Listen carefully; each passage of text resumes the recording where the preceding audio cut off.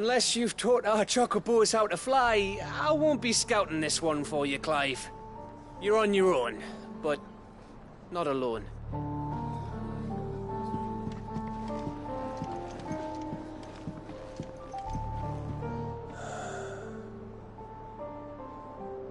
There is much to consider.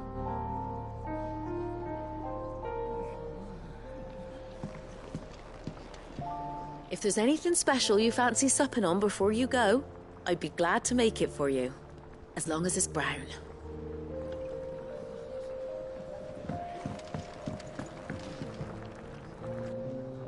What can I get you, Sid? That's what we like to hear. Knock 'em back, everyone. Sid's buying.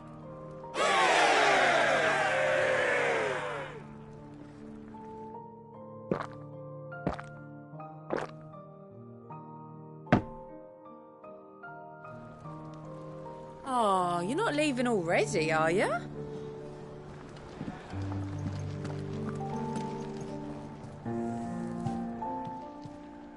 Clive.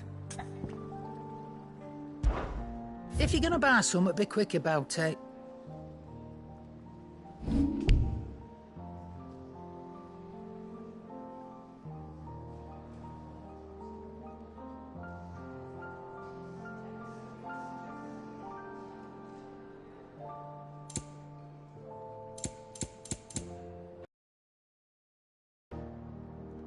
Aye, it's a dangerous world out there.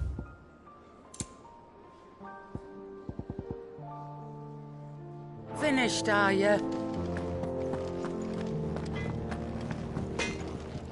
Trouble with your gear? What do you want?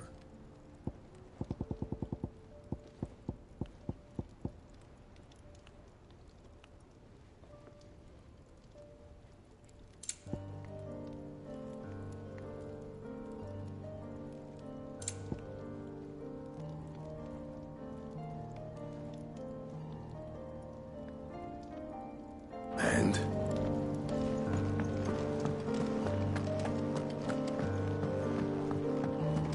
I will not forget this kindness, my lord. I shall go to East.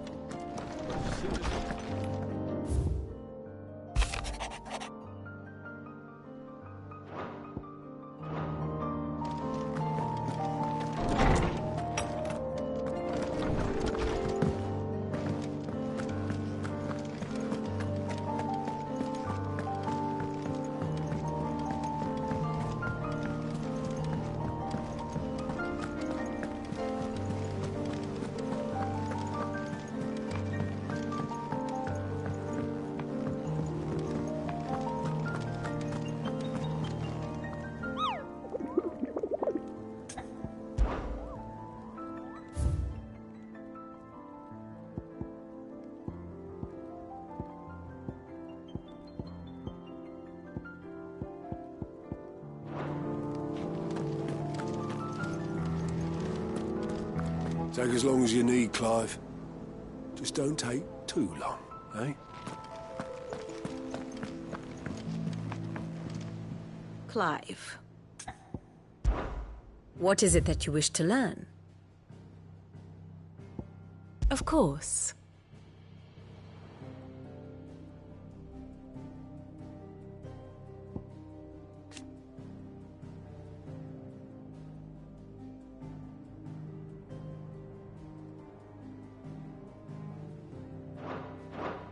Thus ends today's lesson.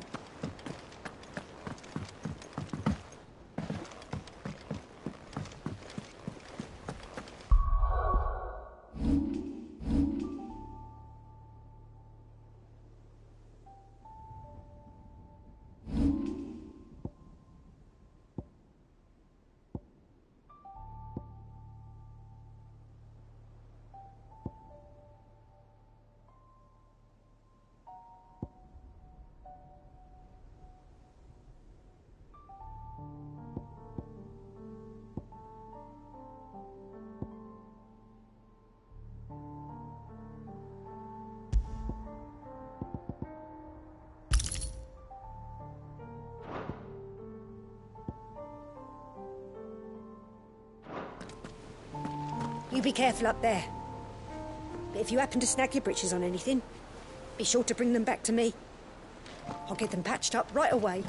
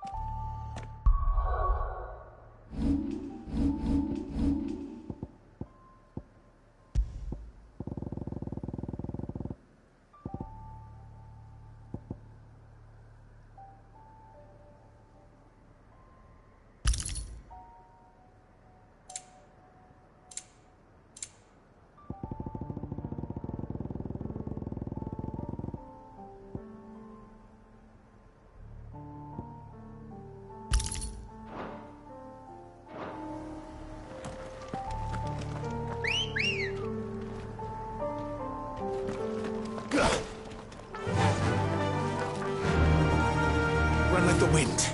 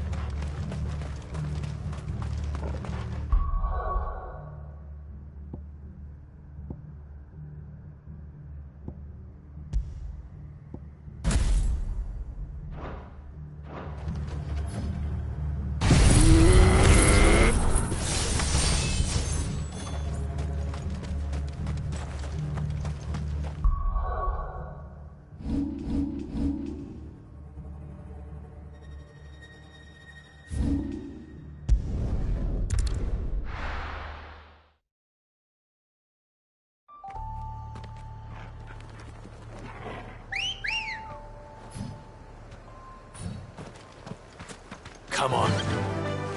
Faster!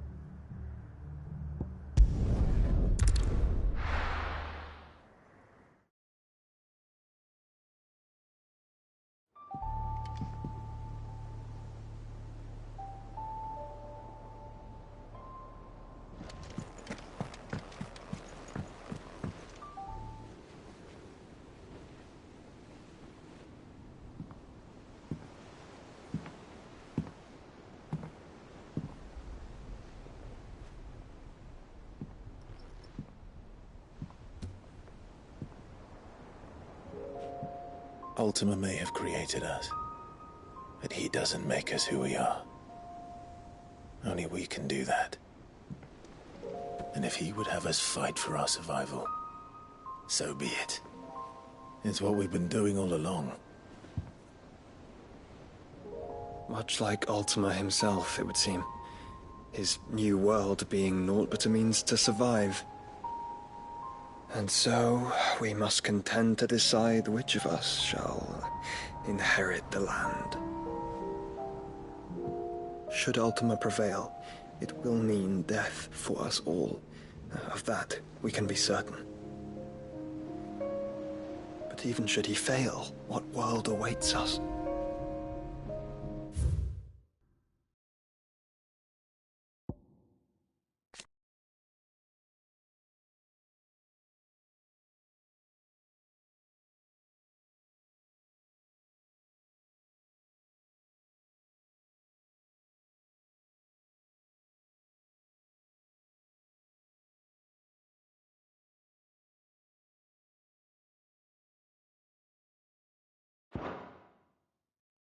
Withered, godless place, where our newfound freedom will most like prove a chain in itself.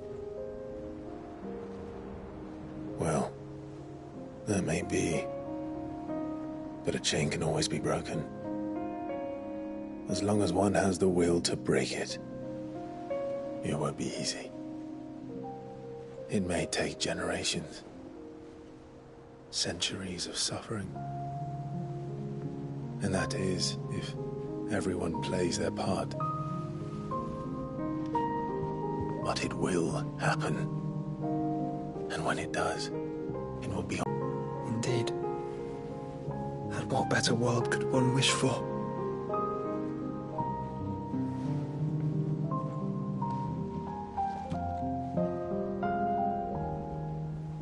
But first, we have to reach that crystal. Then it's a good thing I have wings. You can barely stand, let alone fly. And only the Founder knows what horrors await in those skies. You certain about this? Am I certain? I am the Phoenix. I will do what I must. This is our fight. Remember?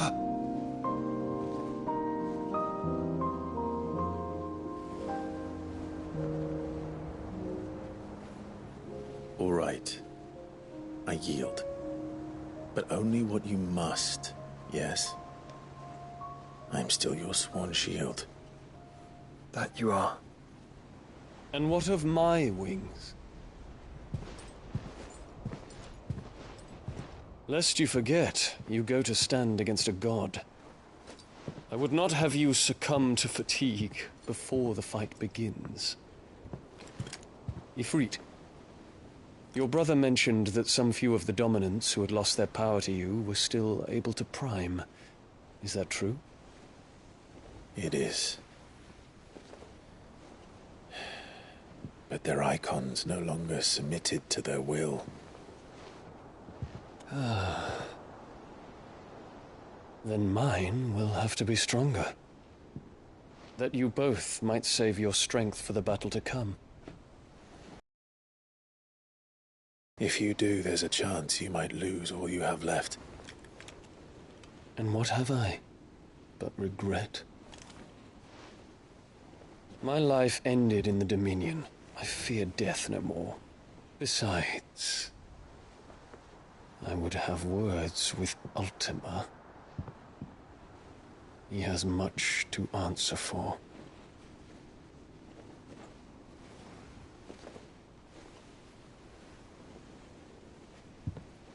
We are in your debt, Dion.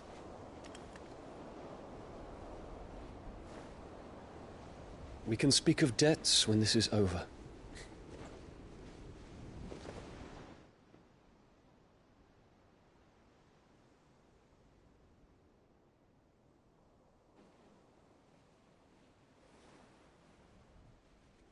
He speaks like a man who knows he's not coming back.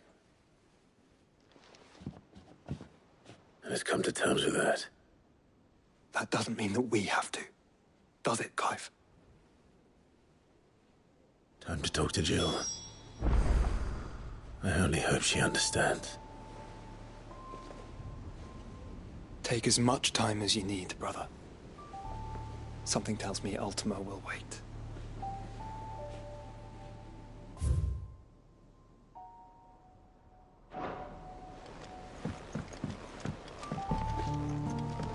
Say your farewells, and let us be gone.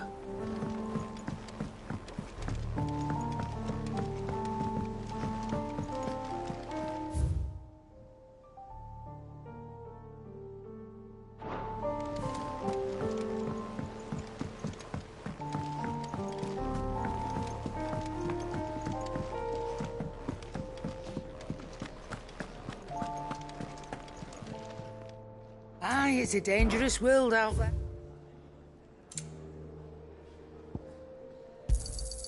You're rubbing me blind, you know.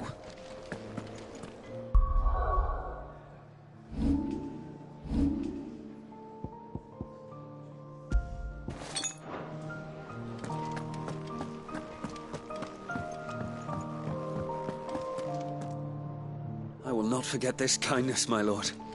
I shall go to it. But as soon as the rebuilding work is complete...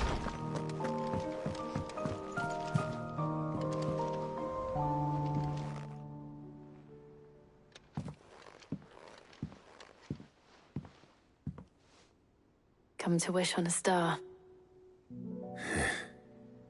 That might not be such a bad idea. This is it, Jill. You know what I have to do. Why I have to do it. There's no turning back now. This is where our journey was leading us. Where it will end, for better or worse. I could pray to Metia for you. But you'll be all right, won't you, Clive? You always are. I did promise we'd watch the moon together. I'll be waiting.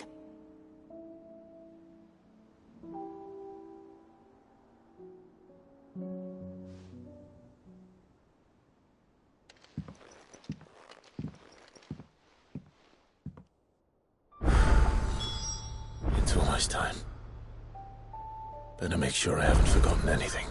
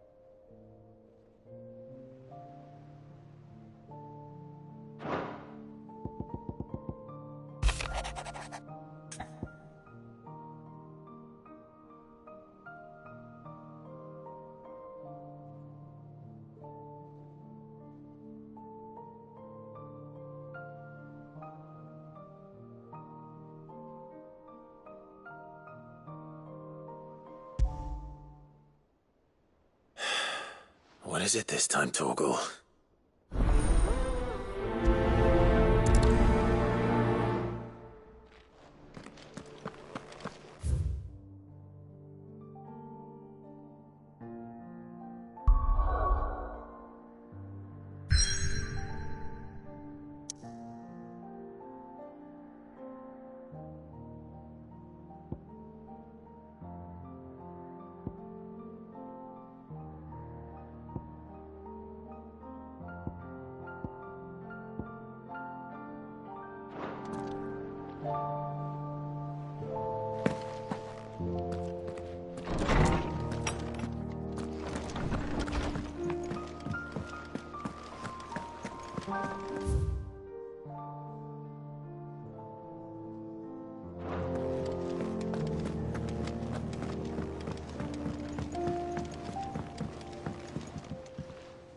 Must we away?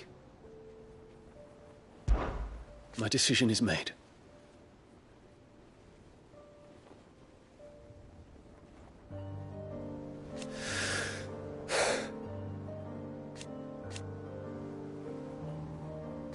You said it yourself.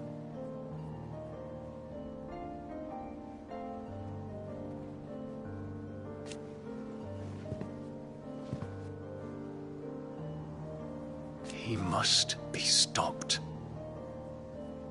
He must.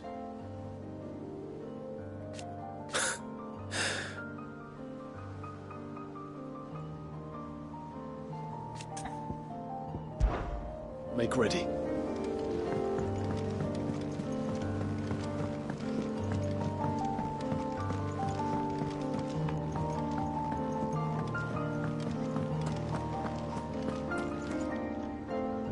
If you've got something to ask, ask.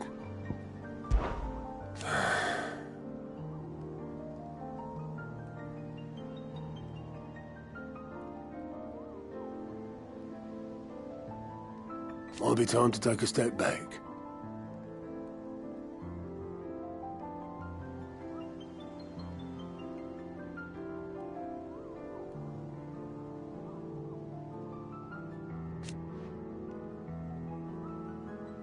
But if it weren't for Sid,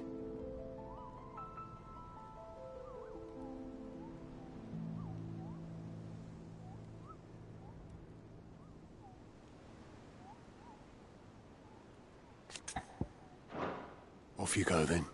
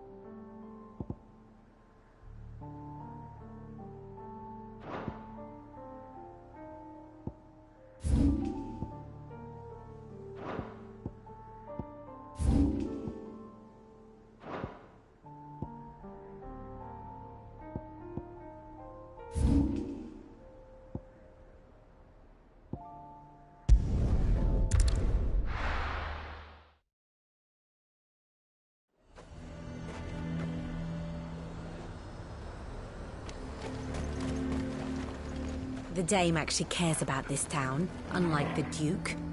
He's only interested in picking our pockets to line his own. Welcome, welcome!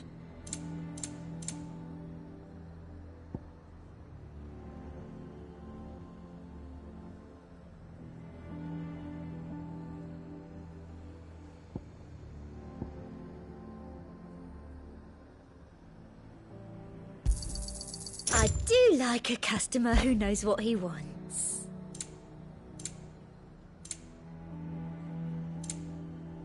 And a fine, fine day to you. The garrison is threatening to pull their sentries from the markets. I would speak with this Duke. Saw the captain just now. Your town needs you.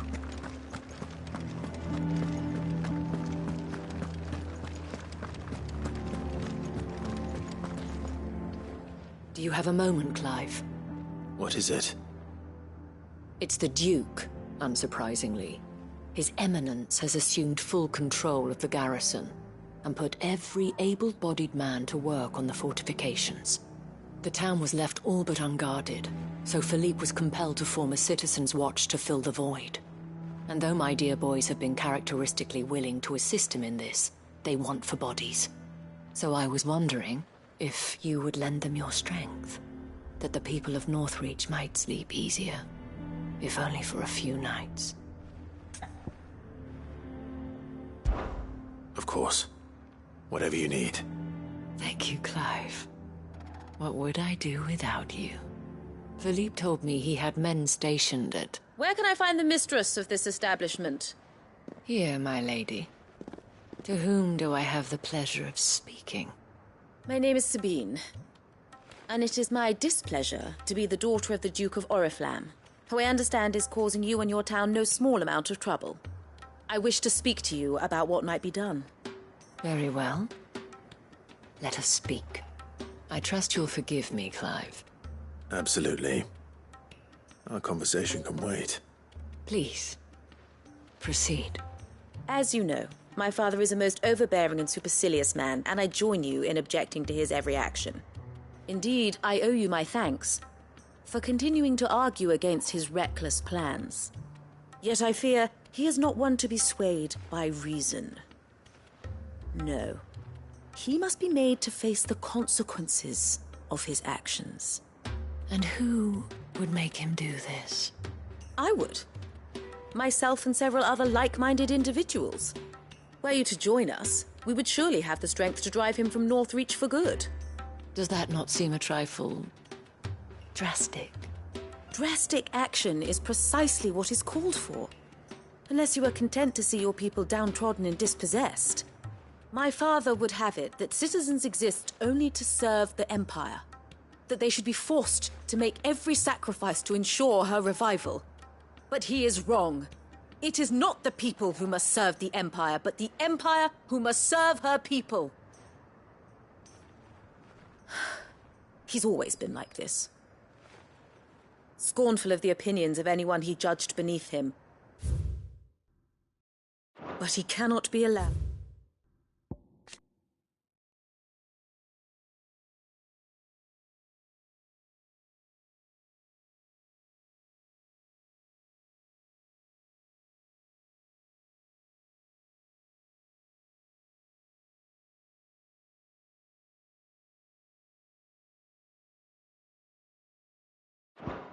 allowed to ride roughshod over the common folk any longer. We must fight him by all possible means. Fight him? No. My purpose is to quell the tension in Northreach, not to stoke it. Respectfully, my lady. Our only chance of saving this town depends upon every one of us uniting against our common enemy. Your father and his followers included. While I understand your frustrations, I cling to the hope that he may yet be won round. False hope, I assure you. But I see that your mind is made up. I shall bother you no longer. If you will extend me the same courtesy, I bid you good day. She certainly has spirit. Indeed. But unfortunately for us, that spirit is only likely to harden the Duke's resolve, which may be enough to seal the fate of this town. Not that she cares. This is all about her and her father. Families. I'm sorry, where were we? Ah, yes. I was about to tell you of Philippe's plans for the town watch, but perhaps it's better that you heard them from him. I believe he's in the market, if you'd be so kind as to seek him out. Right away. It's just a pity I cannot join you. I'd like to see the two of you in action together.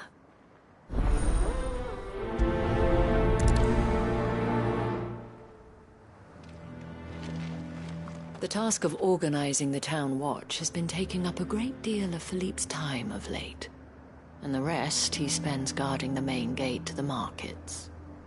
You'll find him there, most likely.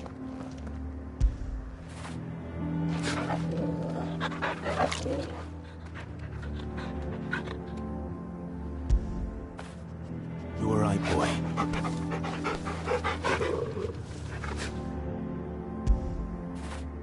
That feel good, boy?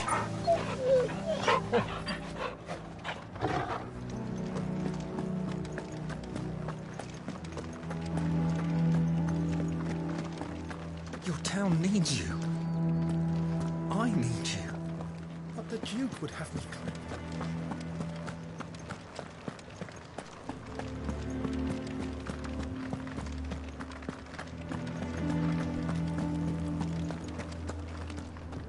The Duke might have soldiers at his beck and call, but us common folk follow the Dame, and no one else.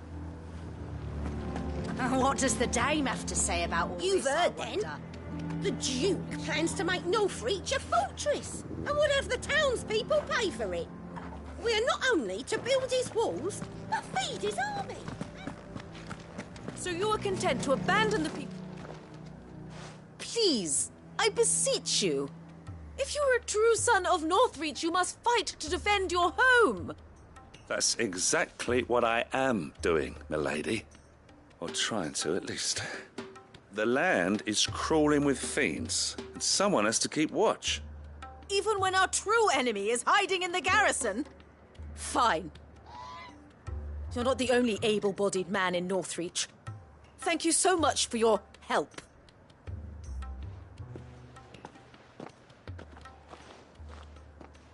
She cornered you too, then?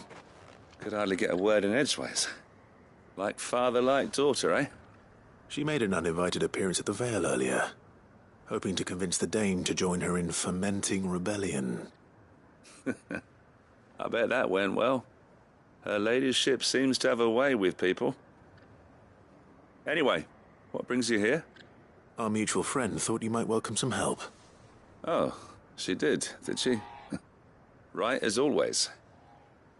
In fact, you're just the man. We've had some reports, you see. Sightings of, you know what. They're back. Seems that way. All over, too.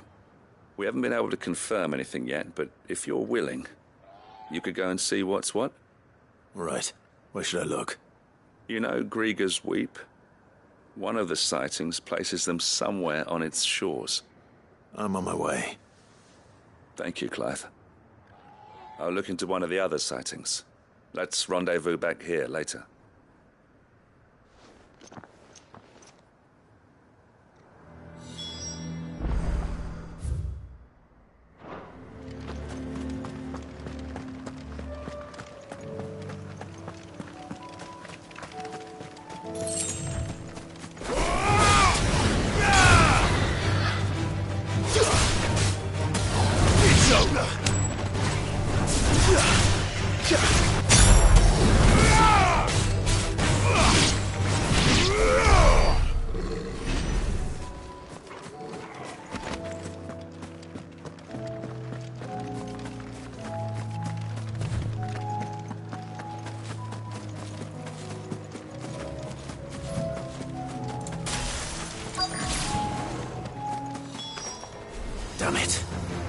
reports were true. I need to stop them before they get to the town.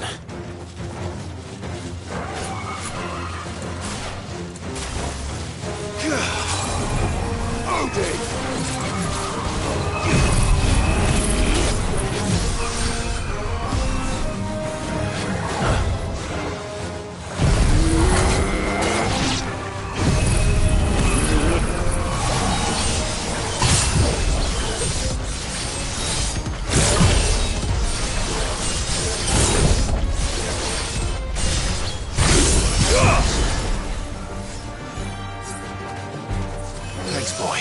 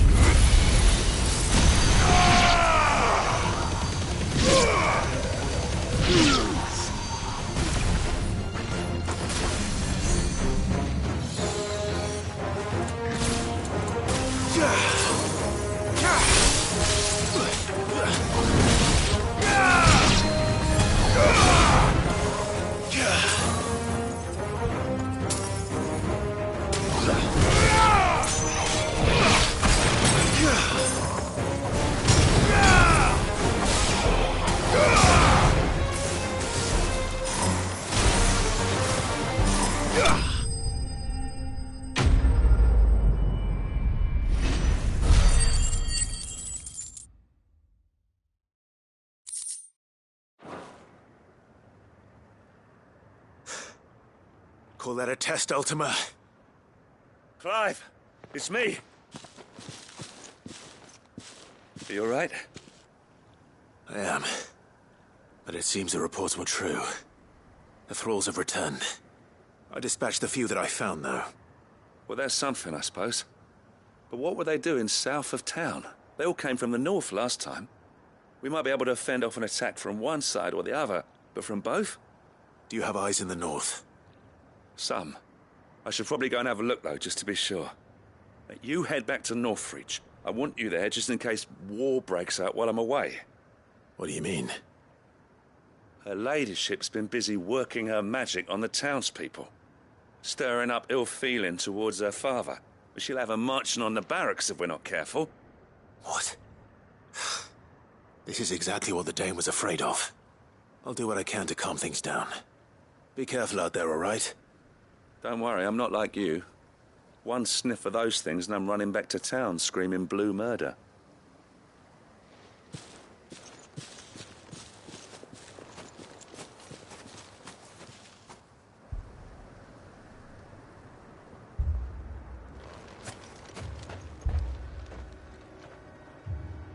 Do you not see, Father? The people of Northreach have given enough, and only a fool would ask for more. Listen to me, Sabine. Where would our people be without their country, hmm? The Empire is their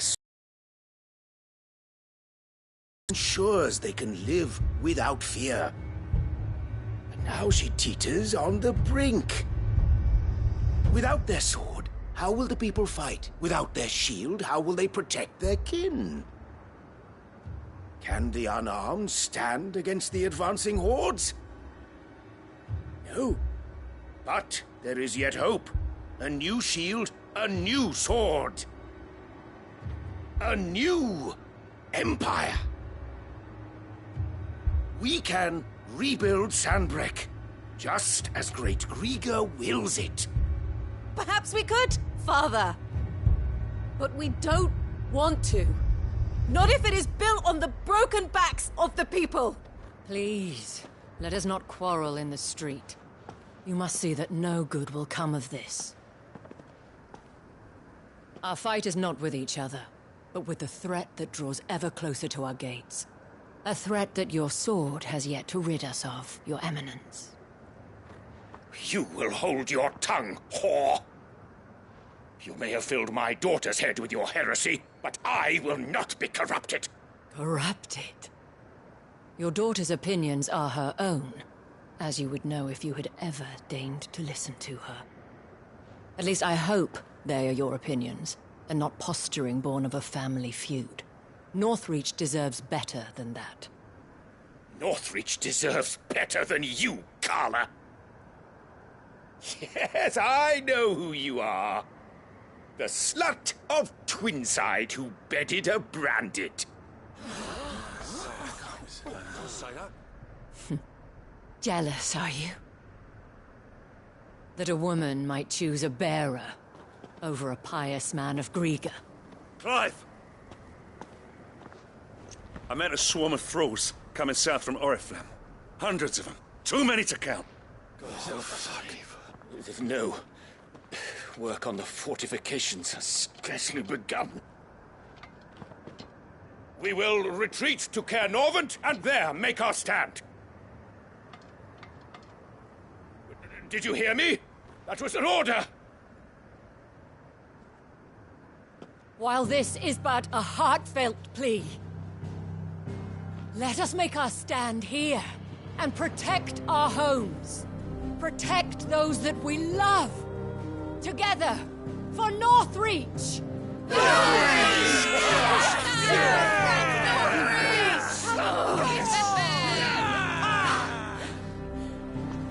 You heard the dame.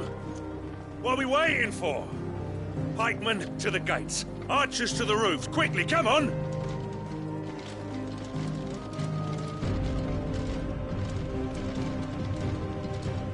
But she is but a common...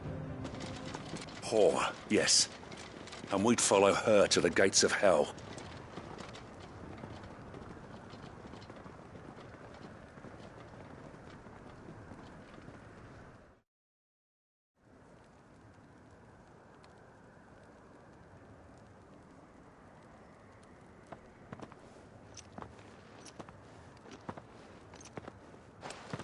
The men have their orders, and they look like following them. I got them spaced out at regular intervals. Whichever direction the thralls strike from, there'll be someone there to meet them. Thank you, Philippe. Rest assured the people will play their part. The herbalist has donated her stock of medicines to me. Should any of your men be injured, take them to the Vale. We'll see to them there. Thank you, milady. I will. I'll play my part too. You still want for numbers. Unlike the enemy. I only hope I can go some way to evening the odds. Philippe, can I leave the south in your hands? I doubt the thralls by the lake were the last of their number. Of course. I'll lead a party down that way so we don't get taken by surprise. What about you? I'll make my way up the road to Oriflamme. I've fought a few of these things. Well, I can't promise to hold them all back. I should be able to thin the herd. All right. But take care. Thank you. Both of you. You can thank us when it's over. Till then, madame.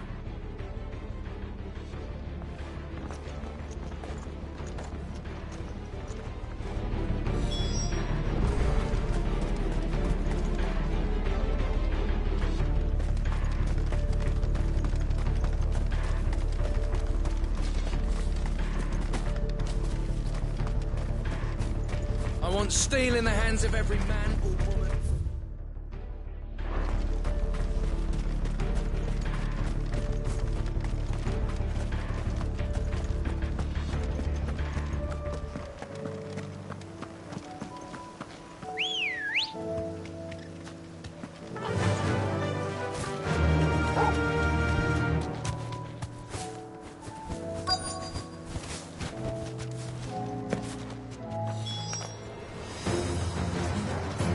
This is more like it. Come on, then. Test me.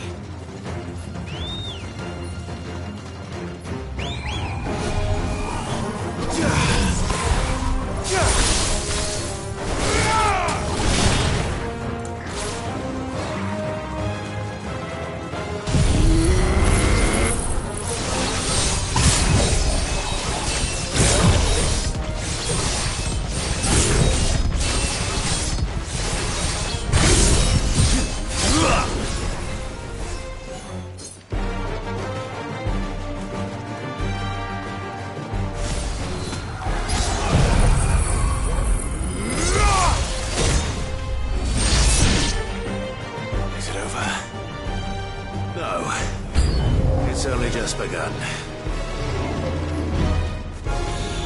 Too slow.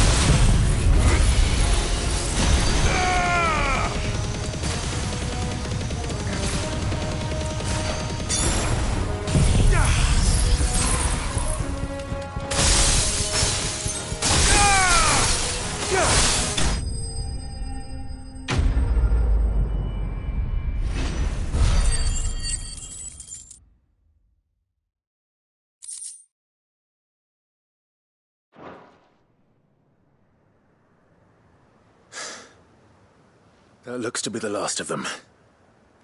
I wonder how the others fared. Better hurry back to town. Come on, Torgal.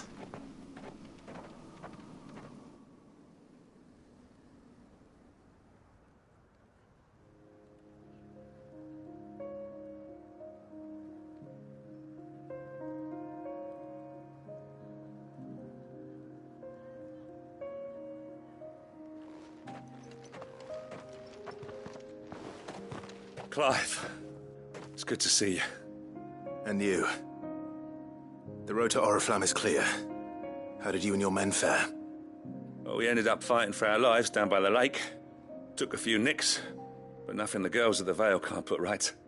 Glad to hear it. Well, it seems we've survived. For the time being, at least. I thank you both for answering the call. You were right. And I was wrong. About everything. I had thought that the only way to unite the people was under the banner of Empire.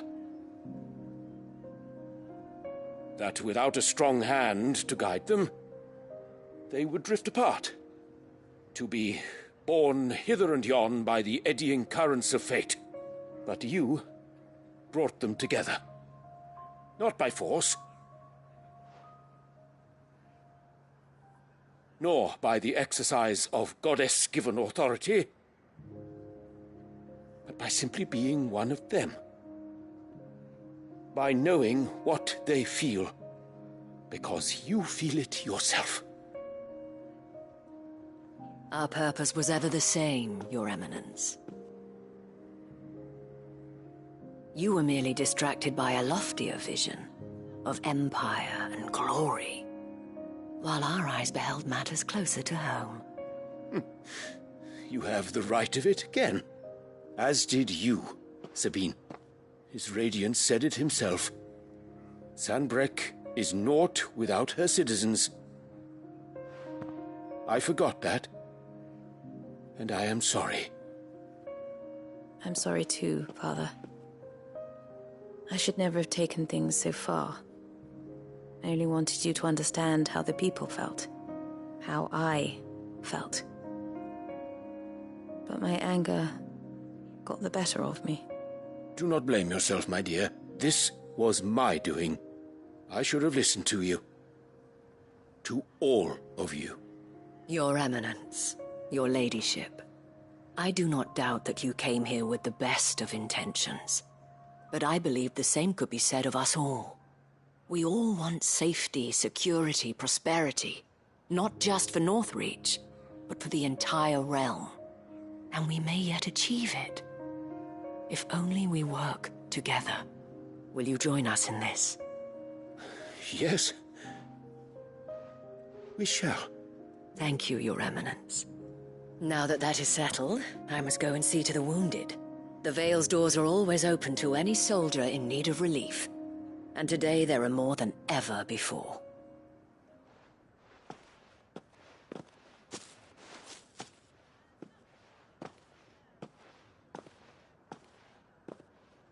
Madame Isabel is a rare soul indeed. In these dark times, I see that it is not men like me who should lead the realm, but women like her. You're right. If only I'd listened to her when I had the chance. Forgive me for saying so, milady, but you still do. The dame said it herself. We can turn things around. We just have to work together. And that goes for you, too. You're one of us now. One of you. Well said, Captain. Let this be a new beginning. Not only for Sanbreque, but for us. Well, since there's nothing more to be done here, I should see if Isabel needs any help moving the wounded.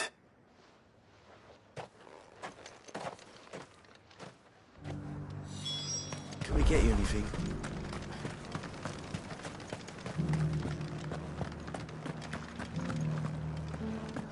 There's no one of the Danes, aren't you?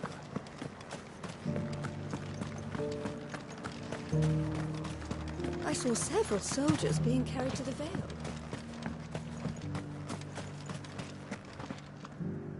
How goes the treatment of the wounded? I'd be happy to man one end of a stretcher if it would help. You've helped quite enough for one day, Clive. Thank you. Don't mention it. Oh, but I must. After all you've done for this town, it is the very least you deserve. Tell me, if Northreach had fallen, what would you have done? A woman of your means could find a home anywhere in the realm, but I sense you would rather have died here. It's a long story. For you, madame, I have all the time in the world.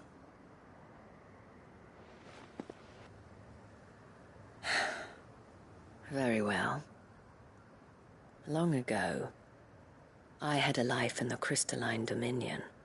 I was Carla then, courtesan to the nobility. So sought after was I that it was only they who could afford my time. Alas, those halcyon days were not to last. For naive as I was, I fell in love with a bearer. He was my master's guard, the gentlest man I have ever known. After they discovered us together, he he was whipped bloody and forbidden from ever looking at me again. And so we fled. Not that we had anywhere to flee to. We wandered, aimless and starving, half dreading, half praying that the next day would be our last. Until we found ourselves here, in Northreach. It was the Vale that took us in, that fed us, clothed us, and healed our hurts. Those that could be healed, at least. My love was already too far gone. He passed away. He did. Not long after we arrived. But at least we were able to share a few moments of peace before the end. It was the greatest gift I have ever received. But the generosity of this town and her people did not end there. The men and women of the Vale supported me through my grief. Shared in it, though I was still a stranger to them. They treated me like a sister. And so I swore that I would always do the same.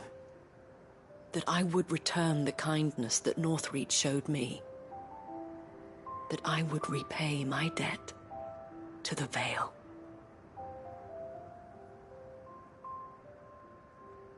Thank you, Isabel, for sharing this with me.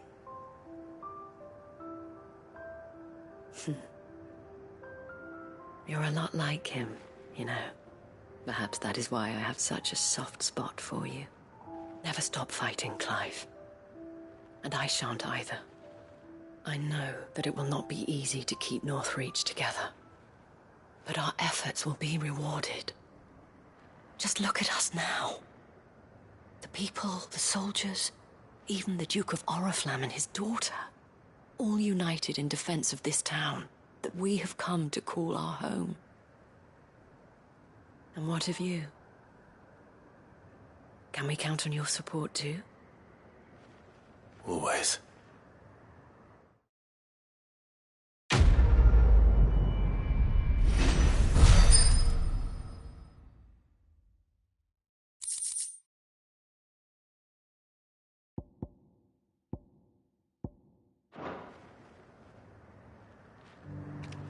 We have brought Northreach together.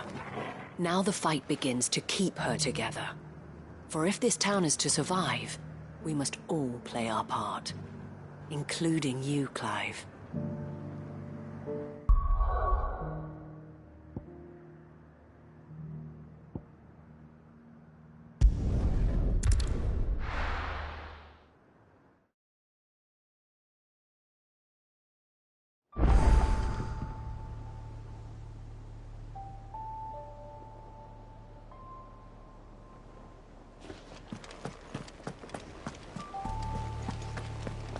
There's something about it.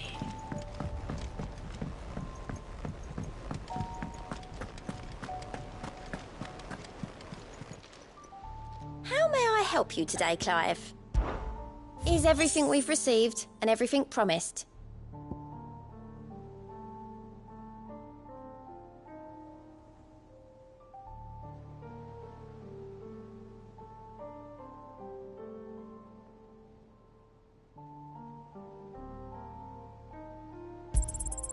Here you are.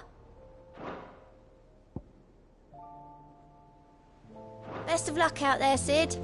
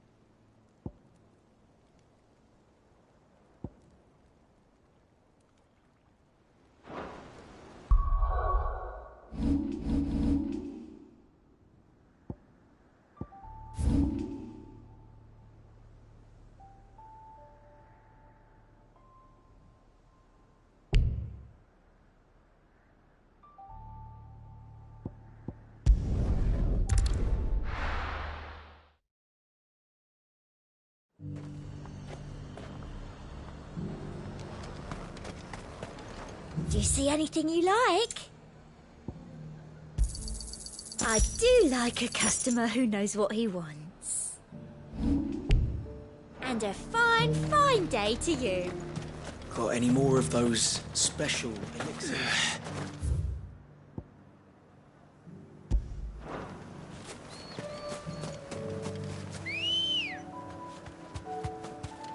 Ready, go?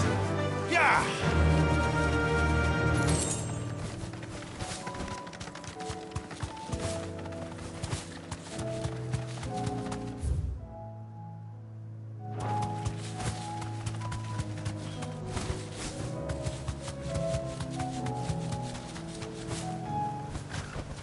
No need to ride from here.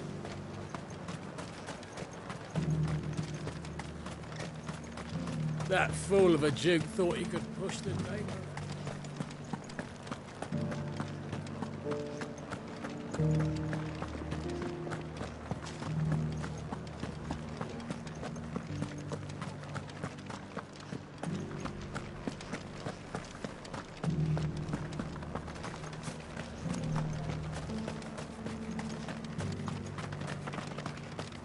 Those things didn't fight like men.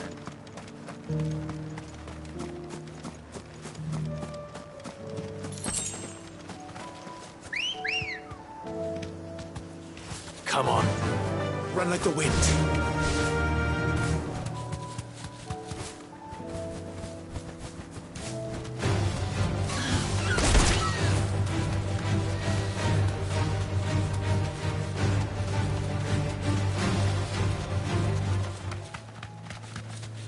To business.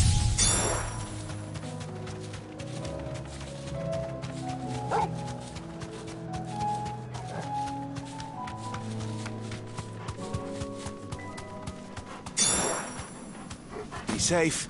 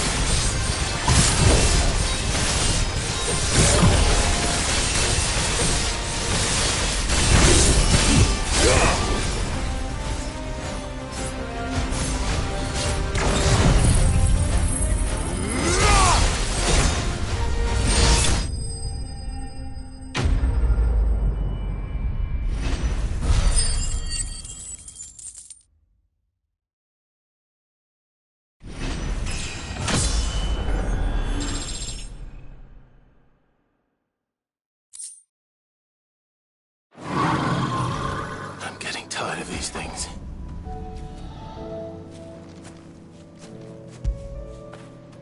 Where would I be without you?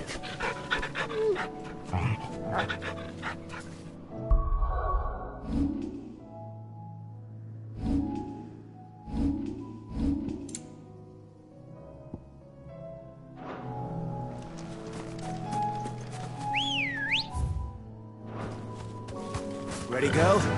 Yeah!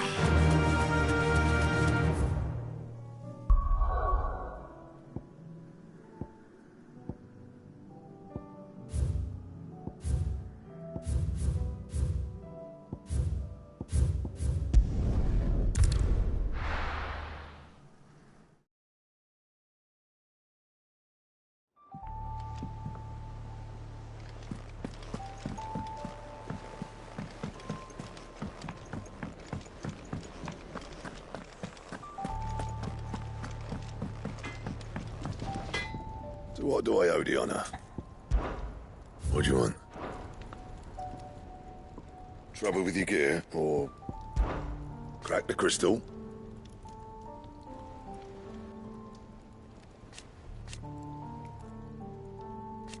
Not a very good one. But then...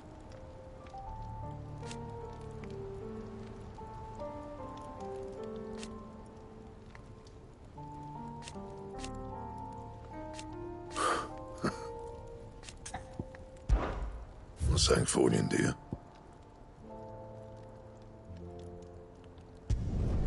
It'd last you a good while.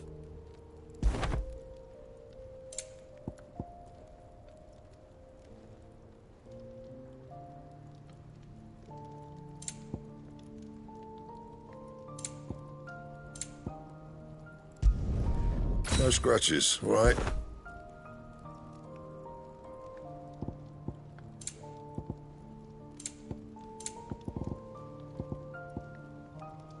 And?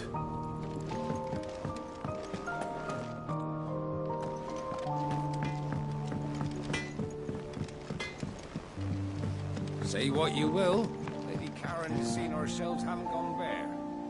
Yeah.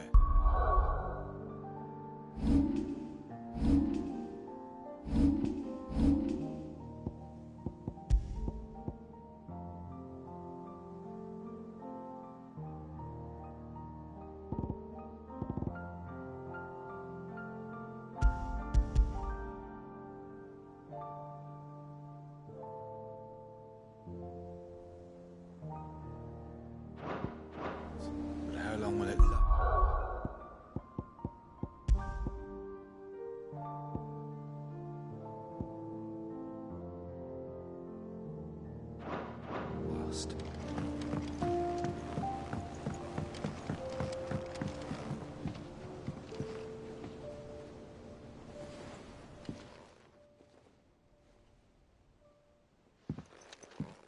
Pining for something, boy. What is it? What do you see out there?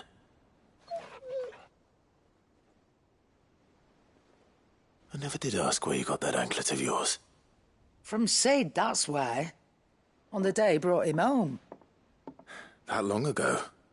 And you're only thinking to ask this now?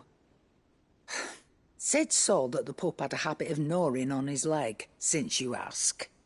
Clap that there iron on him to keep him from doing it. What was wrong, boy? I'll take like as not.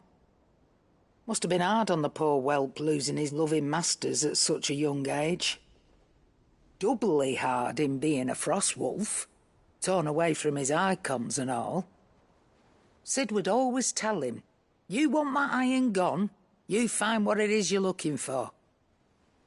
I reckon what he was looking for was you. I'm sorry, Torgal. Sorry for making you wait so long.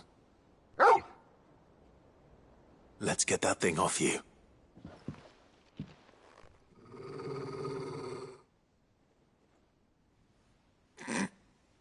Doesn't sound like he wants it off. Indeed. You miss Sid as much as the rest of us, don't you?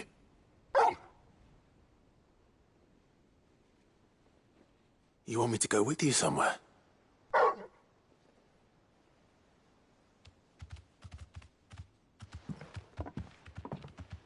Quick, aren't you? Glad you've been paying attention. Not nearly as much as you have, Lady Karen. Aye, good thing and all. It's not like Gav would have kept him in nuts and rubbed his belly these past 10 summers. Your kindness is appreciated. You've been a good friend to him. Only because he doesn't talk back like the rest of you. Go on now.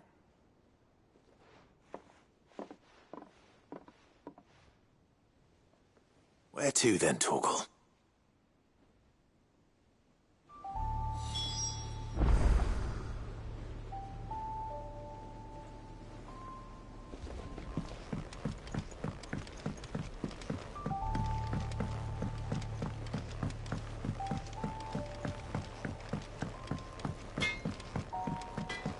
First the skies, then the crystal.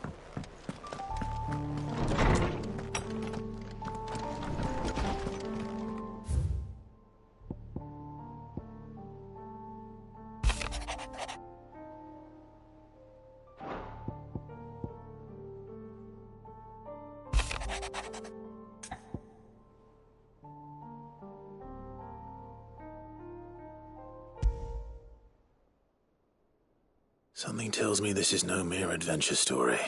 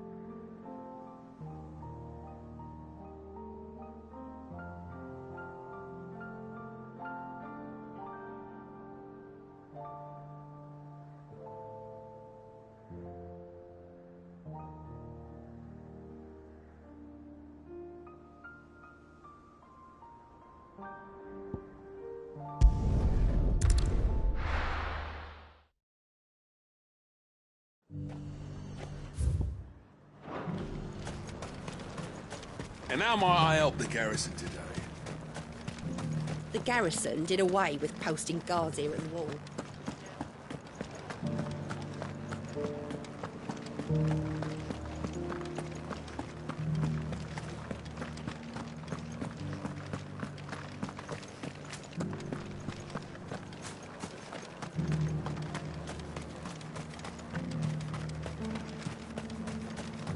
Those things didn't fight like men.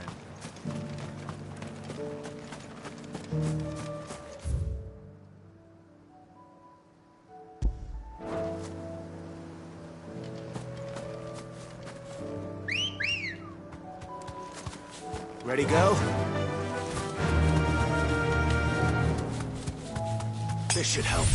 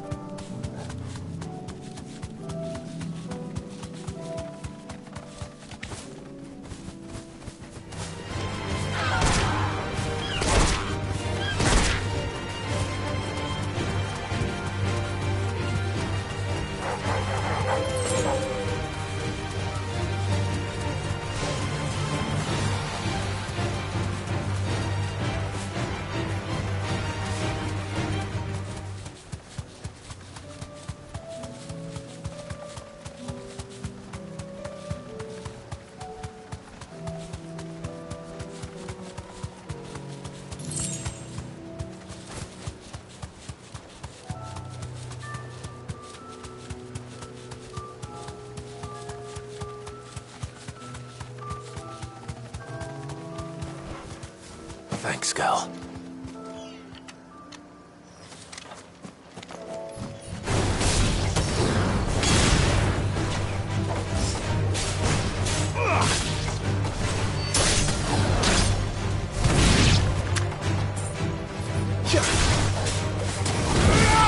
All yours, Tor! Kill!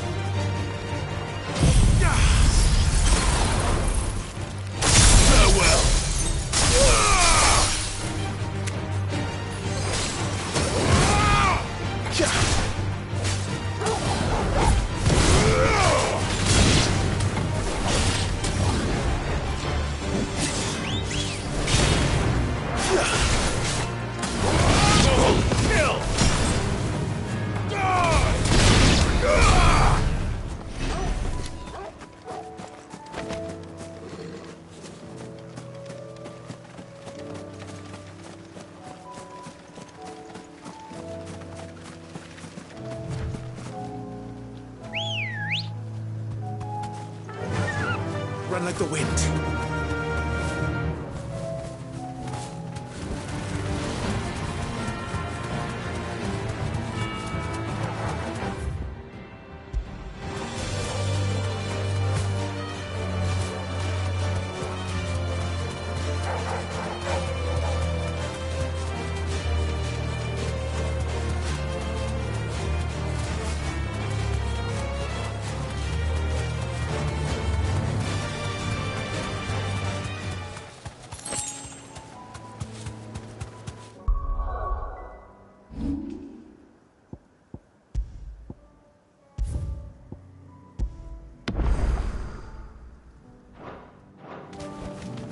Be safe.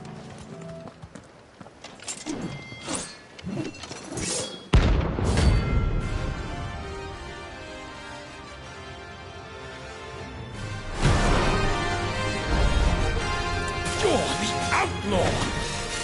The one who drove his highness to madness! On your knees! He hasn't heard. And it doesn't look like he's willing to listen.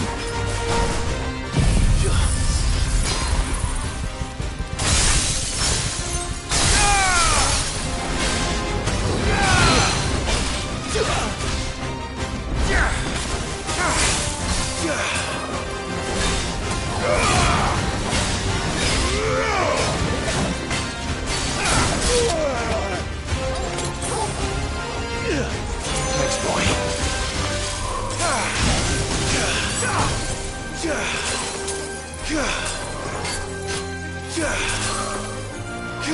all your fault.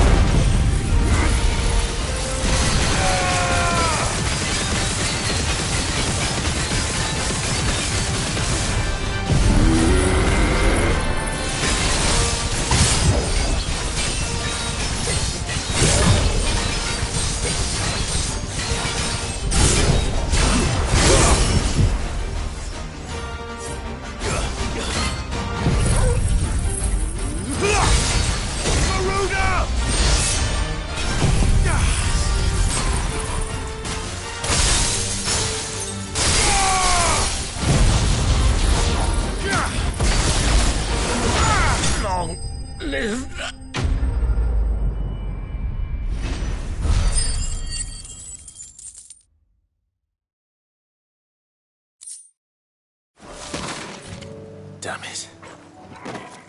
Dion would have been glad to have you back at his side.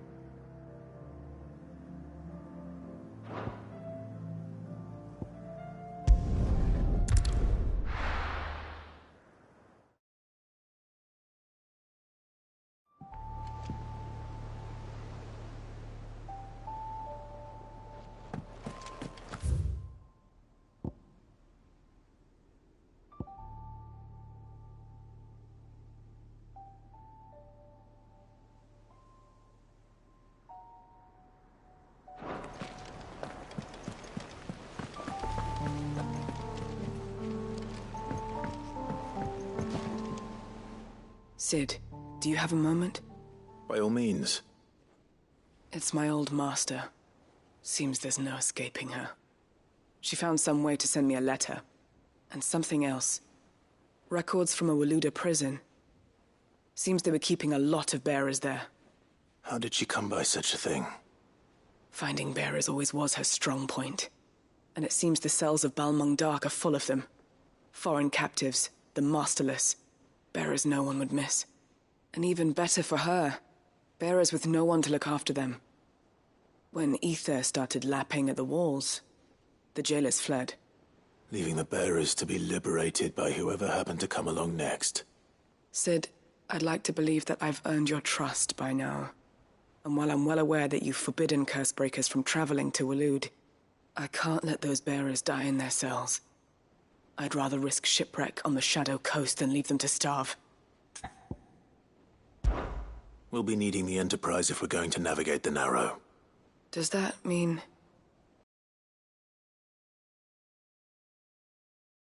Spare no longer than we have to. Ash is an inhospitable place at the best of times. We save as many as we can, and we leave. Thank you, Sid.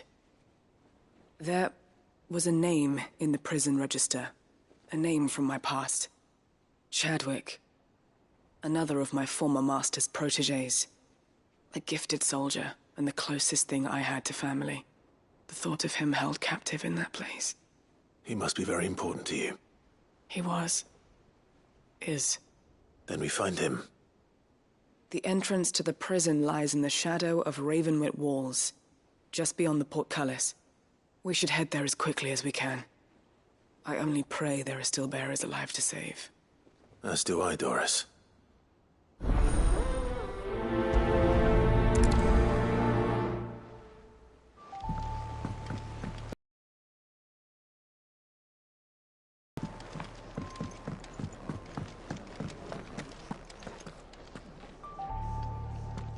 All right, Torgal. Where are you taking me? I'm going to need a little bit more than that, boy. Do you have a better hint for me? Unless... you've already given me one. Back on the rear deck, you were looking west. Toward Rosaria.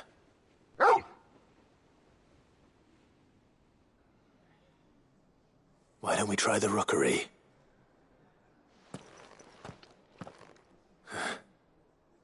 I haven't been to the island in almost 20 years. To Port Isolde, then. Fingers crossed the old mooring is still there.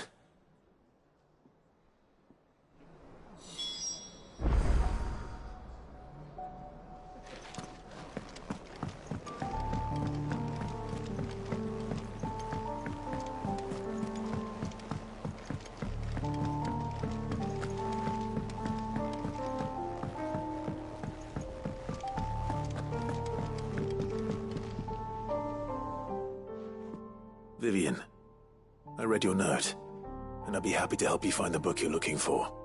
Thank you, Clive. But tracking it down will not be easy. Are you sure? Please.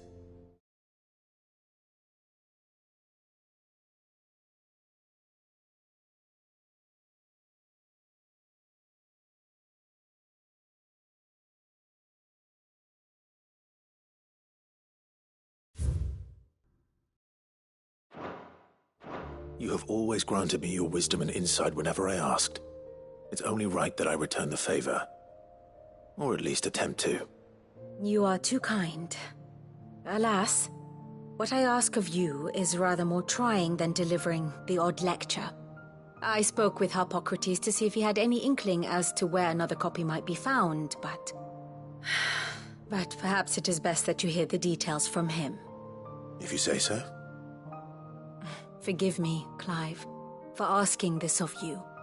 But this book, it set me on the path to becoming who I am today. Its importance cannot be overstated.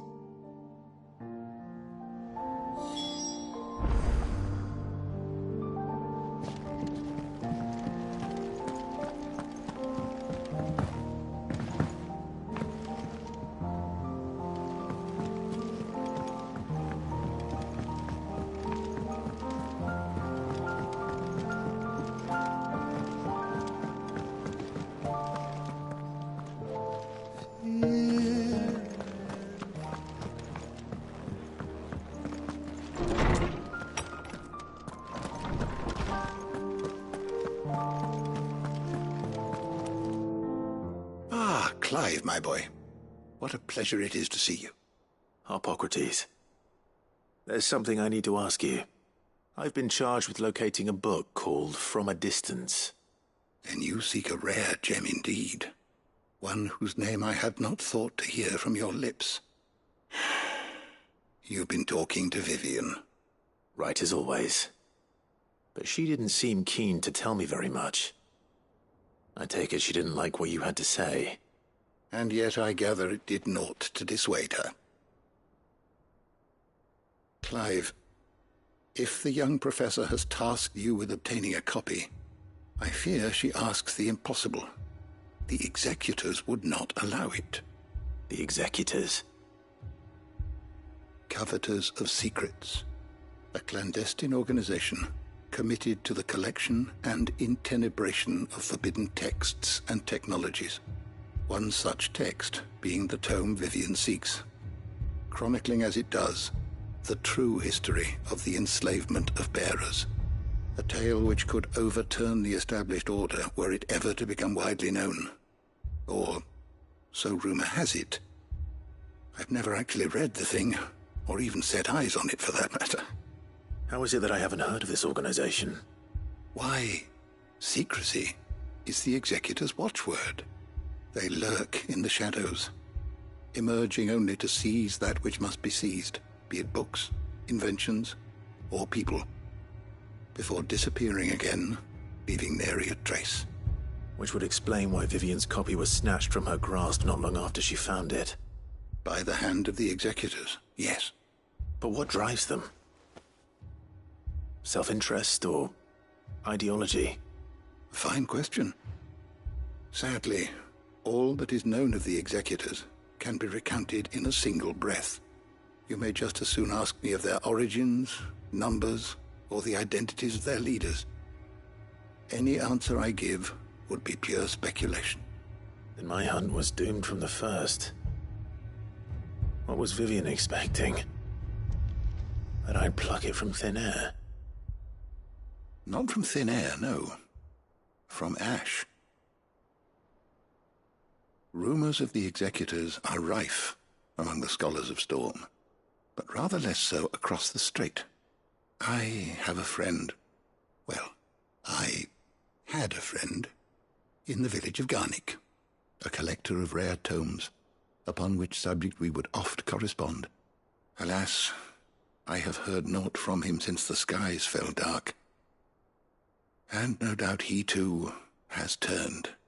But, though he did not mention it by name, it is possible that a surviving copy of From a Distance yet rests upon one of his many shelves, quietly awaiting discovery. If you were, by some chance, able to save even a single book from the poor man's library, I know his soul would rest easier. Very well. When I next find myself in Waloed, I'll be sure to pay Garnick a visit.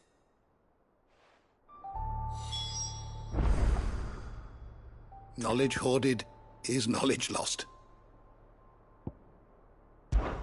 Having never visited, I cannot tell you exactly where in Garnick my friend's lodgings lie, but he did mention they were some distance from the road. I make no guarantee that you will find what you seek there, only that it is the best and perhaps the only place left to look.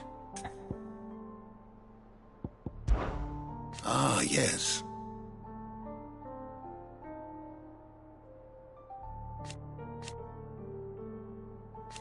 Indeed.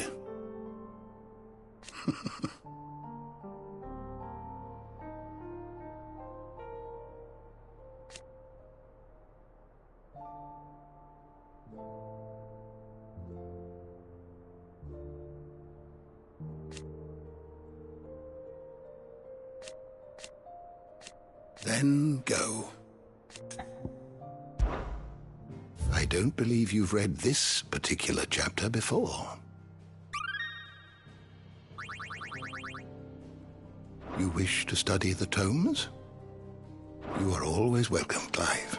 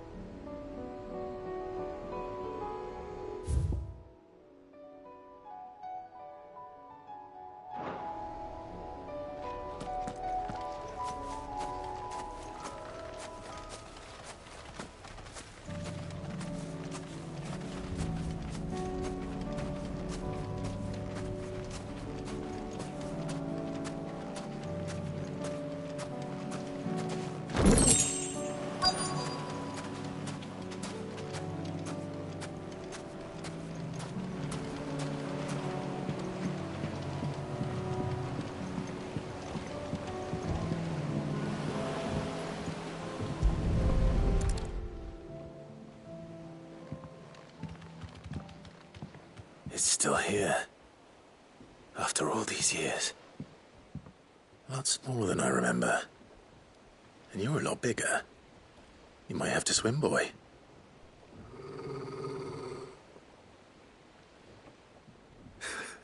I wasn't being serious.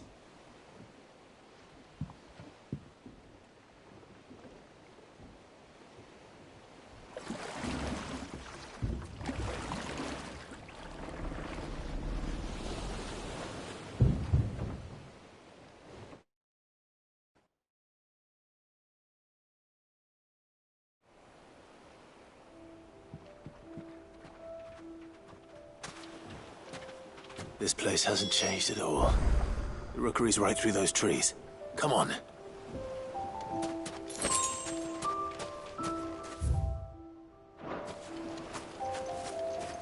Race you there? I bet I could still beat you.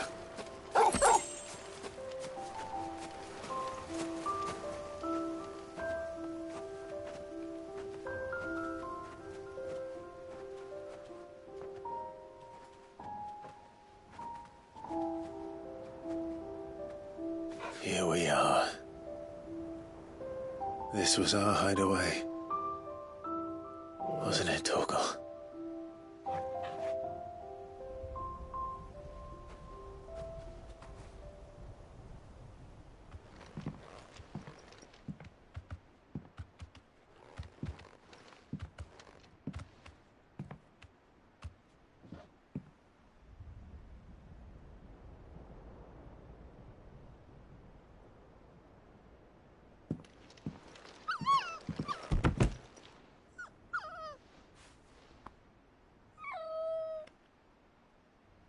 Coming here helped me to forget who I was. Or wasn't. Prince, shield. Son his mother could love. Had I been any one of those things? Perhaps.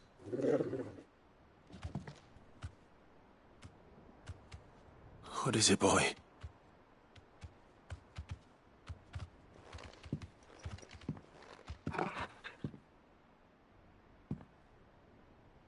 This is all from the castle. And Phoenix Gate. Did you bring these here?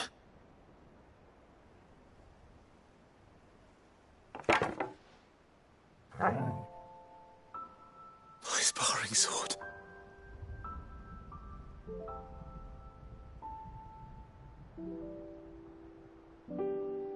Well.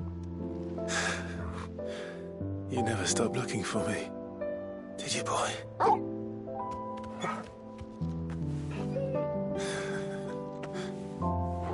Thank you, Torgal.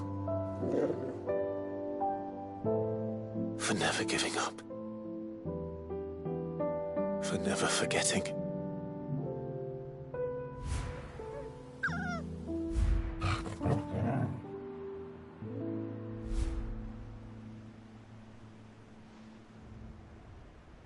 Let's take this with us, shall we? So I don't forget either.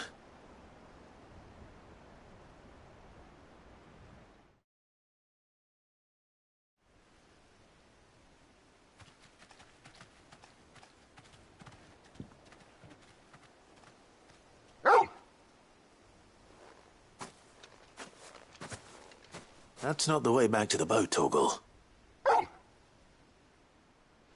All right. I'm coming.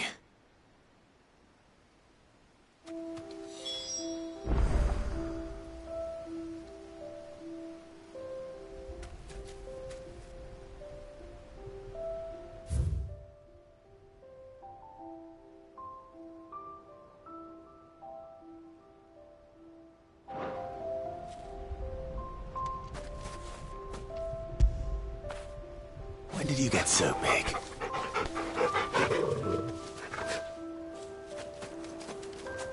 I think I know where we're going.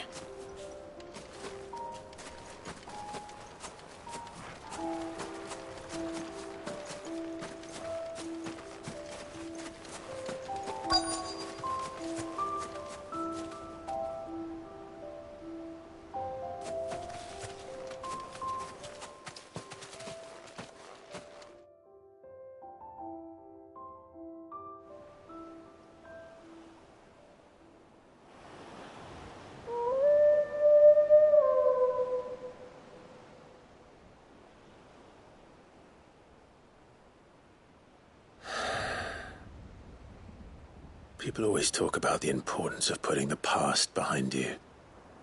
But without it, we wouldn't be who we are today. And we certainly couldn't steer our way to a better tomorrow. Come on, Torgal. Let's go home.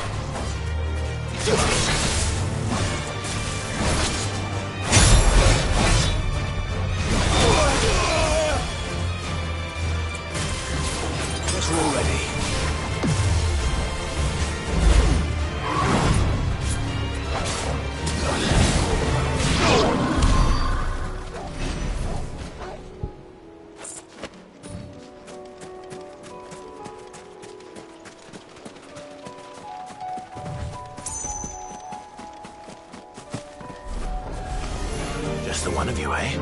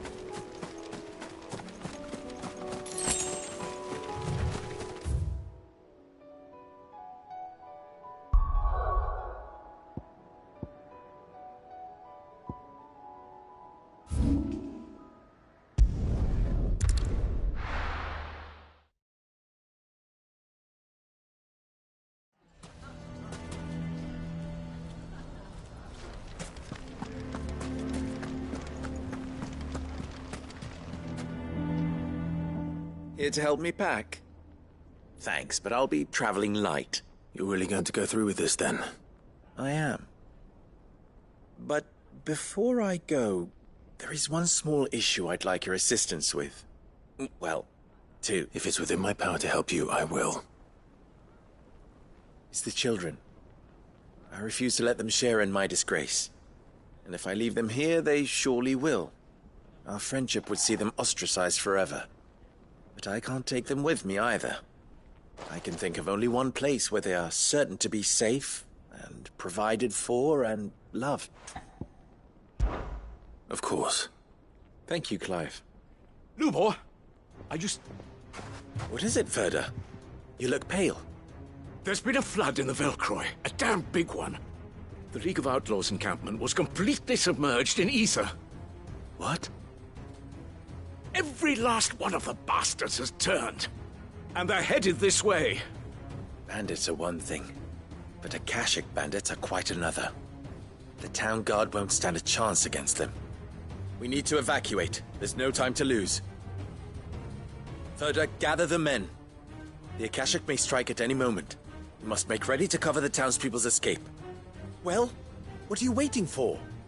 Yes, my lord. Clive, change of plan. The children stay with me for now. I need you to find Conrad and Natalie. Tell them to prepare for a full and immediate evacuation. Understood. I'll do what I can to convince everyone else. Wish me luck.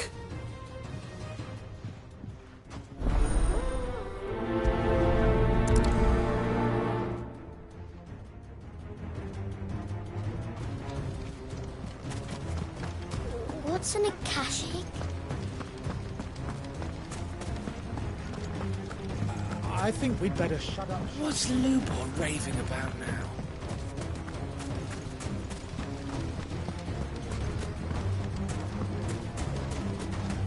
We do not know when the Akashic will strike, but... Anything I can interest you in? My thanks. An excellent choice. Go with Gilbert.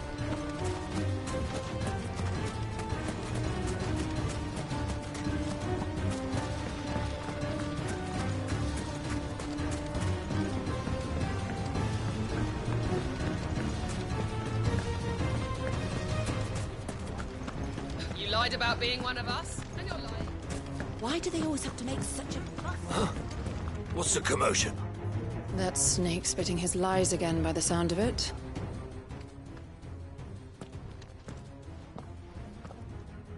Ah, it's you.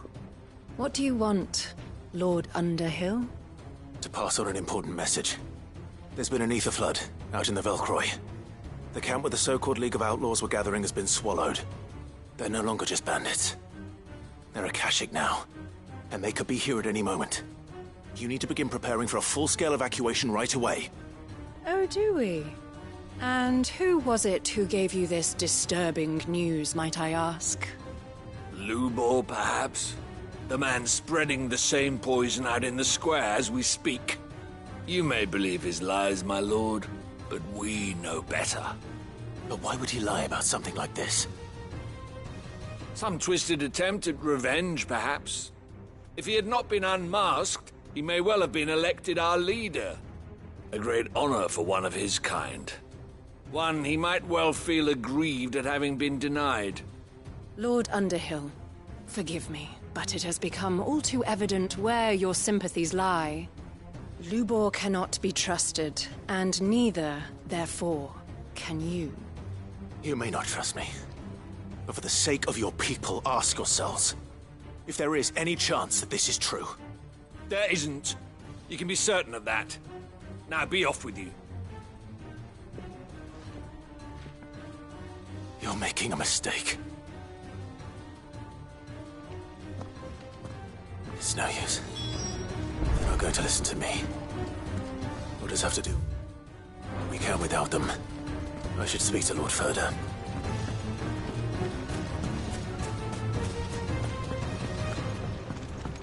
What's Lubor raving about now?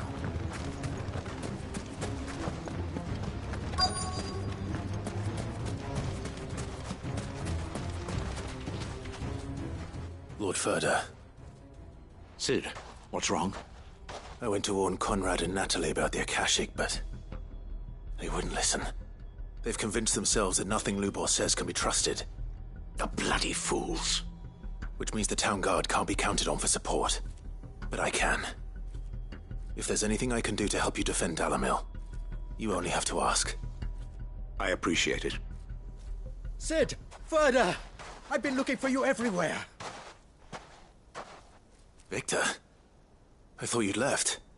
I couldn't abandon a friend in need. And Lubor is in need at this very moment. Come quickly.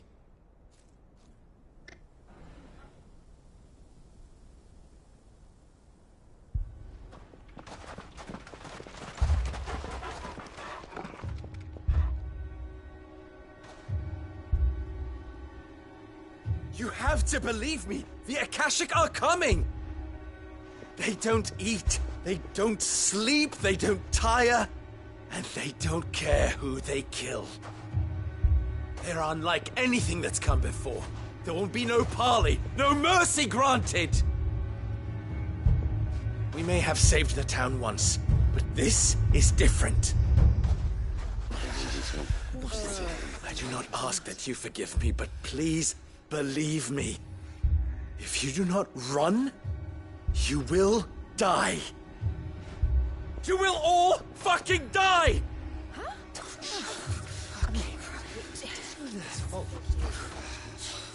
You'd like that, wouldn't you, bearer? Yeah, with us out of the way, your kind will be free to claim Dalamil for yourselves. It's you who should run! Run, bearer! Yeah, run! Run! Far, far away! Run! Just go on! Yeah. Yeah. Yes! Go! Come on, then. Go on! Just go.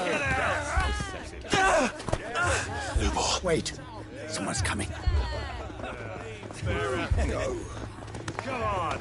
Stop! You're hurting him!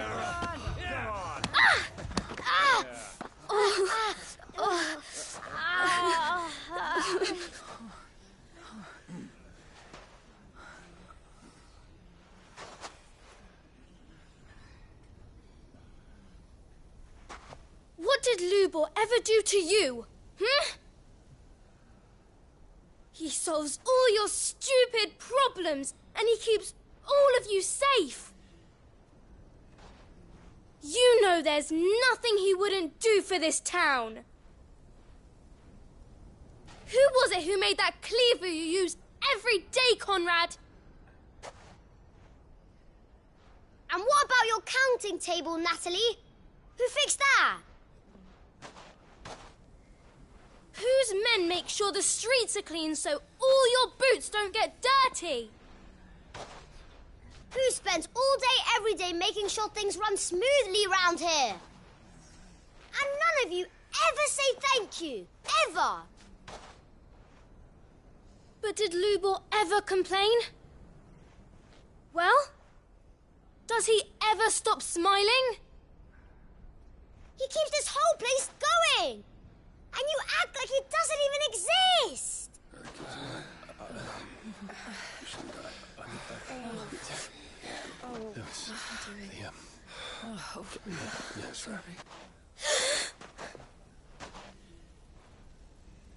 Lubor, we've heard enough. Wait! We will not run. The town guard will not abandon the very place it is sworn to protect.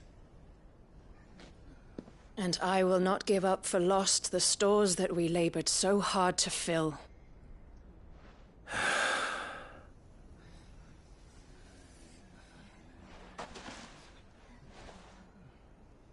So tell us, how do you propose we deal with these Akashic of yours?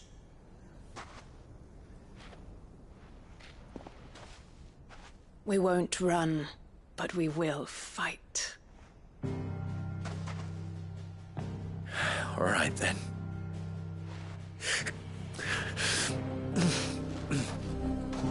Fine.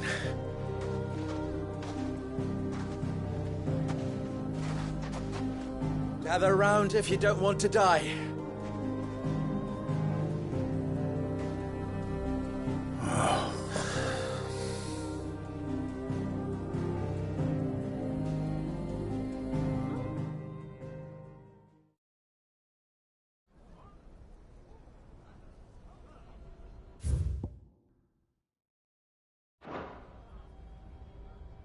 Allow me to explain the situation.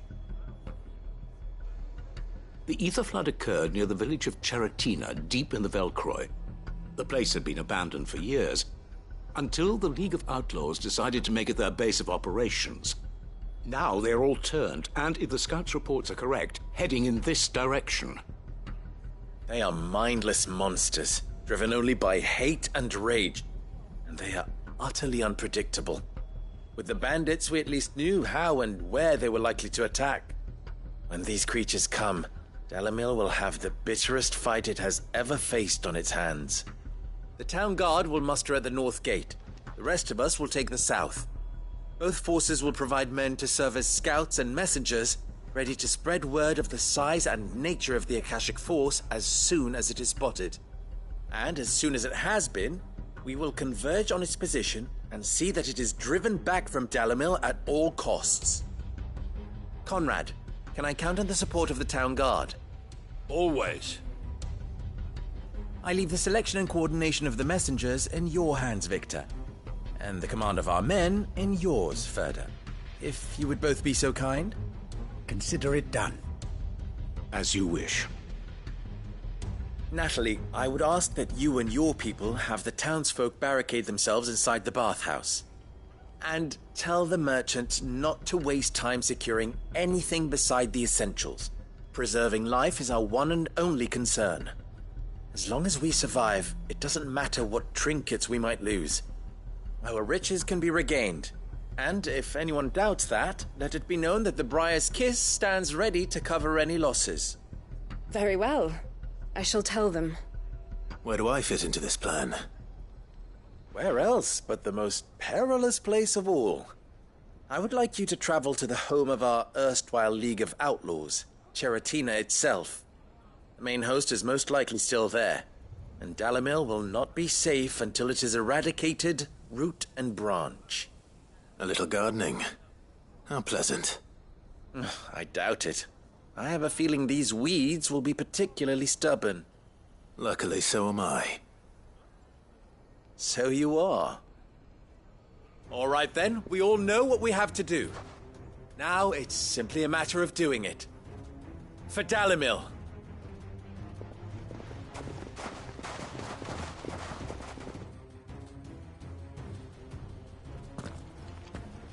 Looks like everyone's ready. I'd better not keep them waiting.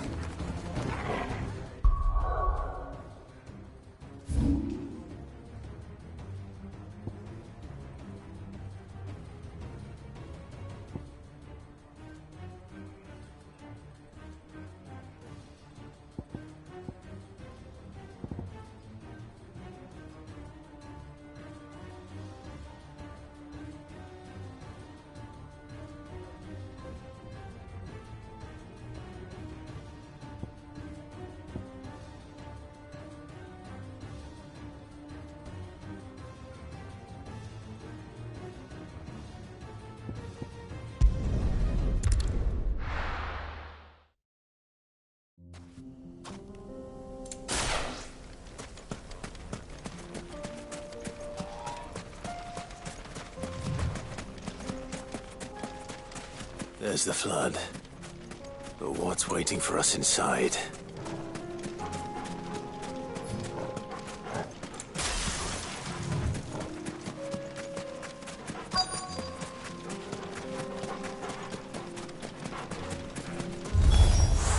We can't leave a single one alive.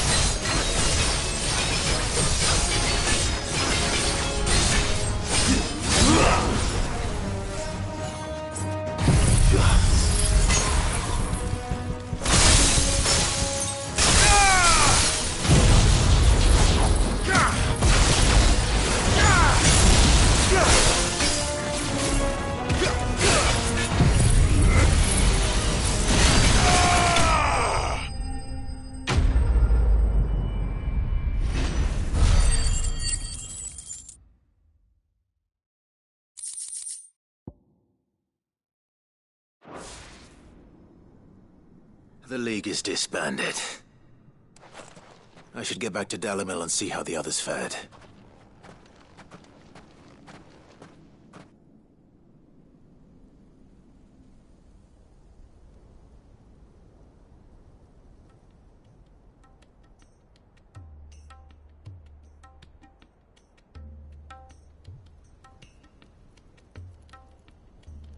All the Akashic we were able to find have been dealt with.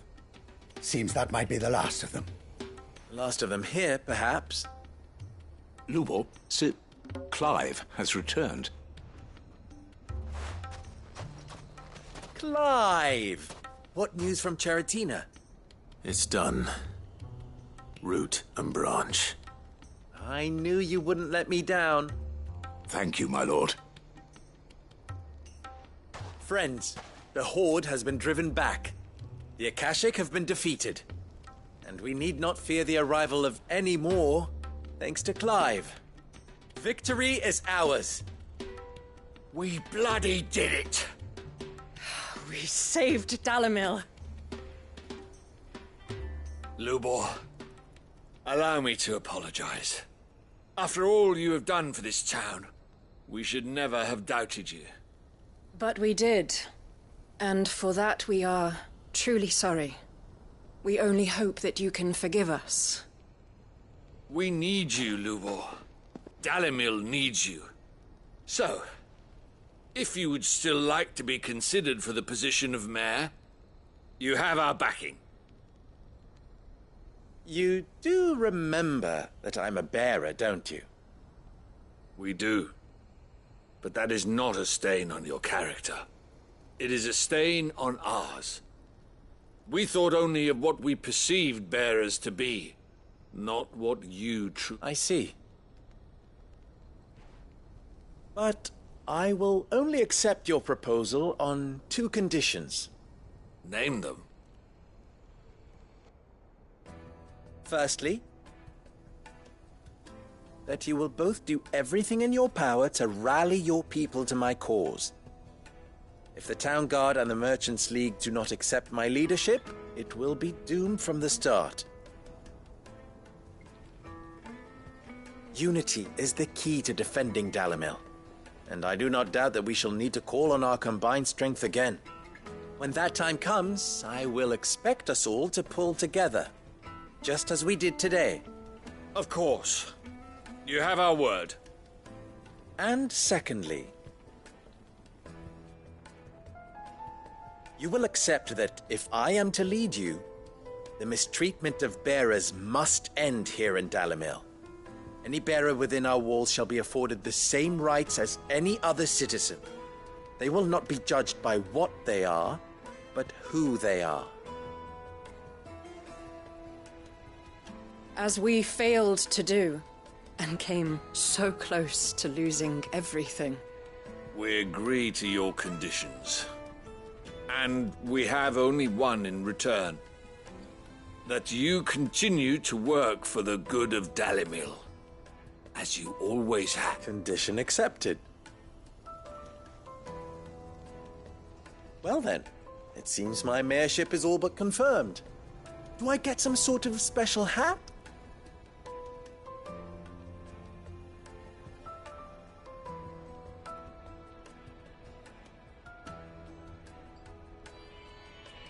How fickle fate can be. Not so long ago, I had resigned myself to leaving Dalimil in disgrace.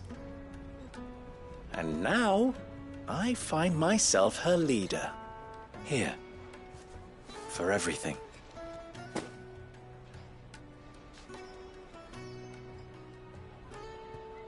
Lubo. About the children. Fear not. You are, of course, relieved of your responsibility. I would sooner face another horde of Akashic than see them brought up as outlaws. I'll make sure they're safe here. I don't doubt that you will. And not just the children, but everyone in Dalimil. I'll do my best. Can't have all your hard work going to waste.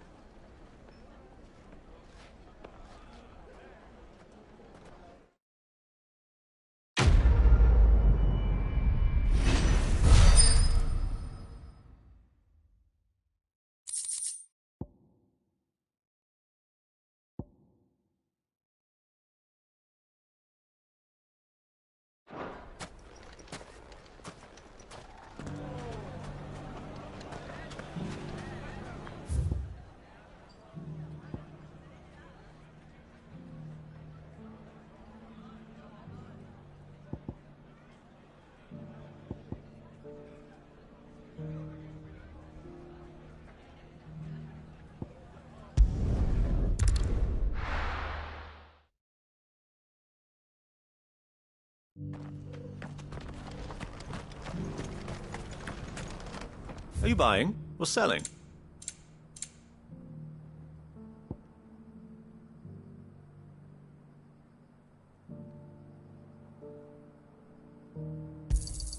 Of course.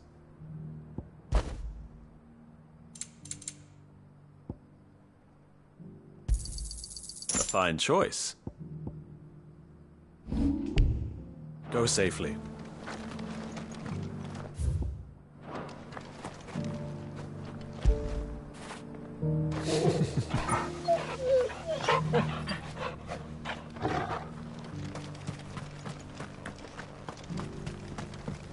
The bearer of the burning quill is within, my lord. Prithee enter.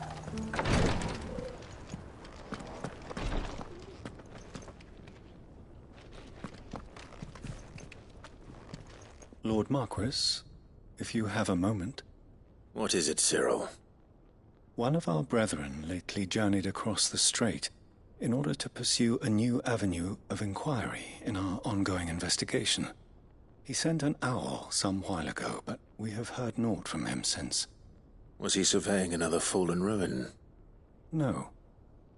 The object of his study was a savior cult that has arisen in Ash in recent years. We believe it may have some connection to the Circle of Malleus, an ancient religion that worshipped Ultima as its god. By gaining an understanding of this new faith, we hoped to learn more of the Circle's original beliefs. And so you sent one of your brothers to Ash, a continent teeming with orcs and Akashic. Fully cognizant of the risks, yes. I entrusted the mission to one of the most able of our order, the Third Chair, a master of the arts of combat and survival both. Though he has been silent for some days now, I have thus far refrained from sending any others in search of him, lest they be lost in turn. Yet, it seemed only right to inform you of the situation, given your unique experience of the perils of Ash. For as you so earnestly advised me, it would not do to abandon a man to his fate, when he might yet be saved.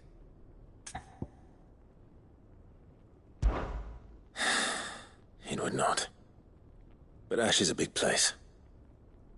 Can you be any more specific? Perhaps. The last owl I received from him mentioned a village where he had heard the cult were wont to assemble. Mickleburg was its name. It lies in the southern reaches of Waloed. If aught ill befell him, I expect it did so there. Right. I'll see what I can do. You are much too kind, my lord. Go then, with my hopes, and may the firebird's flame ever burn in your heart.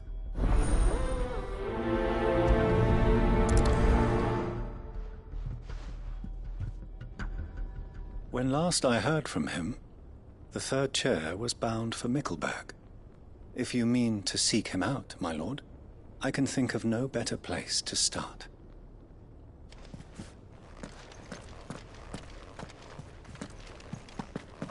News has reached us of the black bulk that soars over the strait. Lord Cyril has ordered our survey teams to investigate it forthwith. It would seem that your battle is coming to... So then, Torgal, how do you feel about a trip to Ash? We have a Third Chair to find. Assuming he's still alive.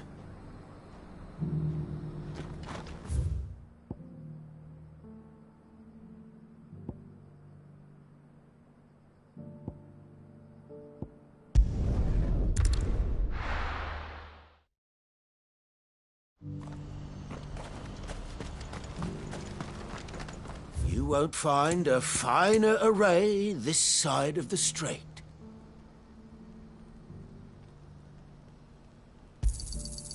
Many thanks. Farewell.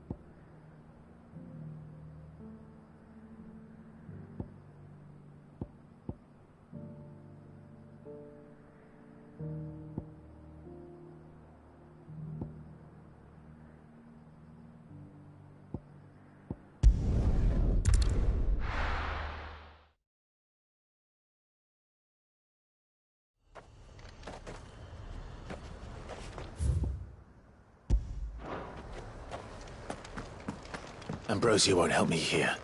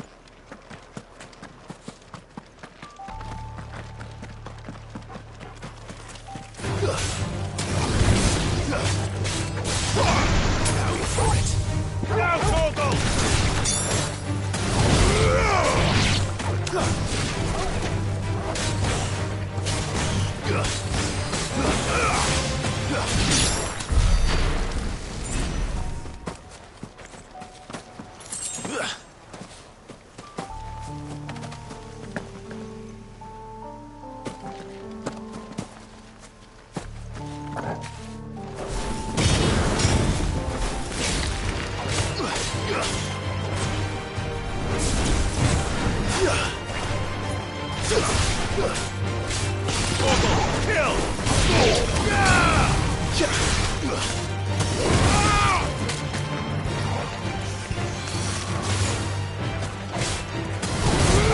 yours, Torgal! Torgal, kill! Now, Torgal! Torgal, kill!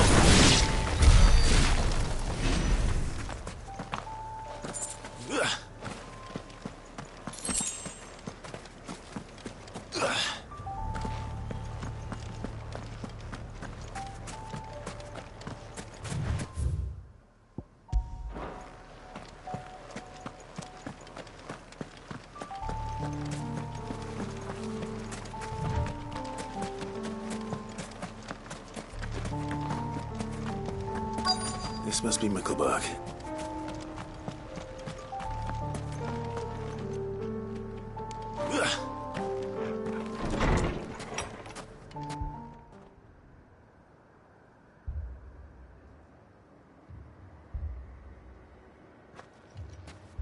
These people aren't turned. And the village seems safe enough at least.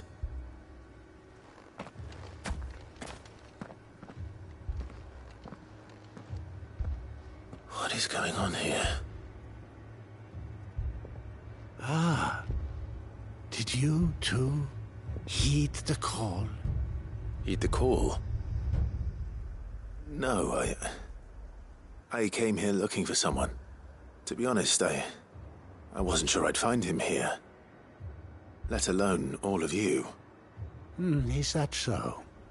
What are you doing here? Is this where you live? It is my home. The others, they heeded the call. You keep saying that. What do you mean? They came here to perform the rite, just as King Barnabas instructed. This village is their altar, where they shall cast their souls upon the gentle waters and give themselves to the Lord. Give themselves? Oh, Lord, cleanse us of our sins. Let us be reborn in your loving arms. Free us from the torment of this mortal realm. They want to be saved. Forgive me, but did another foreigner like me come here? He was probably wearing a cowl. You mean the traveler from Stone? Yes. He is staying at my house, toward the rear of the village. Thank you. If you don't mind, I'll go and greet him. They seek the same salvation Barnabas did. Salvation. At least the third chair is still alive. Let's go and find him. Your friend with the cowl has been staying with me. Please, make yourself at home too, traveler.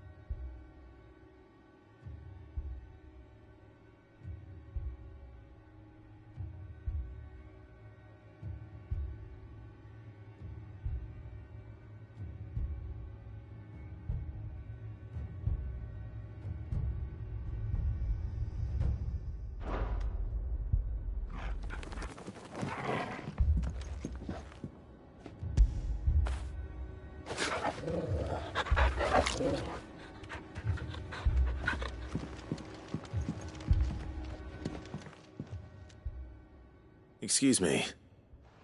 Are you with the Undying? I am. And so it would appear, are you? Lord Rosfield. If I am not mistaken. That's right. And you must be the third chair. I am. Cyril was worried for your safety. He sent me to find you. Then I must apologize. I did not mean to trouble the bearer of the burning quill. Much less you, my Lord Marquis. He said that you had failed to report. Is there a reason for that? I came here to study the followers of this new faith. But the more I learned of them, the more my own faith began to falter. You have seen them at their prayers, have you not? They devote themselves to the veneration of their Lord with a fervor I have never seen before. Praying night and day that they might be rid of their wicked wills and reborn in their Saviour's light. Not that they might be granted respite from their worldly woes, but so that they might continue to serve him. Serve him with all of their beings. I, too, swore to devote my life to the service of my Lord and Master, but this... And so I would see it through to the end. See these people safe, that they might achieve their dream. That they might do their duty to their Lord. Even if it should keep me from doing my duty to mine. You do understand what their dream is, don't you? I do, my lord. They would cast aside their wills and become a Kashik. I know that it may be hard to believe, but to these people, that is the very essence of salvation. Forgive me, my lord, but I must remain here. If you are to return to Master Cyril, I would consider it a great... Did you hear that, my lord? Something is happening. I'll go and find out what. Stay here.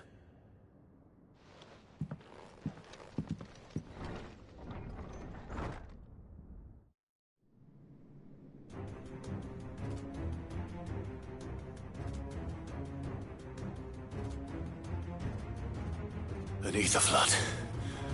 Oh no. There must be something I can do.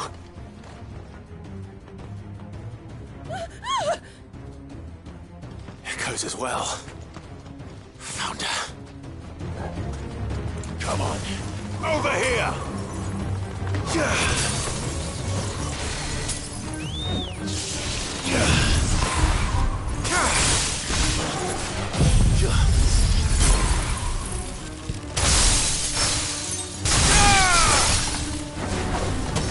All yours, Torgal. Torgal, kill!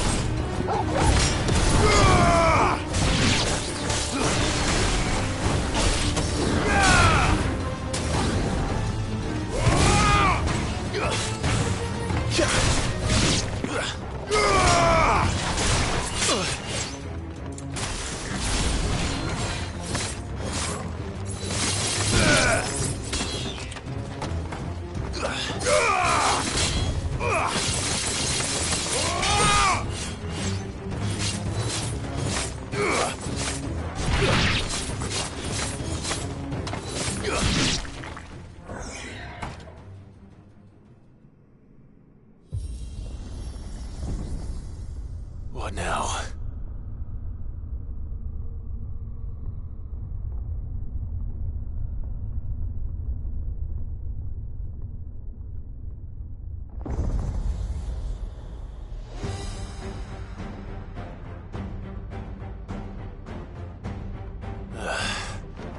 We meet again. I've killed your kind before.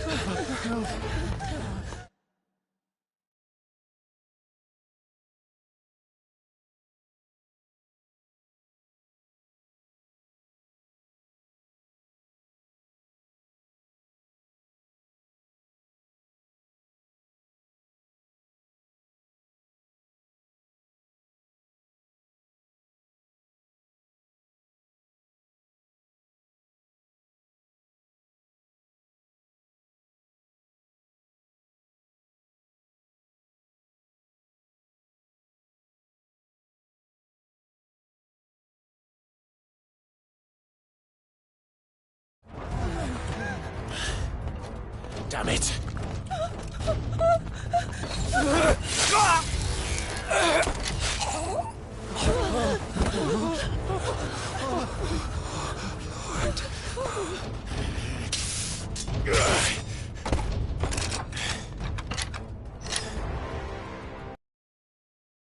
Don't you die. Come on, speak to me. I had to save them, that they might have a chance to find true salvation. By devoting themselves to the service of their Lord. Just as I did when the Undying plucked me from the gutter and gave me a cause to believe in. A duty to serve was everything to me, and I would not deny them that fulfillment, even if they must become a Kashik in order to achieve it. Forgive me, my Lord Marquis. I did not mean to trouble you with this. My findings. Could you deliver them to Master Cyril for me? Of course. Your duty will be done.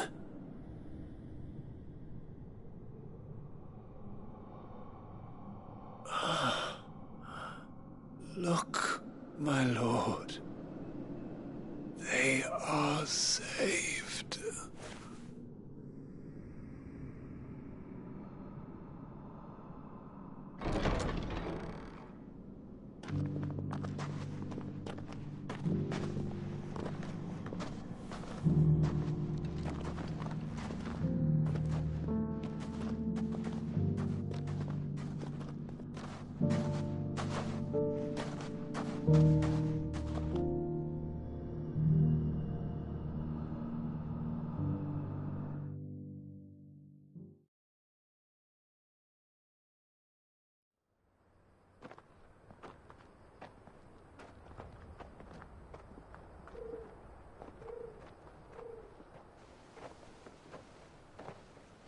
They are saved. Founder. I should get this report to Cyril.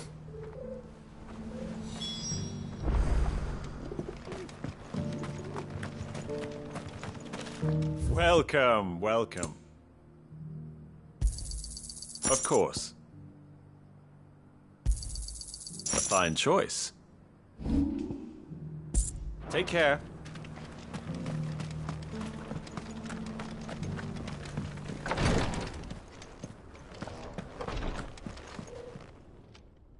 My Lord Marquis, welcome back. I am glad to see you hale and whole. I met with your third chair, Cyril. He bade me deliver his findings to you.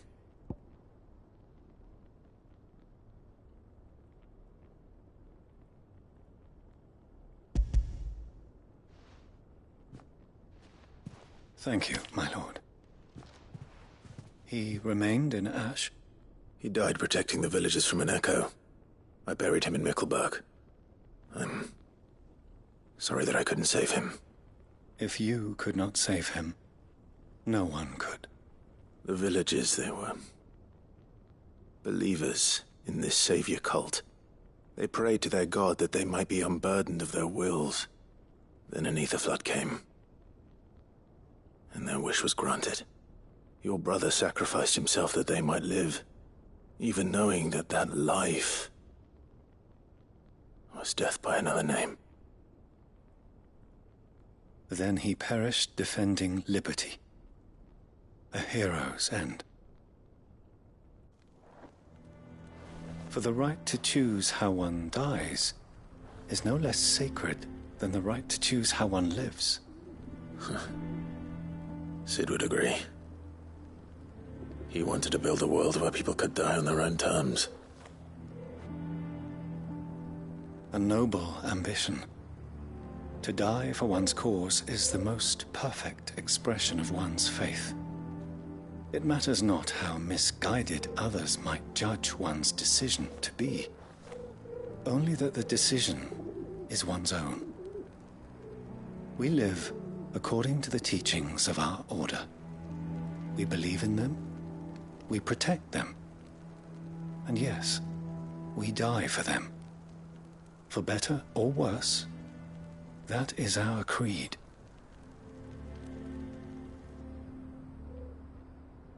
But he didn't die for your creed. He died to save them. And you still believe that what he did was right. I believe that he believed it was. We of the Undying are not slaves, but willing servants. And this was his will, the ultimate expression of it. All right. I'd like to know this man's name, Cyril. To know the names of all the Undying who've fallen in the line of duty. They died serving my house. It's only right that I remember them. That is my duty. Of course. I shall fetch the Book of Martyrs at once. My lord, it has been, and shall ever be, the greatest honor of my life to serve House Rosfield. Though our duties may differ, yours is no less important. I pray with all my heart for your success. And were they here, I have no doubt but that every one of my fallen brothers and sisters would feel the same.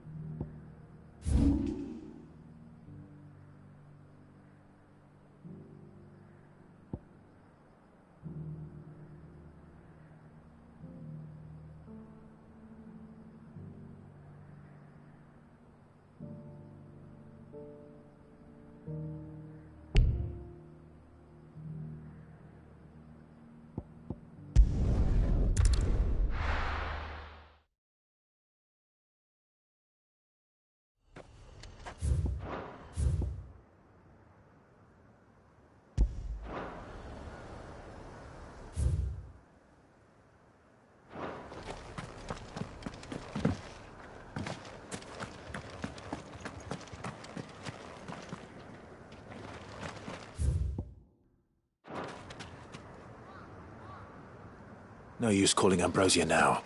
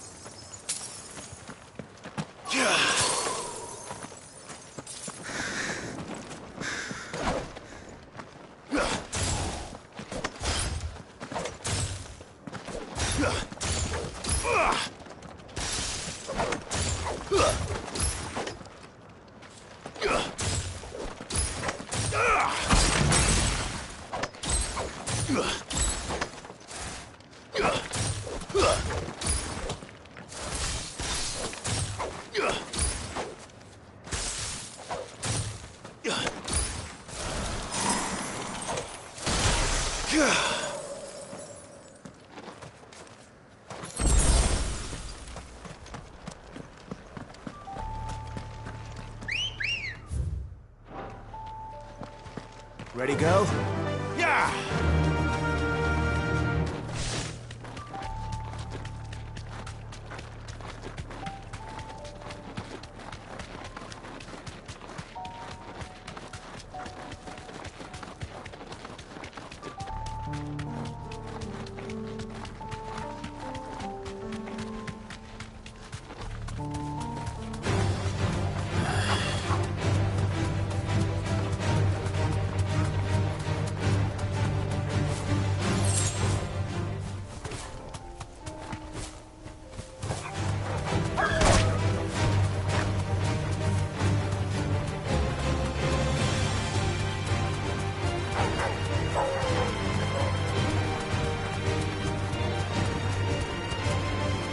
Straight home now.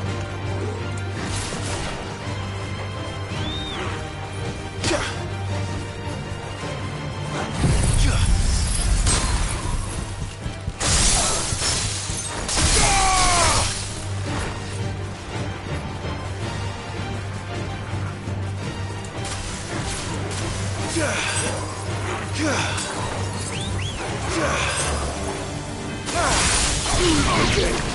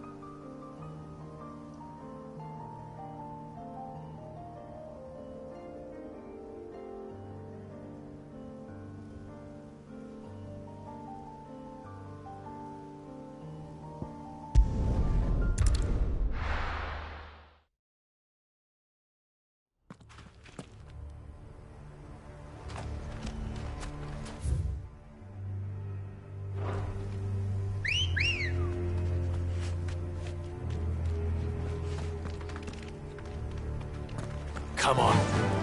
Faster!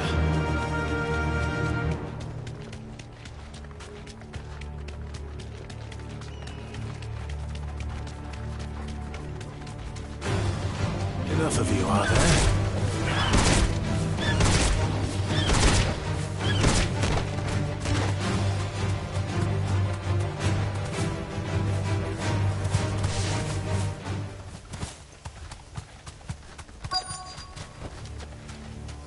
Thanks, girl.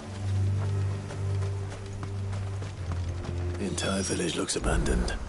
Now, which house would a bookworm live in?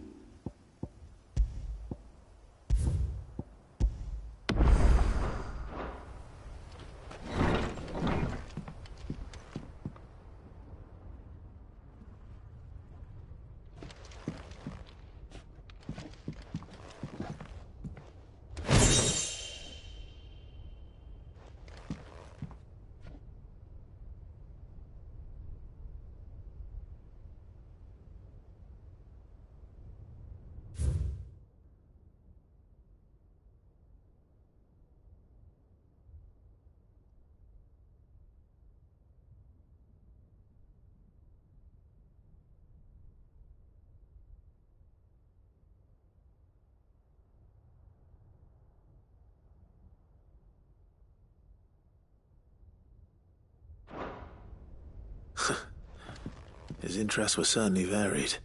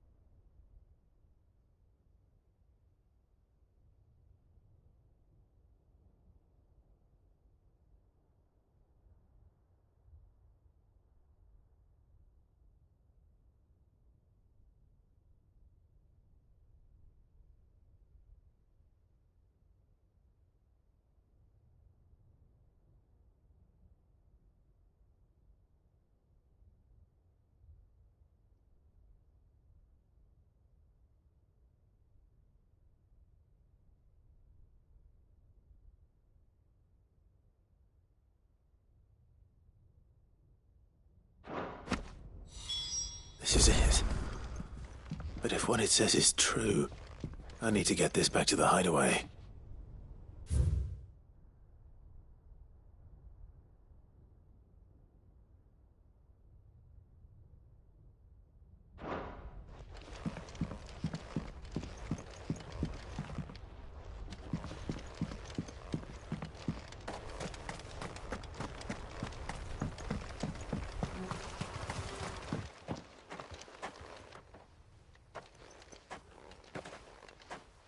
Leaving so soon, stranger?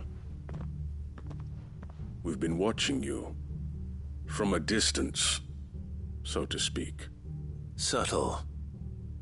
I know who you are. Then we need not waste time on introductions. Hand me the book.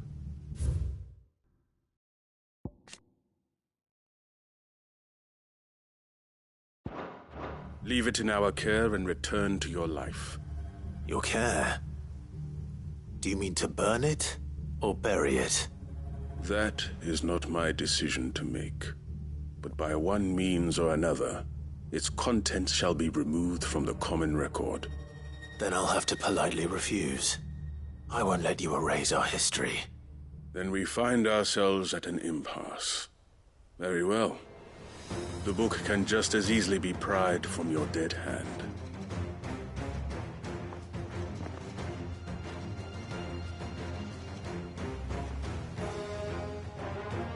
Let's see, shall we?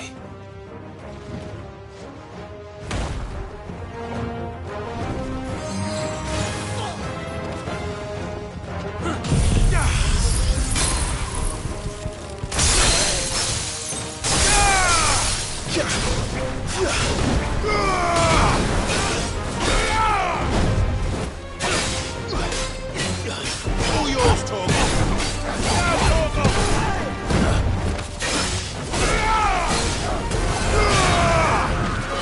Nice try.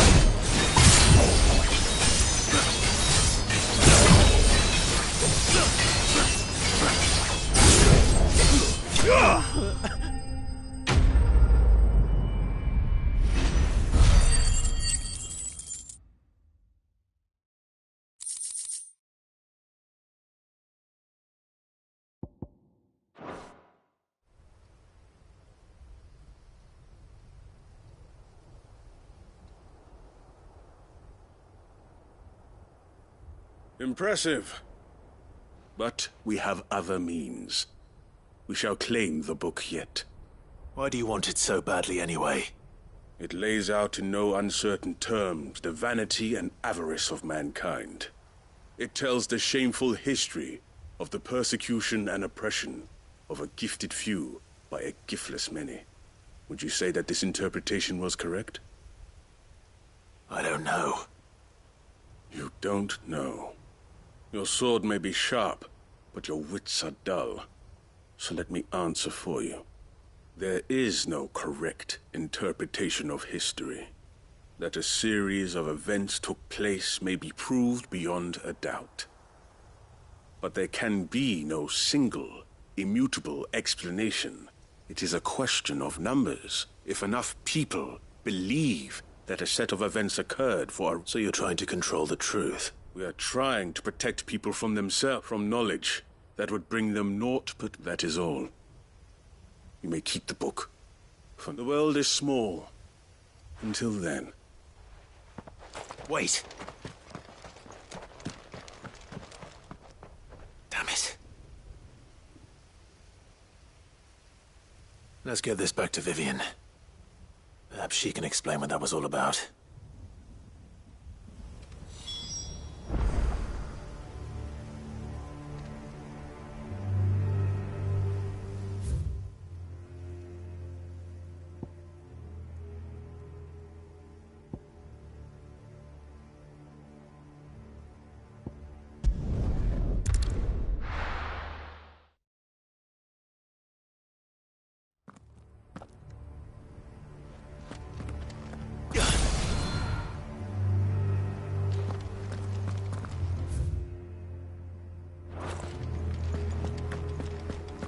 Doris is waiting for me near Bahamut Dark. The longer she's out in the open, the more likely she is to be found by a Kashik. I need to hurry.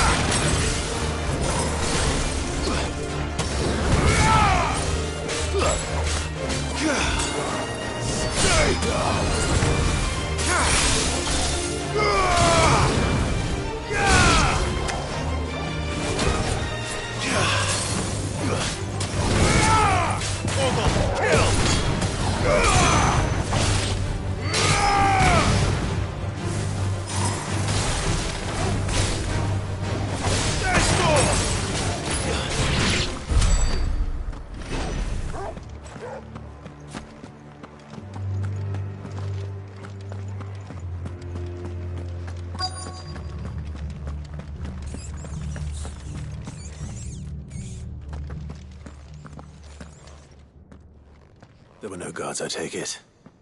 None manning the gates, no. It's a different story inside, though. The corridors are crawling with Akashic. Most likely guards left behind when the wardens ran. If Chadwick was being held here, I worry that he may already be. Don't give up hope just yet. But let's move quickly. Let me check the ground floor. The ether stick is there. Then I'll search the upper level. Good luck, Sid. Stay safe.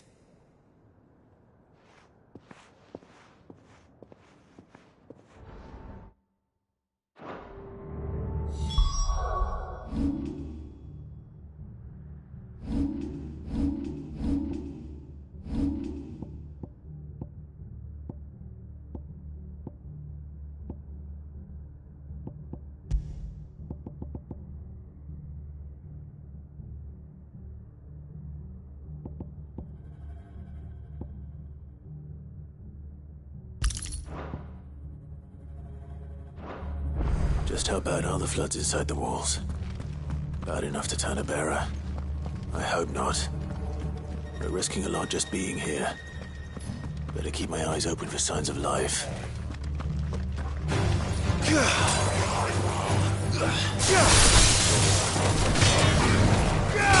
Now, Corvo!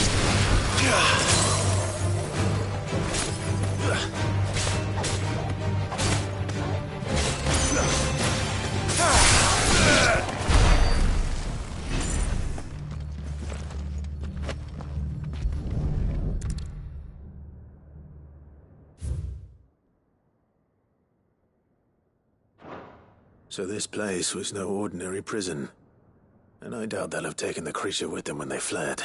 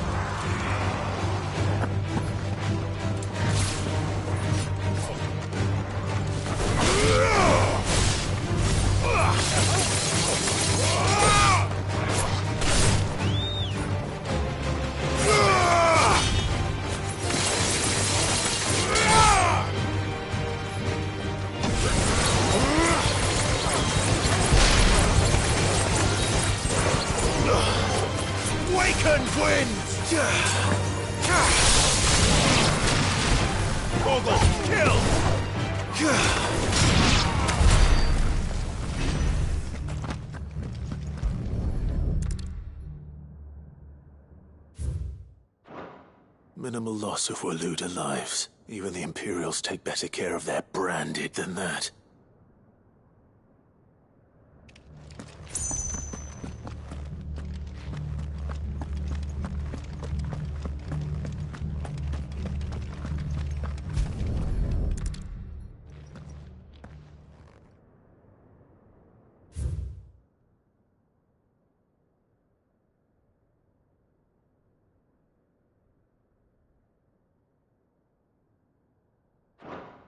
They were feeding bearers to it. This is even worse than I'd feared. Nothing but a Kashyyyk down here. Hopefully things are looking better upstairs. I should go and see how Doris is getting on.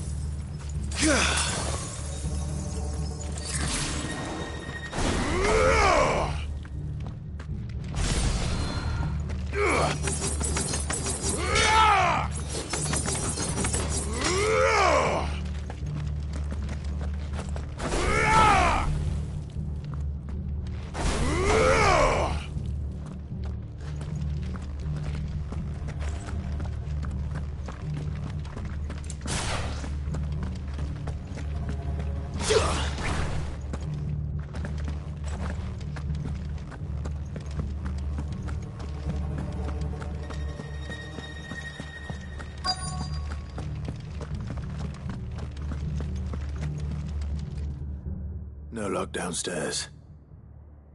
But I did find out that this place was more than just a prison. Something far more sinister was happening here. I know. I've been reading some of these documents, and it can't be true, can it? Bearers die every day in service of their masters, but this is so much worse. Pitting bearers against a wild beast armed with nothing but their wits? And all in order to bring about more death. And not just those who could fight, but the elderly, children even, and those who wouldn't or couldn't were disposed of. Whatever that means. I'm afraid it means they were fed to the monstrosity they kept here. Then we're too late. And I was a fool to bring you here. Don't say that. Did you find anything else? A key. But it doesn't fit any of the locks on this floor. Perhaps it will fit one of the doors downstairs. There's a corridor I haven't searched yet. Finish up here, then come and find me when you're ready. All right. I'll be there in a moment.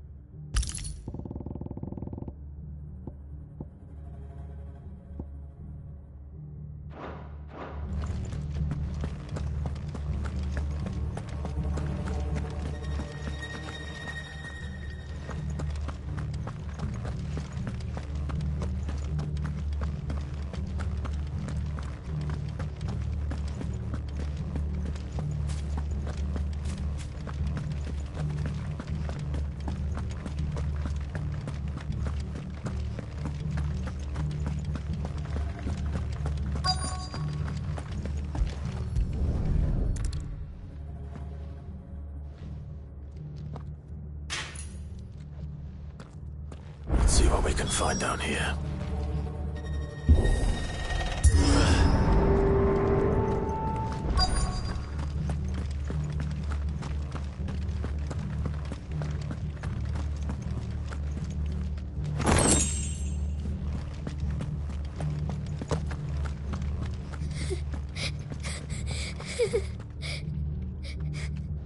A survivor.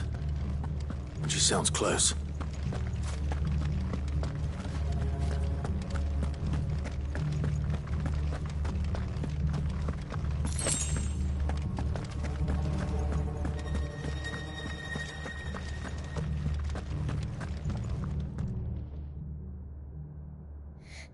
Who are you?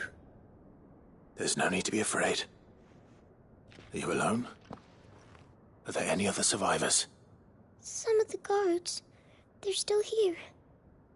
But something's wrong with them. Everyone else was eaten by the monster. Of course there were. Thank the Founder. It was worth our coming. But I'd rather we didn't linger. Are you ready? Ready when you are. You poor thing. He must have been terrified. Did Jadwick send you? What? He fought the monster. Distracted it so I could run away. He must have sent you. He promised to free the others too. Where is he? He opened your cell, didn't he? He wouldn't be here otherwise. Chadwick.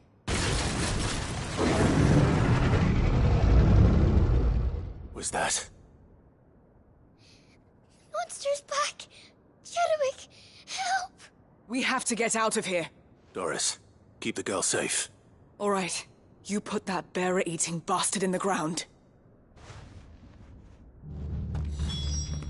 I'll look after the girl. You teach that thing a lesson. You're safe now. It's out there waiting for me. I can't let it live. Not if it's got a taste for bearers.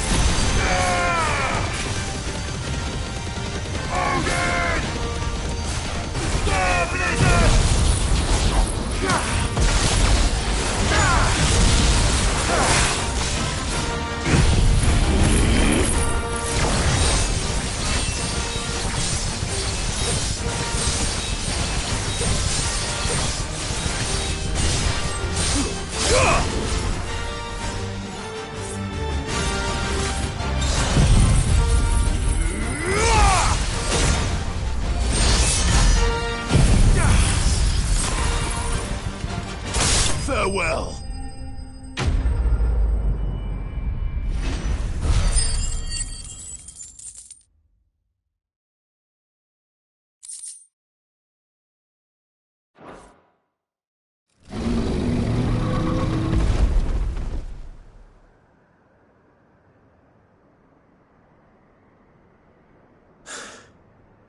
Finally.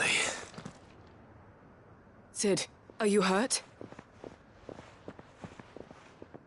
I'm fine. I think.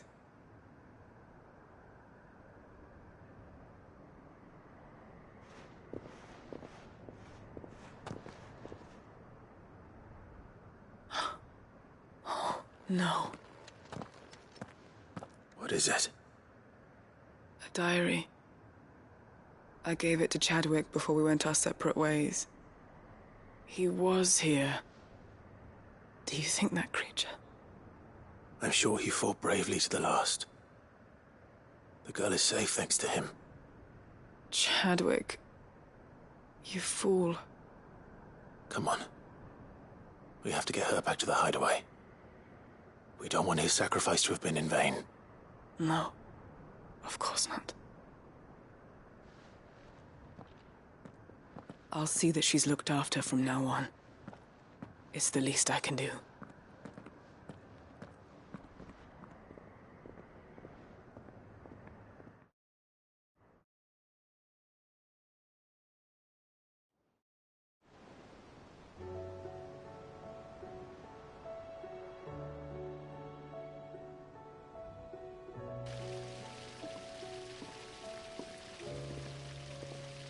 From what I hear, you've barely left the girl's side in days. I hope she's recovering from her ordeal. She is. Slowly but surely. She's far tougher than she looks. I thank the flames we found her. If we hadn't... I know. But we did. I'm sorry we weren't able to save Chadwick. There's no need to apologize. Without your help, I would never have found out what happened to him. How he fought to the bitter end to save her. To save Haida Marie. That's the man I remember. The man I thought of as a brother. I wish I could have met him. I'd like to hear more about your past. If you don't mind, that is. Of course. You already met my former master. She trained Chadwick and I to do two things. Kill and obey. We were supposed to be sold to the highest bidder when the time came. But no bid was ever high enough to convince her to part with us. For years we were her daggers in the shadows. But we could never quite shake our doubts about the things she made us do. And then, one day, we just couldn't do them anymore. So we escaped. But staying together was out of the question. They would have found us too easily. After so many years of training, the pull to serve was always strong. It scared me to think he might have taken another master, become a dagger in someone else's hand. But even in captivity, the battles he fought were his own. And he died not as someone's tool, but as a hero. Haida Marie is proof of that. Bearers can cast off their shackles. And the Cursebreakers will show them how. I'll fight until my dying breath to see it done. For Chadwick, and for all of us. Thank you, Doris. We'll be counting on you.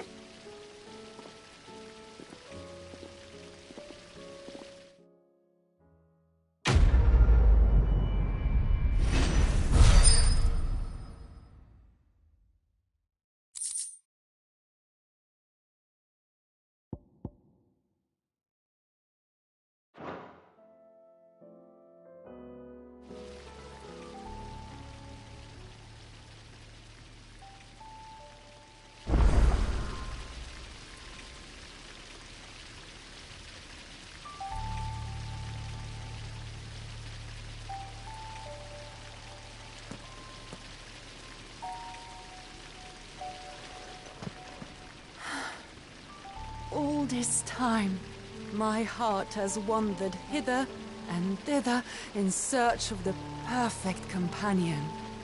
When all along he was here, standing right beside me.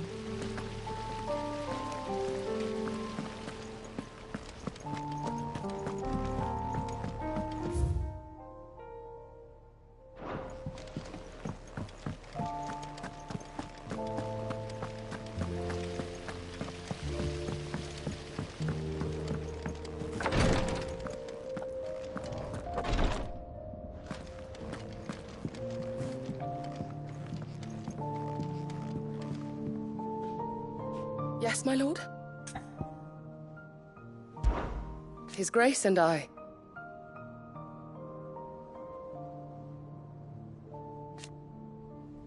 At first,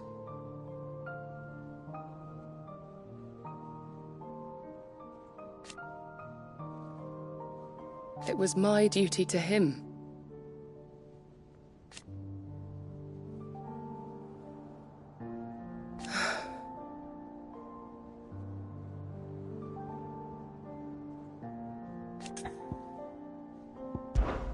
My lord. I am. I do not doubt it.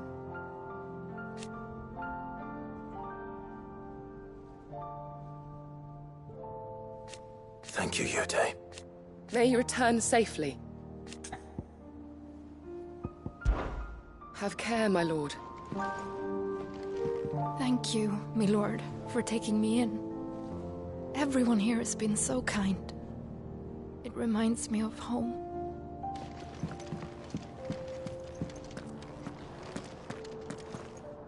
Feeling ill? And no sooner have your wounds mended.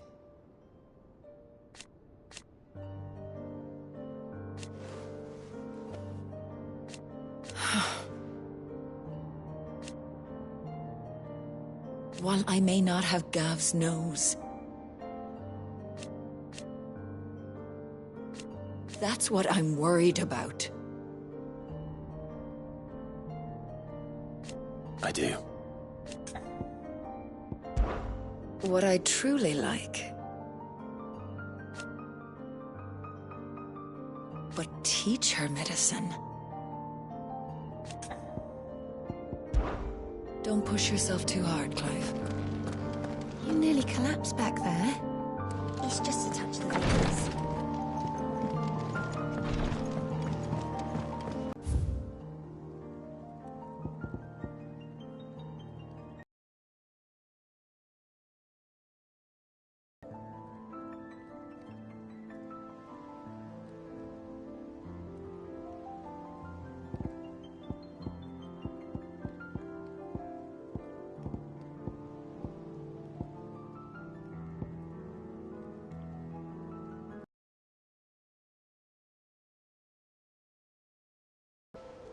Welcome to the Patron's Whisper. Come to claim your just desserts? All done? How are you doing? Quick look. Think you can help? Twinside's hundreds of leagues away.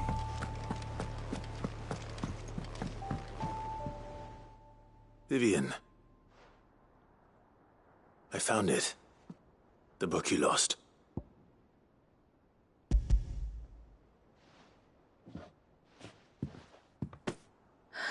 You found it.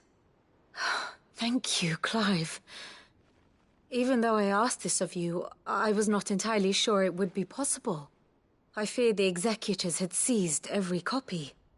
I met with one of these executors, and I convinced him to let me keep it. He told me something.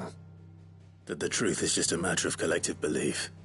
And that if enough people believe a lie, that lie becomes the truth. It does. But it also means that the truth is not immutable. That it can be changed. Provided that those who wish to change it can convince enough people that their perspective is the correct one.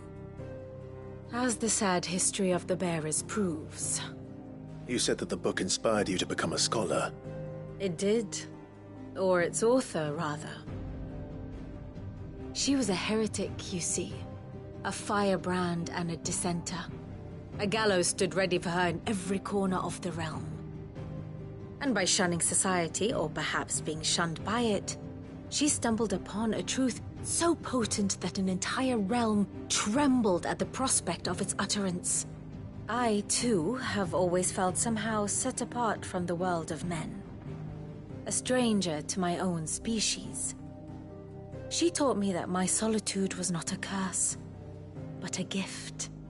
And that, though my journey to the truth might be a lonely one, what I found at my destination would be more than worth the cost. Do you still feel that way? That you're not one of us? Honestly, I'm not entirely sure anymore. Since coming to the hideaway, I find my thinking somewhat clouded. Perhaps the result of studying mankind from a rather closer perspective than I had intended.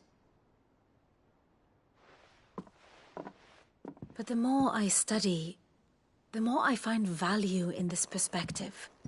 In looking not from the outside, but from within. So if you'll permit me, I'd like to continue my work here.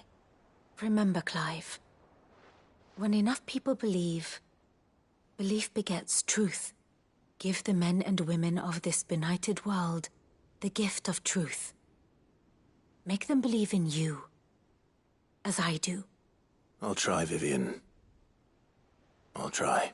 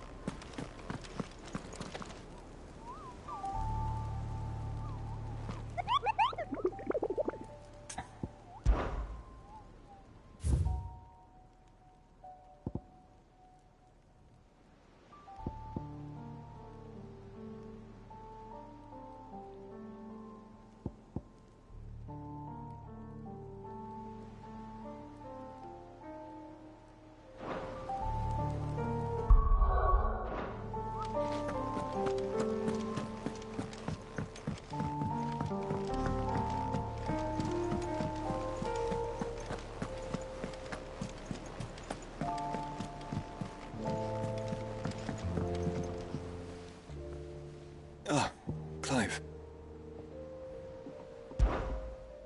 Joshua, what's wrong? And don't say nothing. It's not nothing. I've received word from Cyril. The Undying have found Father's will, or something akin to it. His will? How? Where?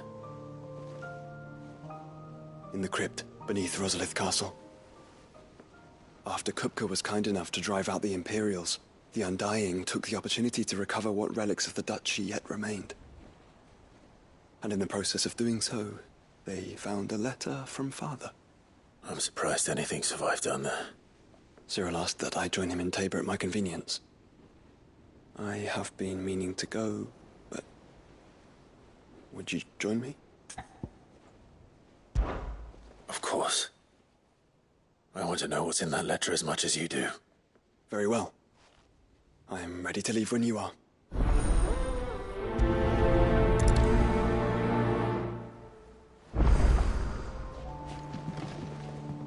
Back to Tabor, then. Not to be reunited with goty this time, but with Father.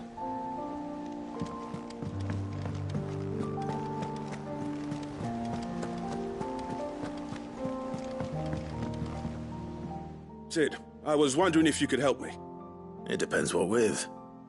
A bearer, but recently freed from his bonds, is keen to join the Curse Breakers.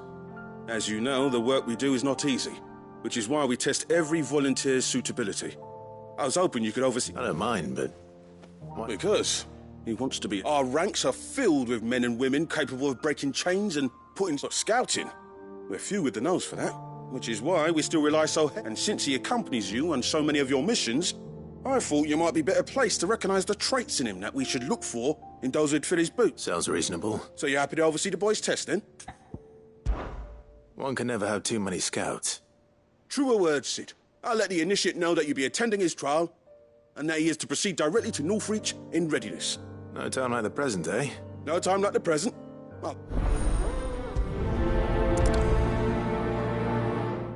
Northreach. I don't suppose they could have chosen somewhere closer.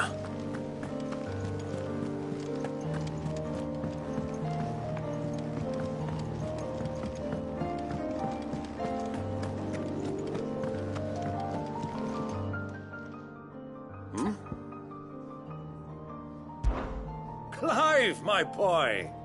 Rutherford informs me that we owe you our thanks. Hadn't intended for you to get involved, but such are the times we live in, huh? I would have done the same for anyone else. You're far too modest, Clive. You'd make a terrible nobleman.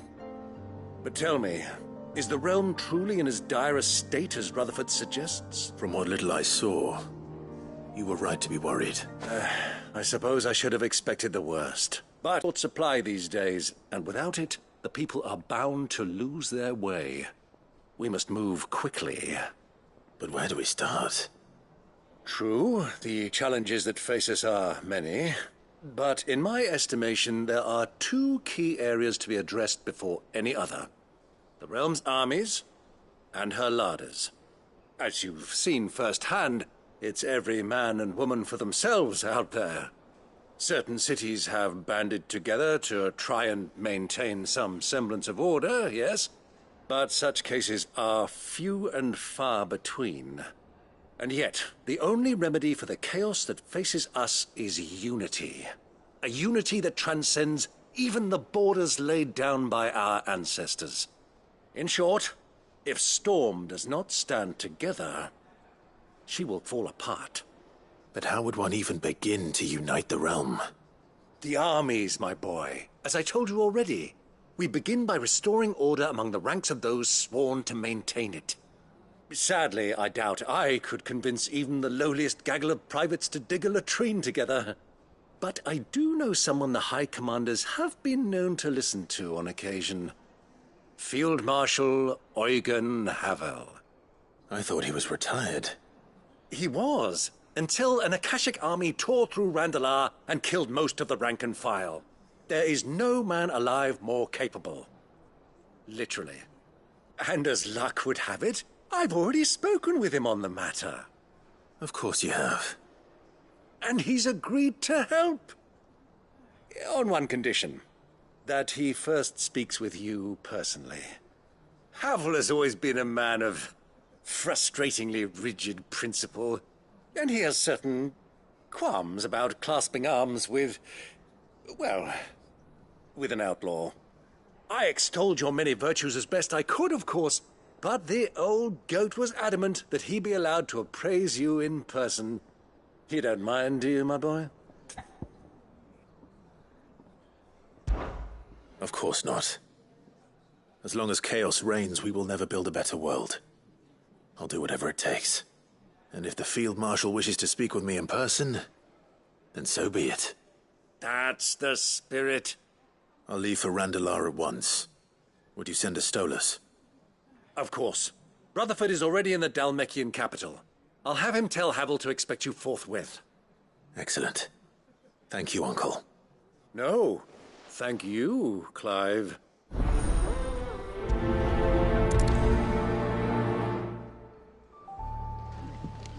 Don't worry, my boy. Rutherford is in Randalar this very moment, singing your praises to all and sundry. They'll adore you. It's him, I tell you.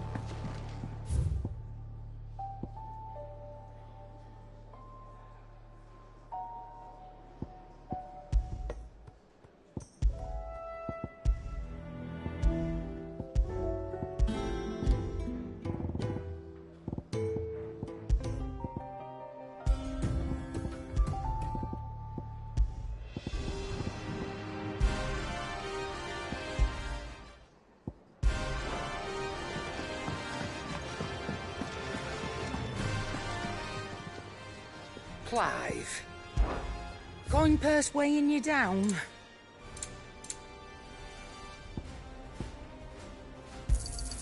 It'd better all be here.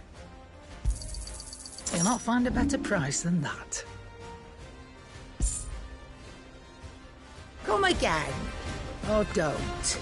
I'm not much bothered either way. What do I owe the honor? What do you want?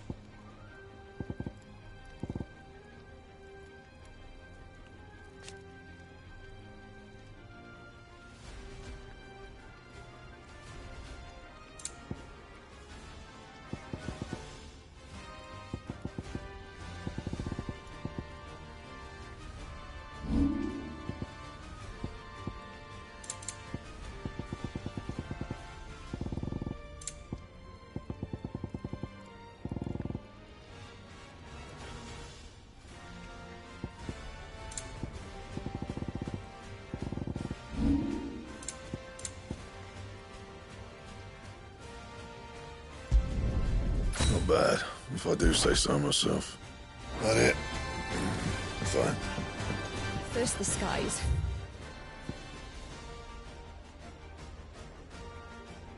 Then the crystal. What next?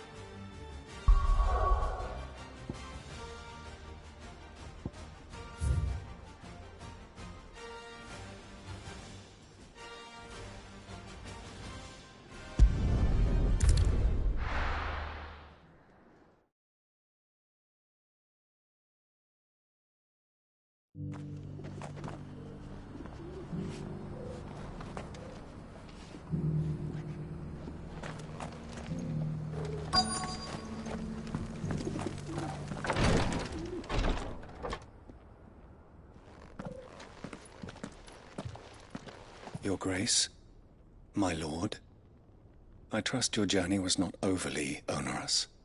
Cyril, you found a letter from Father? Yes, I have it here.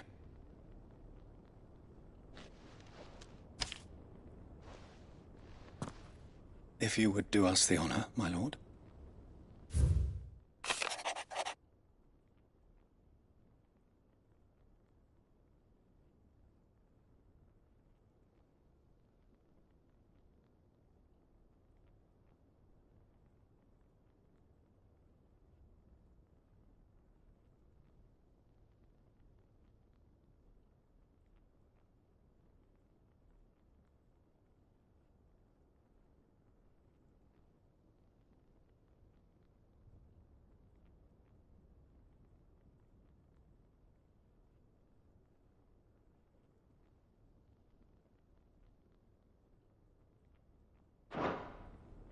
An inheritance.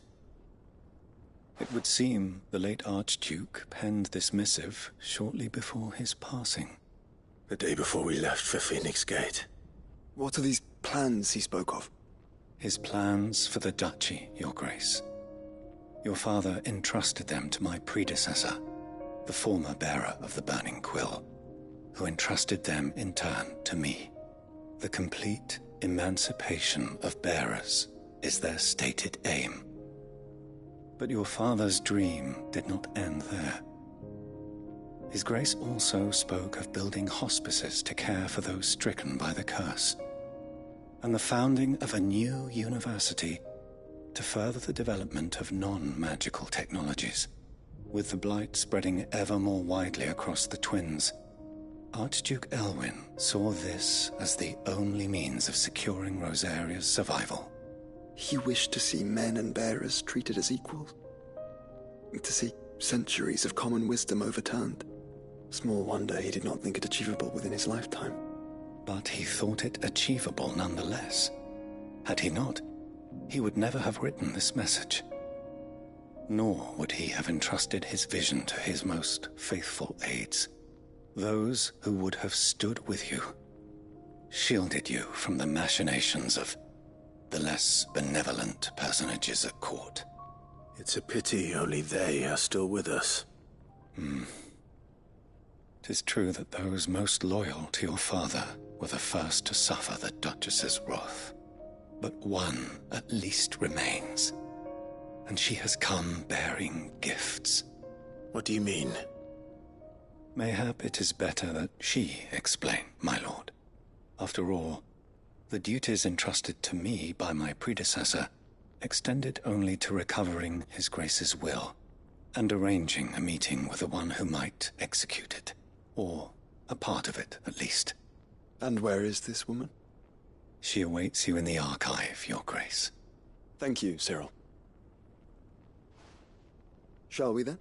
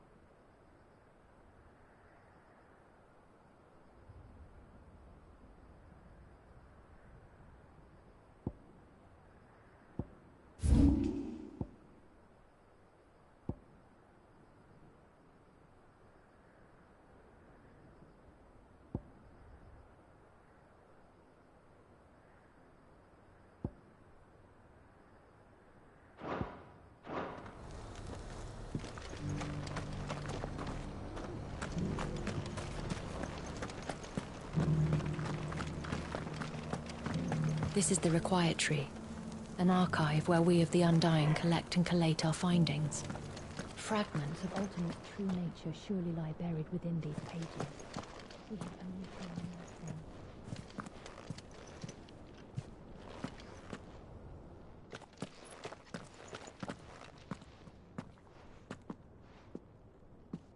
My lord, your grace.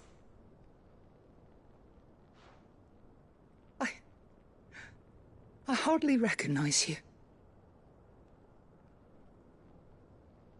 I am Goditha, retainer of House Rosfield, loyal servant to the Phoenix and his shields.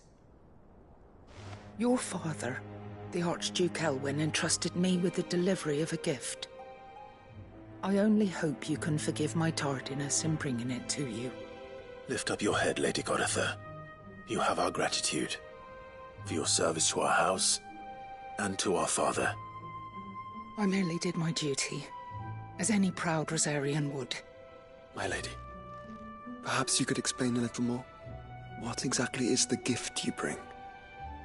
As I'm sure you know, it has long been the custom for the children of House Rosfield to be presented with certain keepsakes upon their coming of age. Indeed it has. Our father often spoke of the day when our turn would come. And had he lived to see it, he would have presented you with the treasures I bear. Matching armbands for you both. Alas, he did not live. Indeed, he was taken from us even before they could be completed. He had intended to claim the Heartstone with which each armband was to be finished himself, but it was not to be. And his gifts remain incomplete. I see. It saddens me to bring them before you, as they are. It was your father's wish that you be presented with the finished articles, not these works in progress.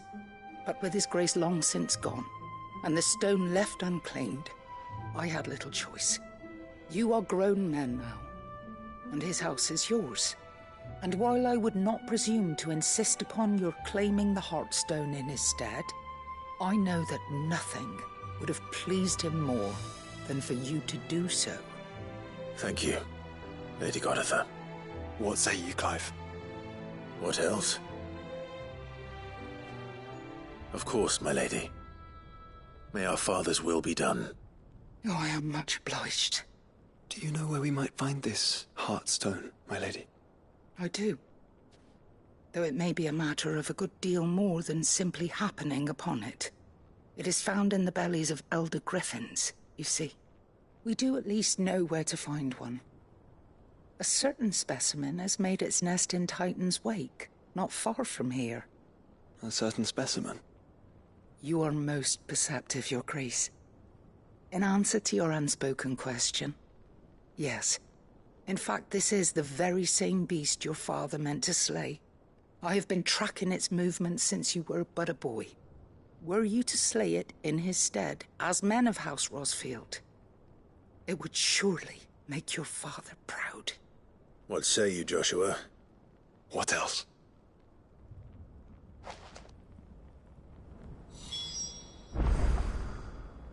The griffin your father meant to slay is currently nesting in Titan's Wake, not far from here. Slay it in his...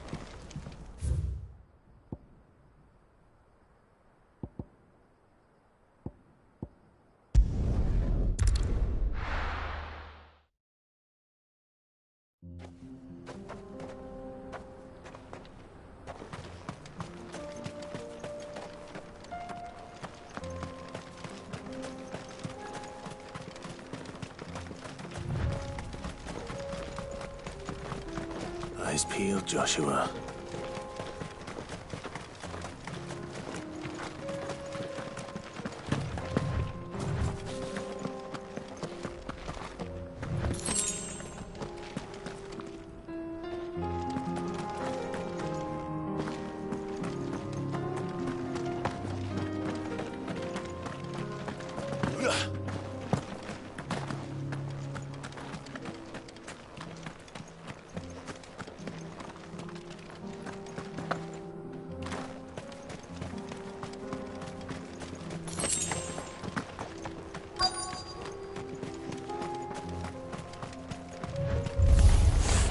There it is. The House Rossfield.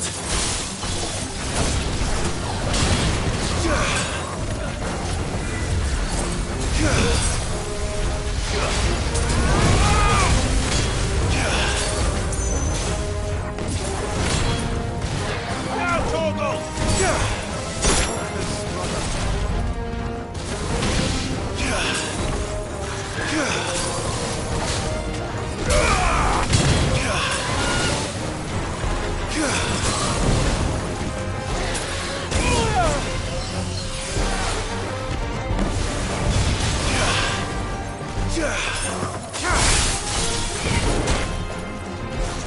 Let darkness fall!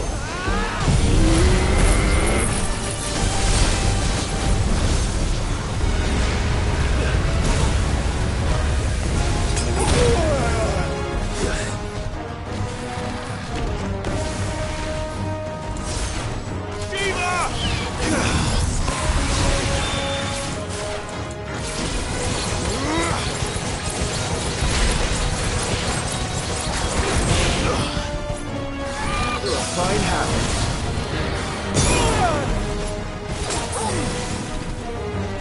Too slow.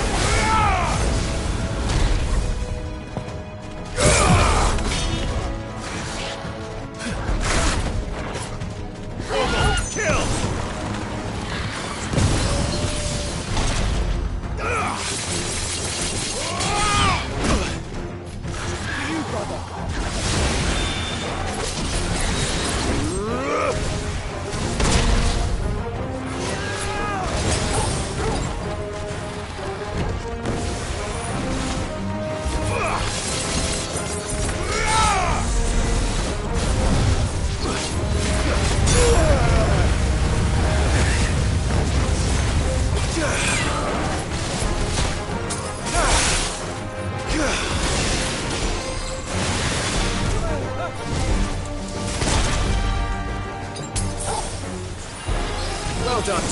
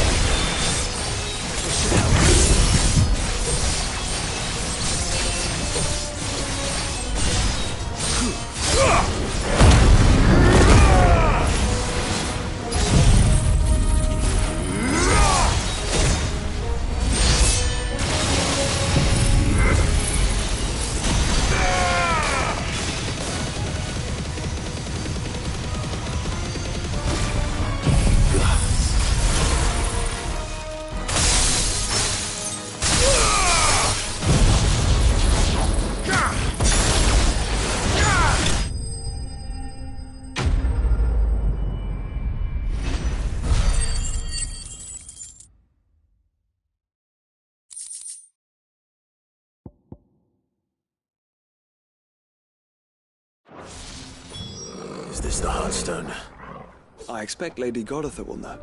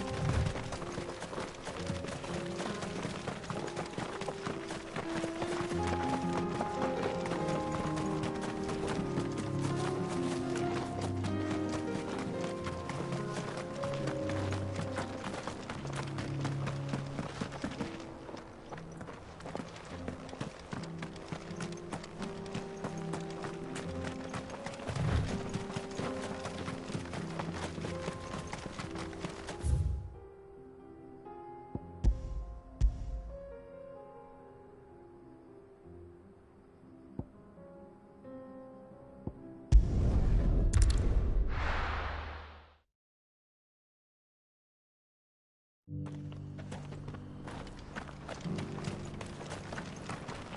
you buying or selling?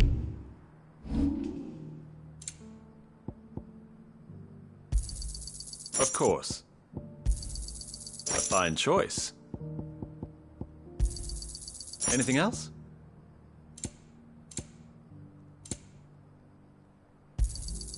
Of course. Go safely.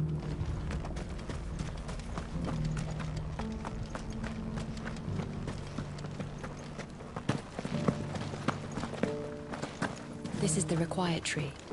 An archive where we of the Undying. Oh, thank the Founder you were safe. The Griffin is slain then? And the Heartstone claimed.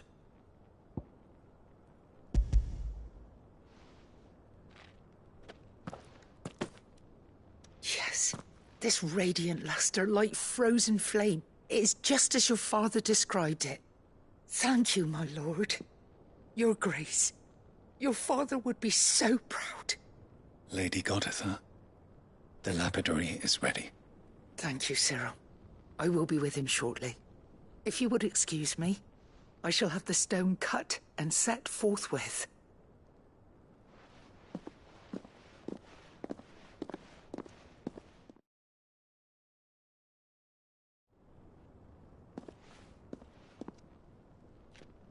The armbands are complete. Pray, take them. They are yours, after all. Heartstone is harder and more enduring than garnet, or even ruby. It symbolizes unwavering will and devotion. And the graven vines encircling the stone represent the unbreakable bonds between you. It's a message. Father knew we had enemies both inside and outside the duchy. Enemies who would thwart his vision. Only with unwavering devotion would it ever be realized. And only if we stood together, as Phoenix and Shield, as brothers in arms, only then might those enemies be overcome. Indeed.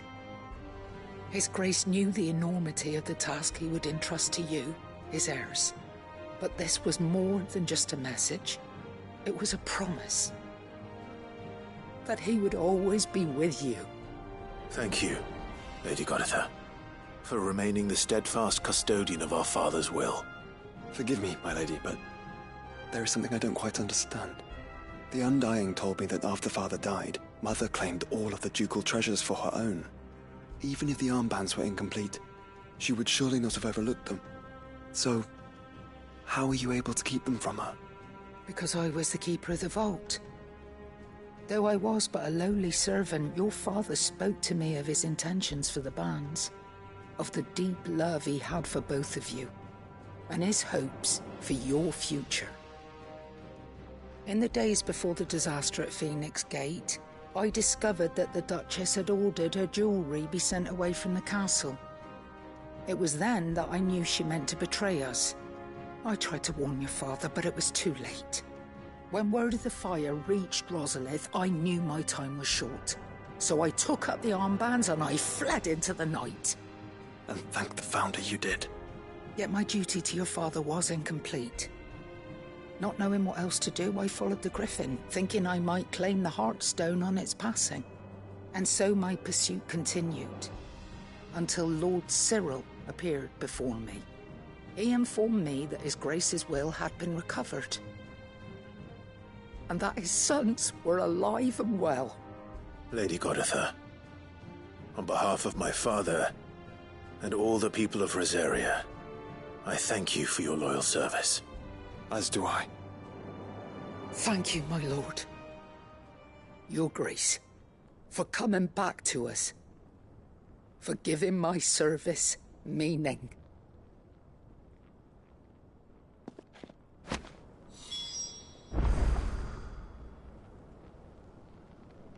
I remain your faithful servant, my lord.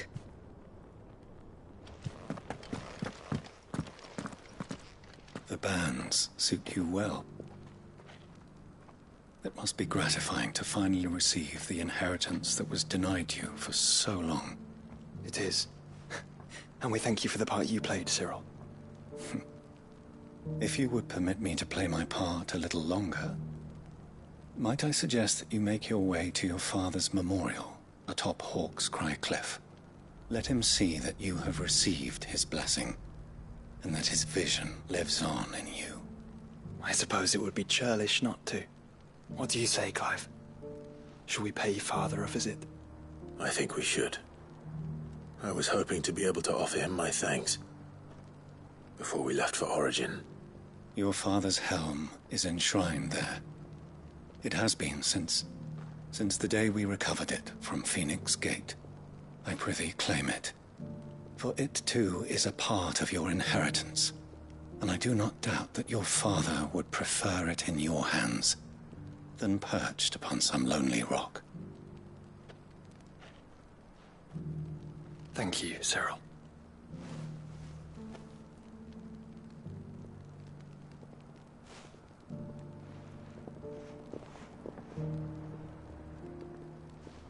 Come on, Clive. He's waiting.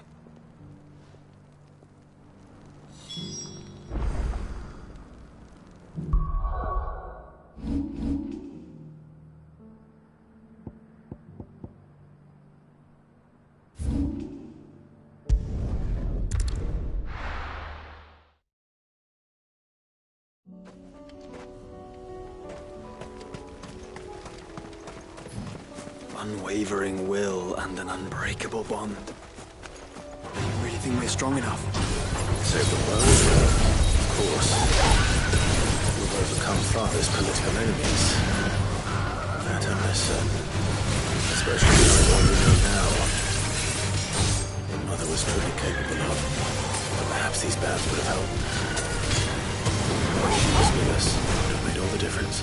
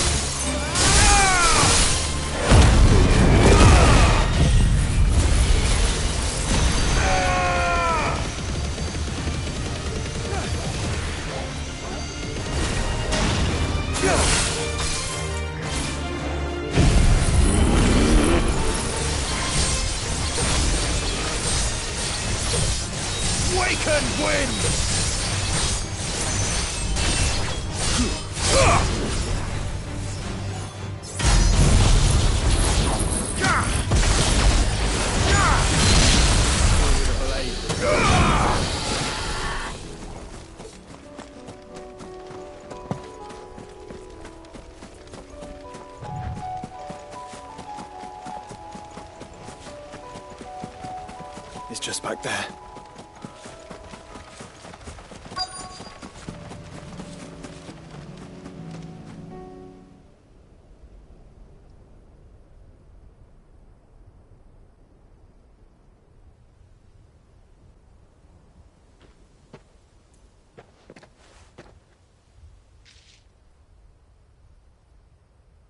Father always fought for what he believed was right. It wasn't until that night at Phoenix Gate that I realized I had never fought for anything. I always had someone else to do the fighting for me.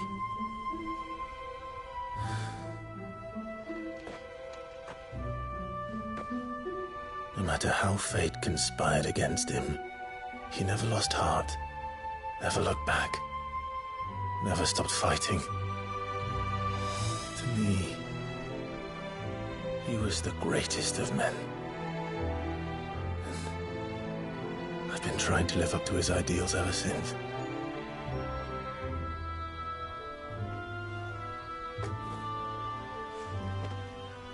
We all have, Clive. We all have. And we'll keep trying. Because that's what he would have wanted. What he would have done himself. Even if it meant standing against the very gods in the heavens. I shall be borrowing this, Father, if I may. That you might watch over us as we follow in your footsteps.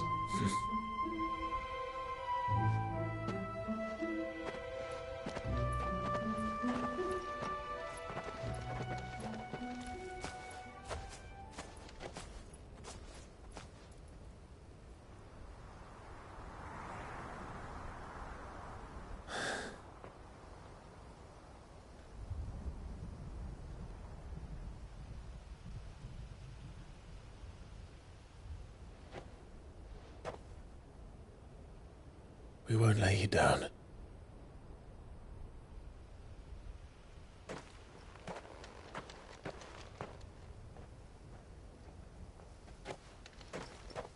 Onward, then?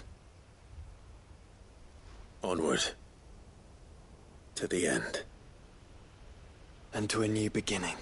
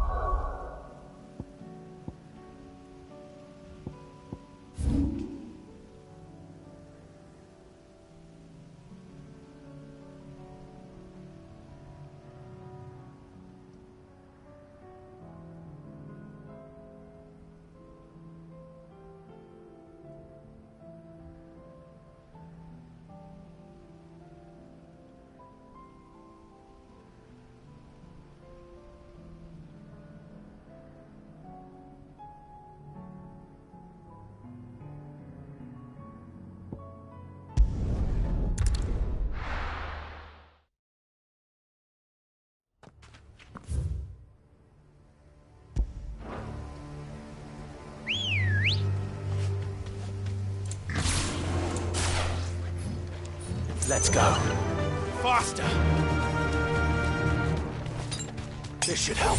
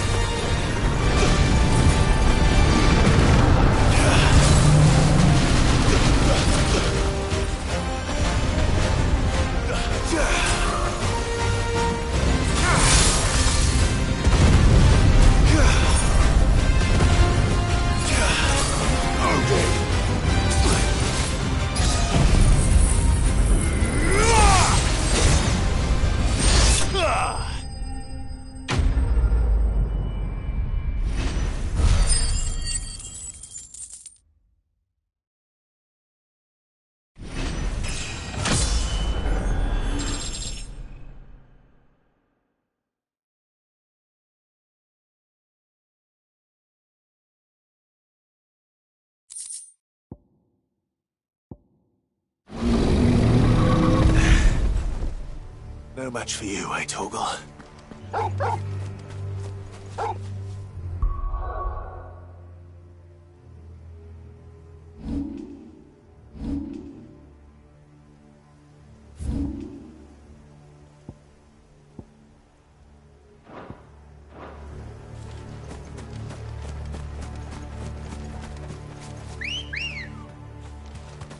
Good girl.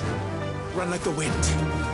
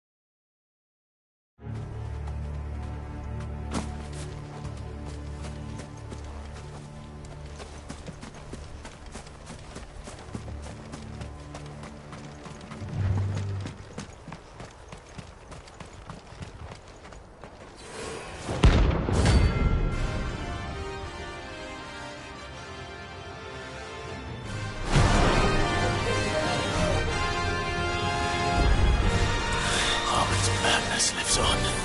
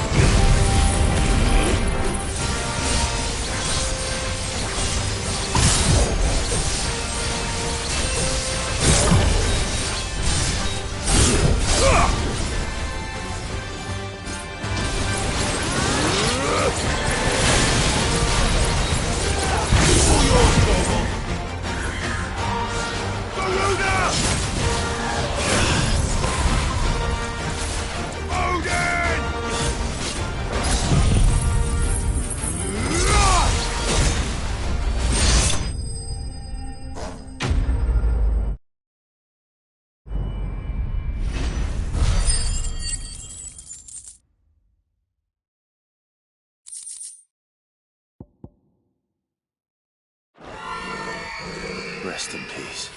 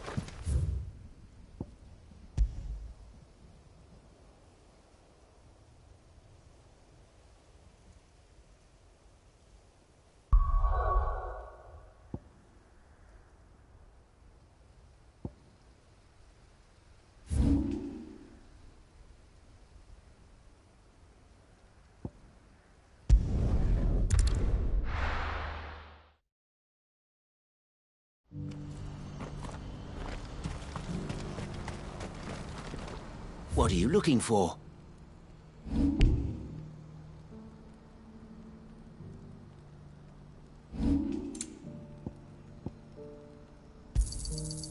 Many thanks. A fine choice. You've a discerning eye. A fine choice.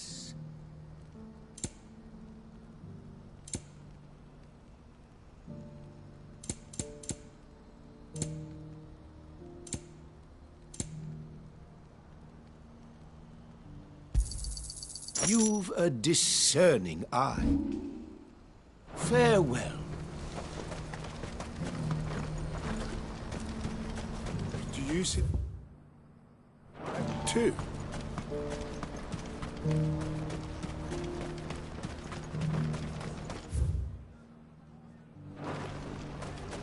Papa?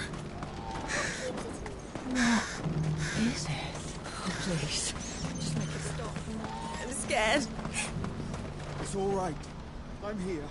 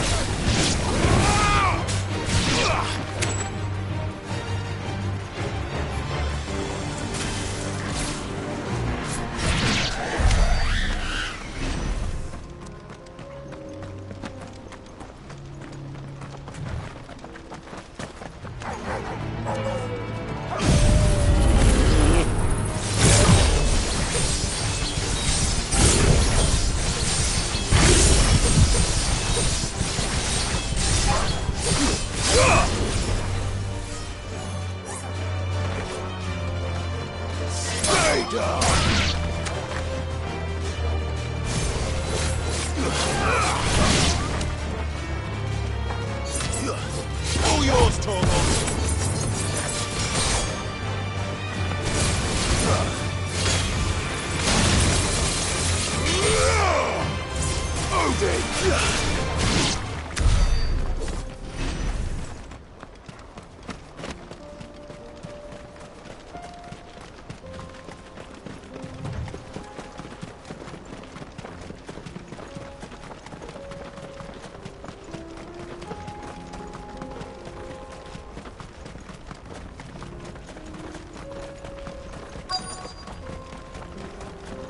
Rutherford, can it?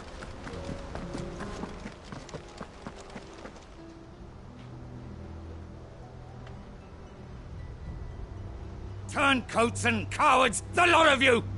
If it's a fight you want, it's a fight you shall have!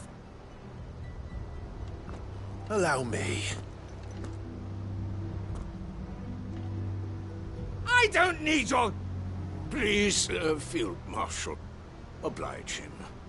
This won't take long. You're right. It won't. Men, finish him.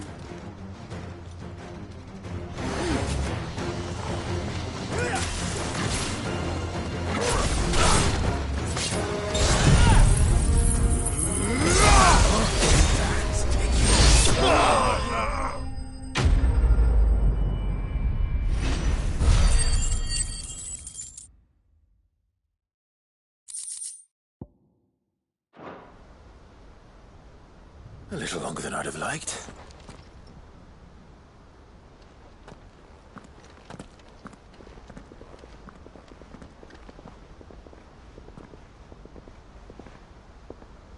Field Marshal Havel, I presume. Are either of you injured? No, my lord. You arrived just as our escort turned on us. Fucking traitors. I'd heard reports of soldiers in the outlying regions abandoning the oaths they swore. But I hadn't thought the corruption had reached so close to the heart of the Republic. It's a fucking disgrace. Your interfering old bastard of an uncle tried to warn me, of course. My lord Marquis. Or is Sid the Outlaw more to your liking? Call me what you want. It doesn't change who I am, or the urgency of the message I bring. My uncle has a plan to right the realm, and he needs your help to see it through. Before I agree to anything, I'd have you answer one question. What do you stand to gain from all this? I won't deny that I might benefit from further chaos. But I seek a new beginning for all of us. And while the choices I've made may not always have been the right ones, I know I made them for the right reasons. For so long, so many of us have been told how we could live, how we could die, when it should have been our decision all along. Now we have a chance to put things right. But in order to take it, we must stand together. Even if it be beside those with whom we don't see eye to eye.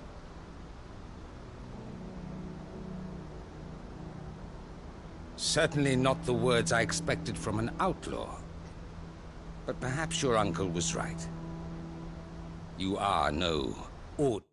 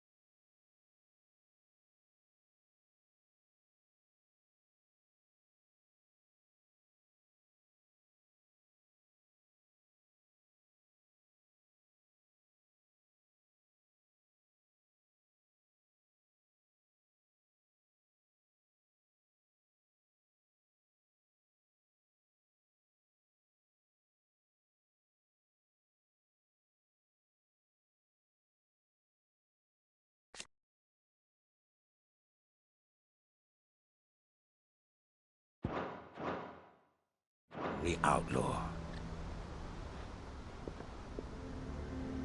I'll never hear the end of this. All right.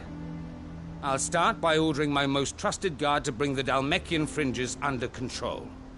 Next, I'll make contact with my counterparts in the Imperial Army and see if I can't convince them to try and restore order in their own territory. Thank you, Field Marshal. But they are not the only ones we will need to convince. What do you mean? I don't doubt that I can bully some sense into a few generals, but those they answer to require a different kind of persuasion. And when it comes to honeyed words, well, we will need an envoy. One who can court even the most stubborn of statesmen. You, perhaps? I'm flattered. But I'm no diplomat either. And I have other problems to attend to. What we need is a skilled arbitrator. And I may know just the person. Is that so? And would he happen to be an outlaw too? Of a different kind, perhaps. Well, beggars can't be choosers. I suppose we'll all have to find a little of the outlaw in ourselves if we're to make it through this. Very well. Send your man to me right away. I shall.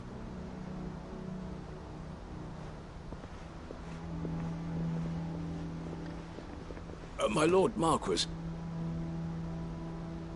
Your Lord Uncle bade me escort the Field Marshal to his manor in Port Isolde.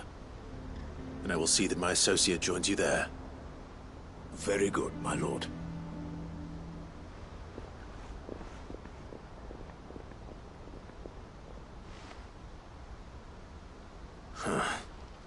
An envoy.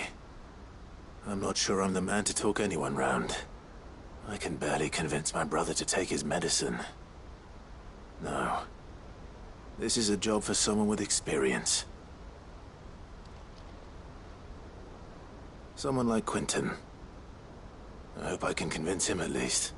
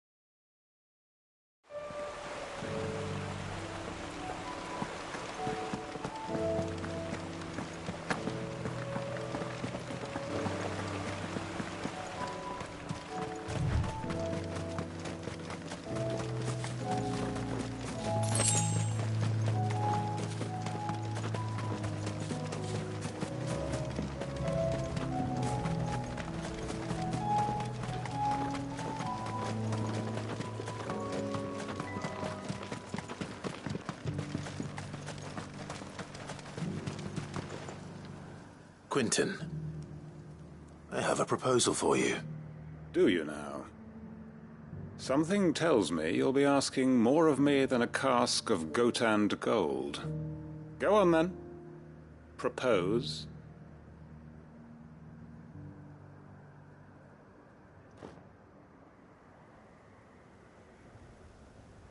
You'd have me convince the chiefs and chamberlains of the realm that they should simply swallow their pride and do the one thing that has proved impossible for thousands of years.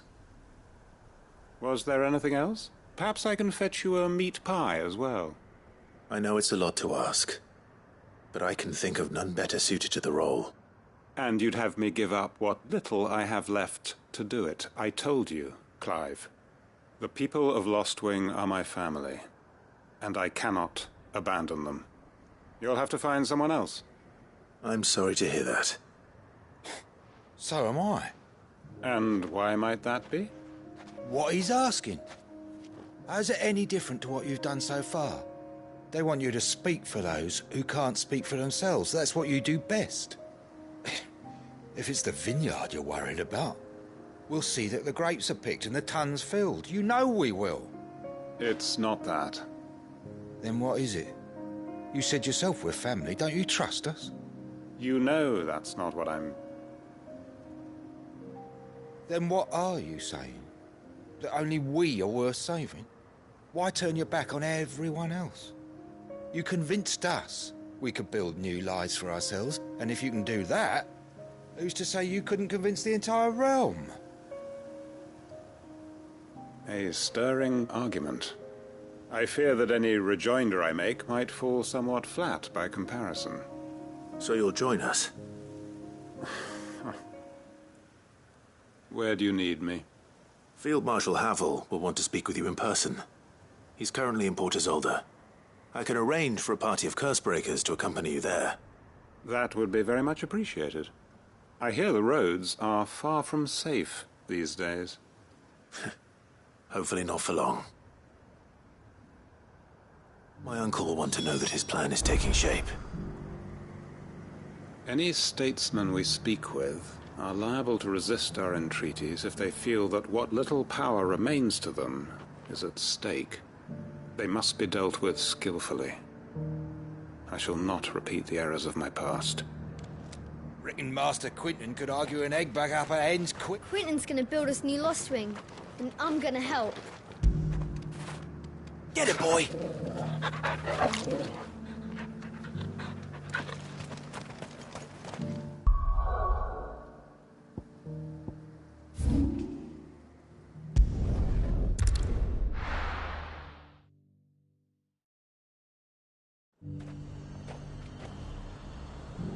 Nazaire might at least have mentioned where in Northreach he'd be testing this recruit.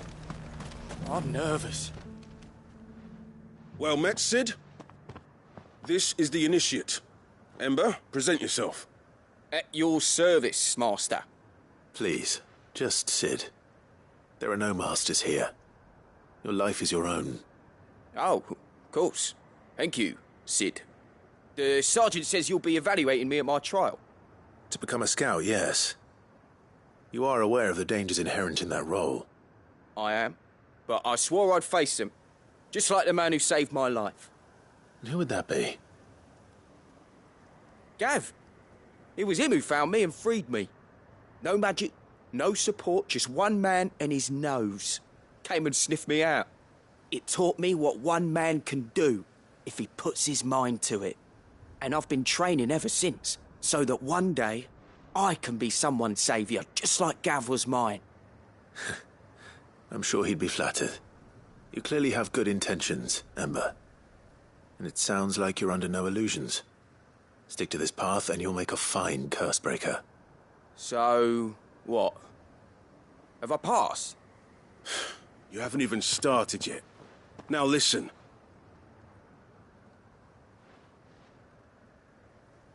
Not far from here is an Imperial lookout, Eastwatch. The guards there record all their sightings in a logbook. You are to find it and bring it here. And bring it here, right. Anything else? No. Sneaking into a heavily guarded Imperial outpost and stealing the logbook would be quite sufficient. You'll need to assess the situation, determine a point of entry, create a distraction and effect an escape, all without being discovered and thrown into an Imperial oubliette. Ember, Gav isn't our best scout because he can do everything. It's essential that you know your limits. Know my limits, right. I won't let you down.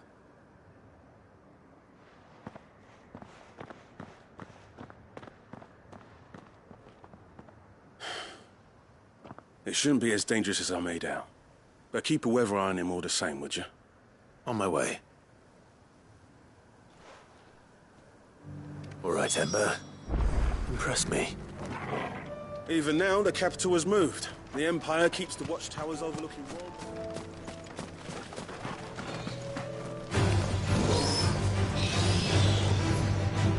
Garuda!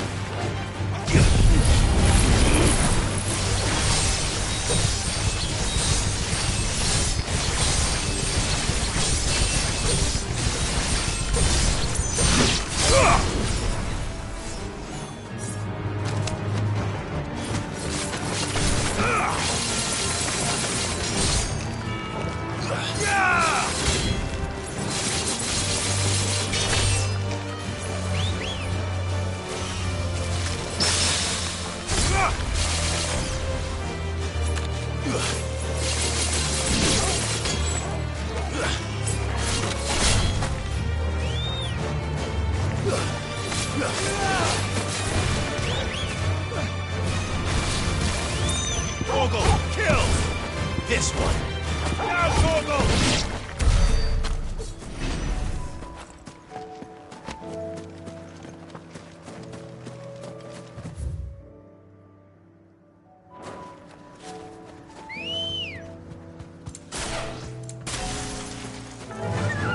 Fly, Ambrosia.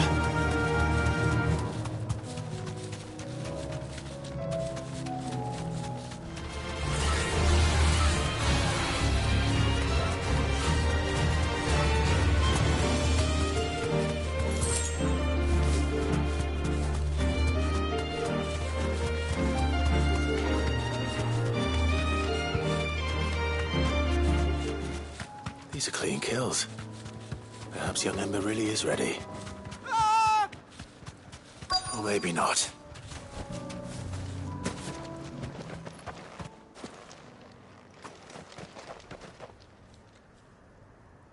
Damn it. Ember, draw your sword! I can't! Then run! If you want him, you'll have to go through me.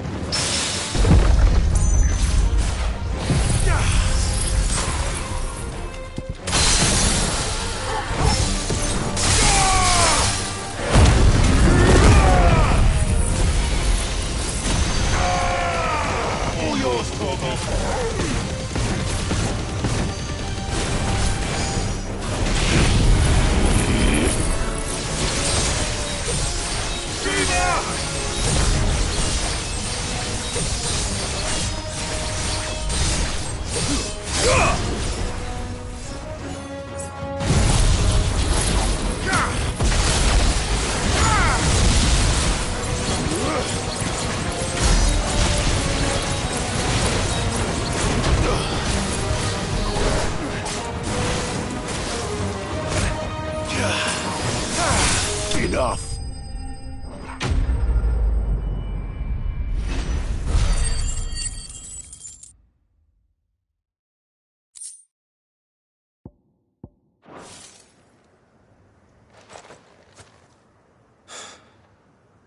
Ember, are you...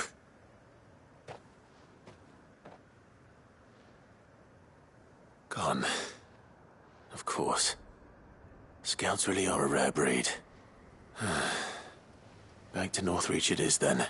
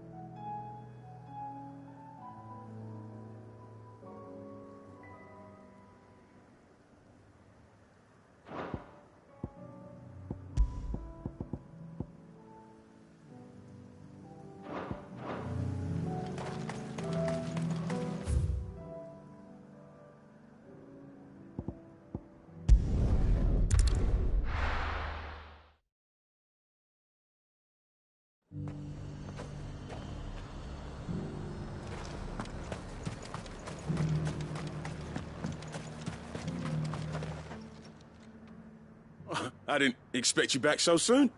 Where is Ember? How did he fare? I thought I'd find him with you. He must have fled. I followed him to Eastwatch, where I found him being set upon by a wild Avis. He was just standing there. Didn't even draw his sword. I had to step in and take care of things. But by the time I had, he was nowhere to be seen. I assumed he'd set off in your direction, but apparently not. I'm sorry, Sid. I knew the boy had a nervous streak, but he seemed like... The right man for the job? I believe this is the logbook you tasked me with retrieving. Eh? How did you... Don't you tell me you breached the tower while Sid was busy saving your skin. What? Wasn't that what you asked me to do? To bring the thing back without getting caught? He has you there, Nazaire. And he did it all on his own. But Sid, he did what he thought was best. And now I have to decide whether I agree. Of course. We'll await your evaluation back at the hideaway. Don't you leave my sight. Yes, Sergeant.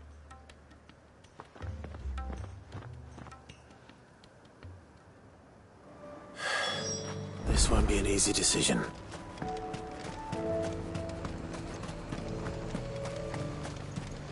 And what can I do for you?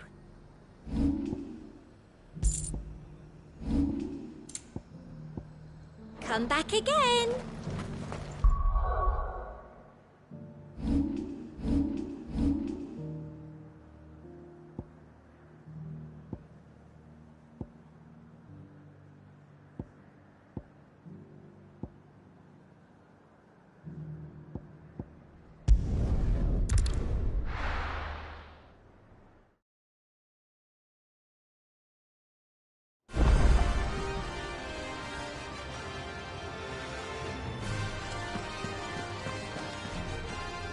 Uncle, I bring good news. The Field Marshal has agreed to your plan. Ha! Of course he has. I didn't doubt you for a moment, dear boy. Rutherford is accompanying him back to your manor in Port Isolde as we speak. They will await your return there. As will one other. One other? Who, exactly? Lord Havel was concerned that even if he could get the realm's armies to agree to an accord, he might not be as successful in convincing those with political power. He asked if I might have a solution. And I suggested a certain Imperial Lord Magistrate turned liberator. One of your co-conspirators? Master Quinton would probably call me one of his. But yes. Another outlaw, then. Just the thing we need to put these rotten politicos in their places. Good thinking, Clive. I'm glad you approve. The more the merrier, eh? Uncle, assuming Havel and Quinton can solve our problem with the armies, you still haven't mentioned how we might manage the grain shortages. Oh, don't you worry, my boy. The 7 high houses will be seeing to that. They have all agreed to make the most generous of donations. Oh, of course, it did take a little persuasion. But luckily I had some unexpected help. From who? Why, you, my boy. Rumor has it that you rescued the Lady Ariane's head steward Rockford from a horde of bloodthirsty bandits. It was more of a handful. Well, the old battle axe was so pleased. She had a shipload of talents delivered to my private docks by the next new moon. And when the other houses saw the parsimonious old crone's purse strings finally loosen, they as good as tripped over themselves in the rush to follow suit.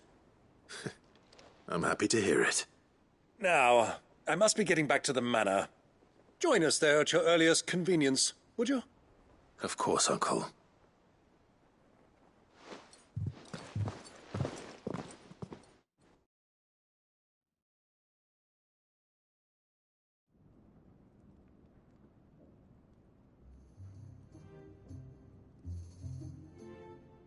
And how, pray tell, will we get that grain to the capital if the roads are still overrun with Akashic? You find another bloody road. I only have so many men, and I'm not about to send them headlong into an ether flood. That is, unless you'd have them turn as well. Well, I'd certainly eat less. Says the man with a belly bigger than a band of curls. My soldiers actually need their rations. Without any food to keep them going, they'll be dead even before you've sent them on your fool's errand. If I may, gentlemen, perhaps I might suggest an alternative approach. Though supply routes are indeed disrupted, there is no shortage of ships. Indeed, they bob away in every bay from here to Randalar, awaiting a safe haven. Allow them to make port and fill their bellies full of grain. And once those who crowd the cities are fed, Ferry the displaced back to the countryside to work the fallow fields.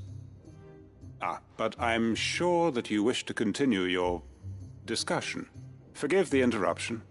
Two such firm friends as yourselves need no help from the likes of me. Rutherford spoke fondly of the great bond between you. Us? Friends? I can't stand the man! Clive, I'm beginning to question the quality of the company you keep. And what kind of company were you expecting him to keep? The man's a criminal! Criminal? How dare you? You are not fit to breathe the same air as this fine, upstanding young gentleman. Upstanding? He calls himself Sid the Bloody Outlaw! Once more onto the breach.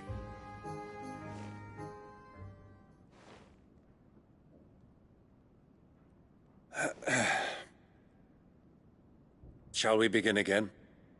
What we seek here is not to create a new nation, nor to claim the thrones of those that already exist. We wish simply to bring stability to the realm that mankind might weather the current storm. And to do that, we must convince those in power, the generals, the statesmen, the nobles, that our cause is just. There will be disagreements, yes, and I imagine some resistance, much resistance. But we cannot let that deter us. If we show them the path, show them that we walk it ourselves, then I am confident they will follow. The fate of the world lies in my nephew's hands, but the well-being of her people lies in ours. And we must not squander the chance that Clive has given us. Uncle Byron, Now, with that settled, let's move on to the signing of the Accord. For what great moment in history hasn't been accompanied by a little ceremony?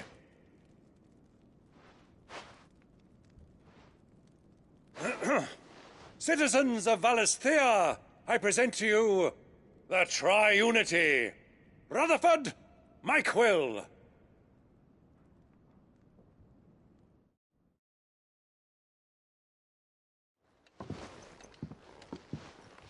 Well, my boy, the stage is set.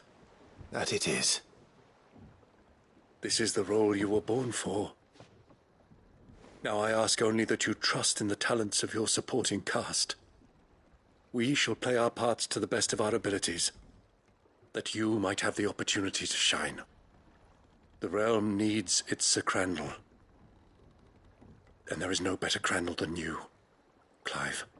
I want you to keep this signed accord as proof of our faith in you.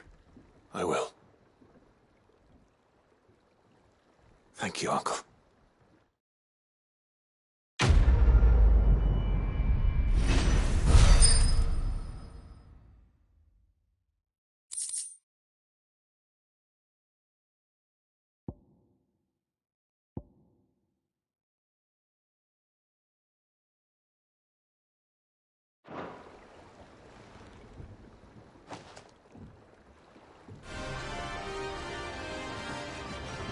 Sorry, can't take you where you need to get to, but the Argo and me will be waiting when you get back. What do you think that thing is? And how the hell is Sid gonna deal with that?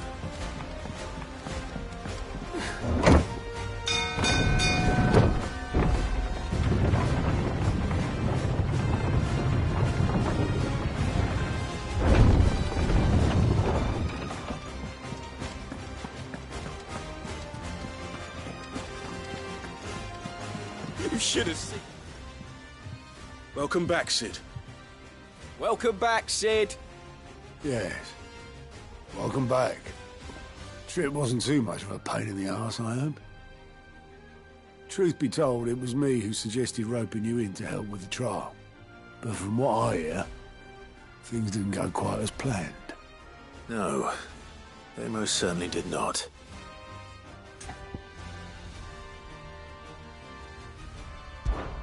Amber lost his nerve in the face of a beast of prey, but he didn't lose heart. He pressed on, and he achieved his aim.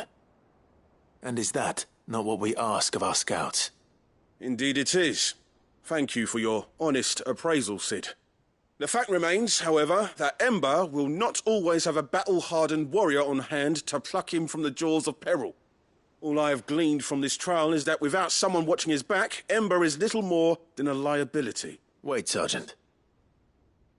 Ember still has much to learn, it's true. And this time he was found wanting. But I'd say he's due a second chance, nonetheless. After all, he did do as you asked. With a bit of hard work, any hand can be made to hold a blade, and any mind can conquer its fears. But a scout's nose is different. You've either got one, or you ain't. And by sniffing out that log, young Ember here has shown he has a conch and a half. Wouldn't do to waste it now, would it? Fine. One more chance. I'll do whatever you ask. I'll spend my days and nights in the pit if I have to. I'll show you. Just you wait. Daft as a brush, that one. But his heart's in the right place. Just like someone else we know. And if you ask me, we've been leaning on him for far too long. That time the curse breakers took some of the weight off his shoulders, I reckon. It couldn't hurt. Just don't tell Gav I said so, will you? I won't have him thinking he's been hard done by. Next thing you know, he'll be asking for a day off. Chance would be a fine thing. Back to work. Forgive me, Sid. This did not play out as I expected. Things rarely do these days. But that's why we need men like Ember more than ever. Men who can make the best out of a bad situation. Remember that. I will, Sid. Thank you.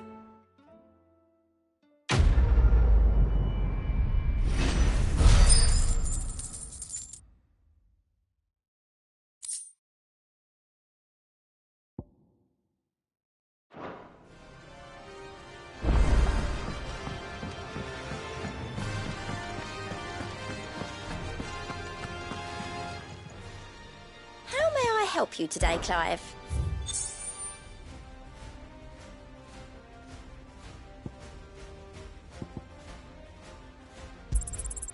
You earned this.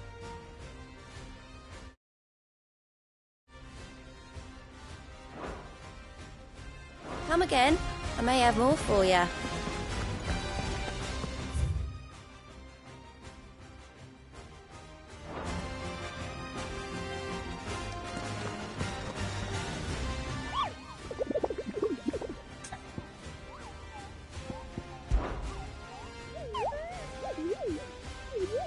You're not from the forest. Well, which forest? Then what were you going to tell me? And if you had?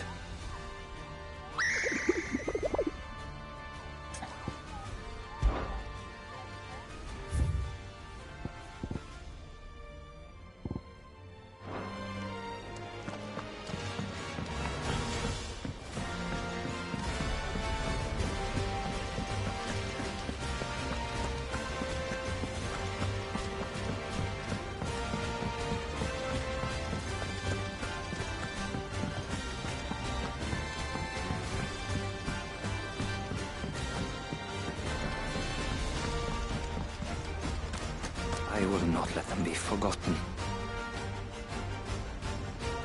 Sid, may I have a moment? Of course. It is an honor to finally speak with you. My name is Herman. I've been with the Cursebreakers for some time now, and I wish to be deployed to Ash. Any assignment will do. No. The lands across the Narrow are too dangerous.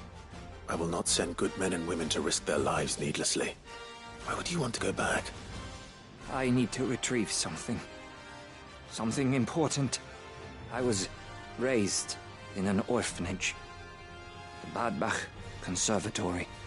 Or rather, I was held captive there. It was not a place of nurture. It existed solely to turn bearer children into mindless weapons. We were tortured until we feared no pain. Tormented until our hearts turned to stone. And few ever survived long enough to become tools of the last king. I can't imagine. I lost so many. I can't even remember all their names. But they must be remembered. They cannot fade away, faceless and forgotten. The Institute was run with military precision. Every child measured, every name recorded, every death logged with meticulous care. Cid, allow me to travel to Ash and recover the registry so that my brothers and sisters might live on.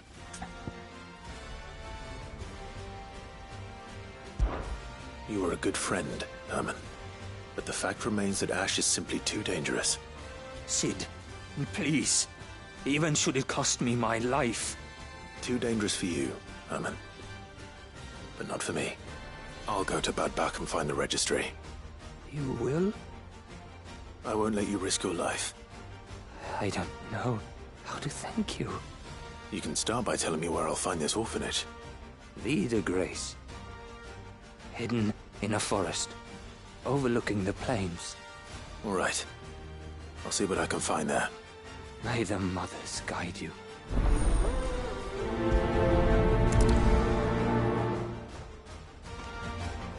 The plains of Vida Grace have haunted my dreams since I escaped.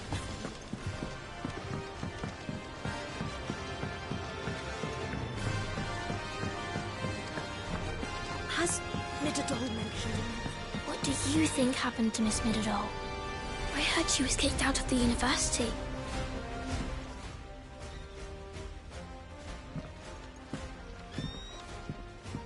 Cid, you have to help us. With what?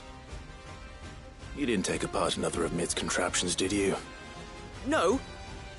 Well, yes. But that's not what we want to talk to you about. It's Miss Midadol. She's been acting strange. Very strange. She's barely ever around. When she is, she acts like we aren't even there. Her head's in a crowd. In the clouds. That's what I said. In the clouds. Well, she does have a lot on her mind. When did you last see her? Not long ago. Right after she got back from saving you from Stonehenge. Then it's probably just about the Enterprise. It did take quite a battering on the way there and back. You didn't break it, did you, Cid?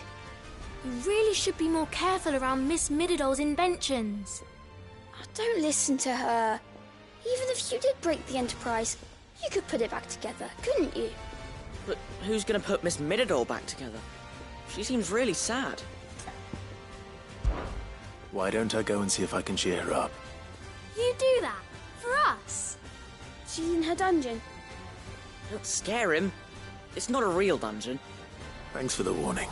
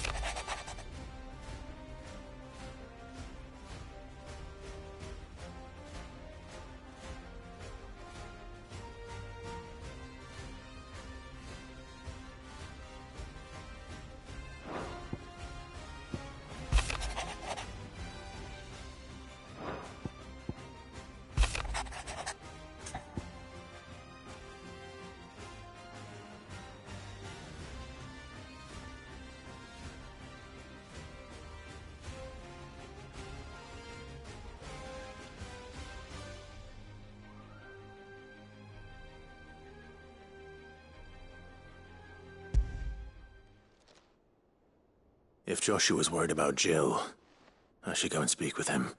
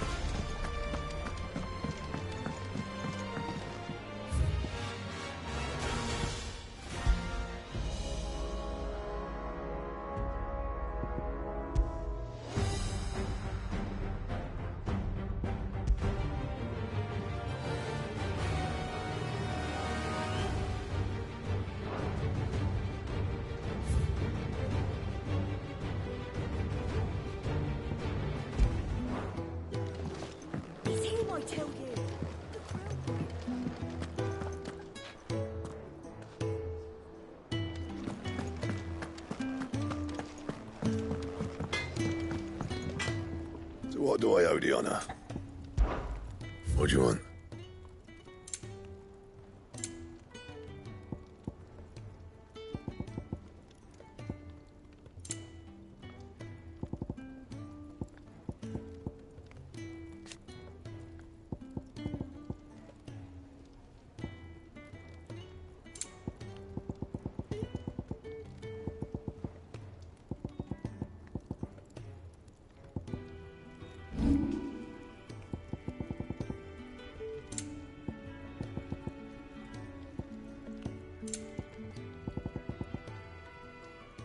Anything else?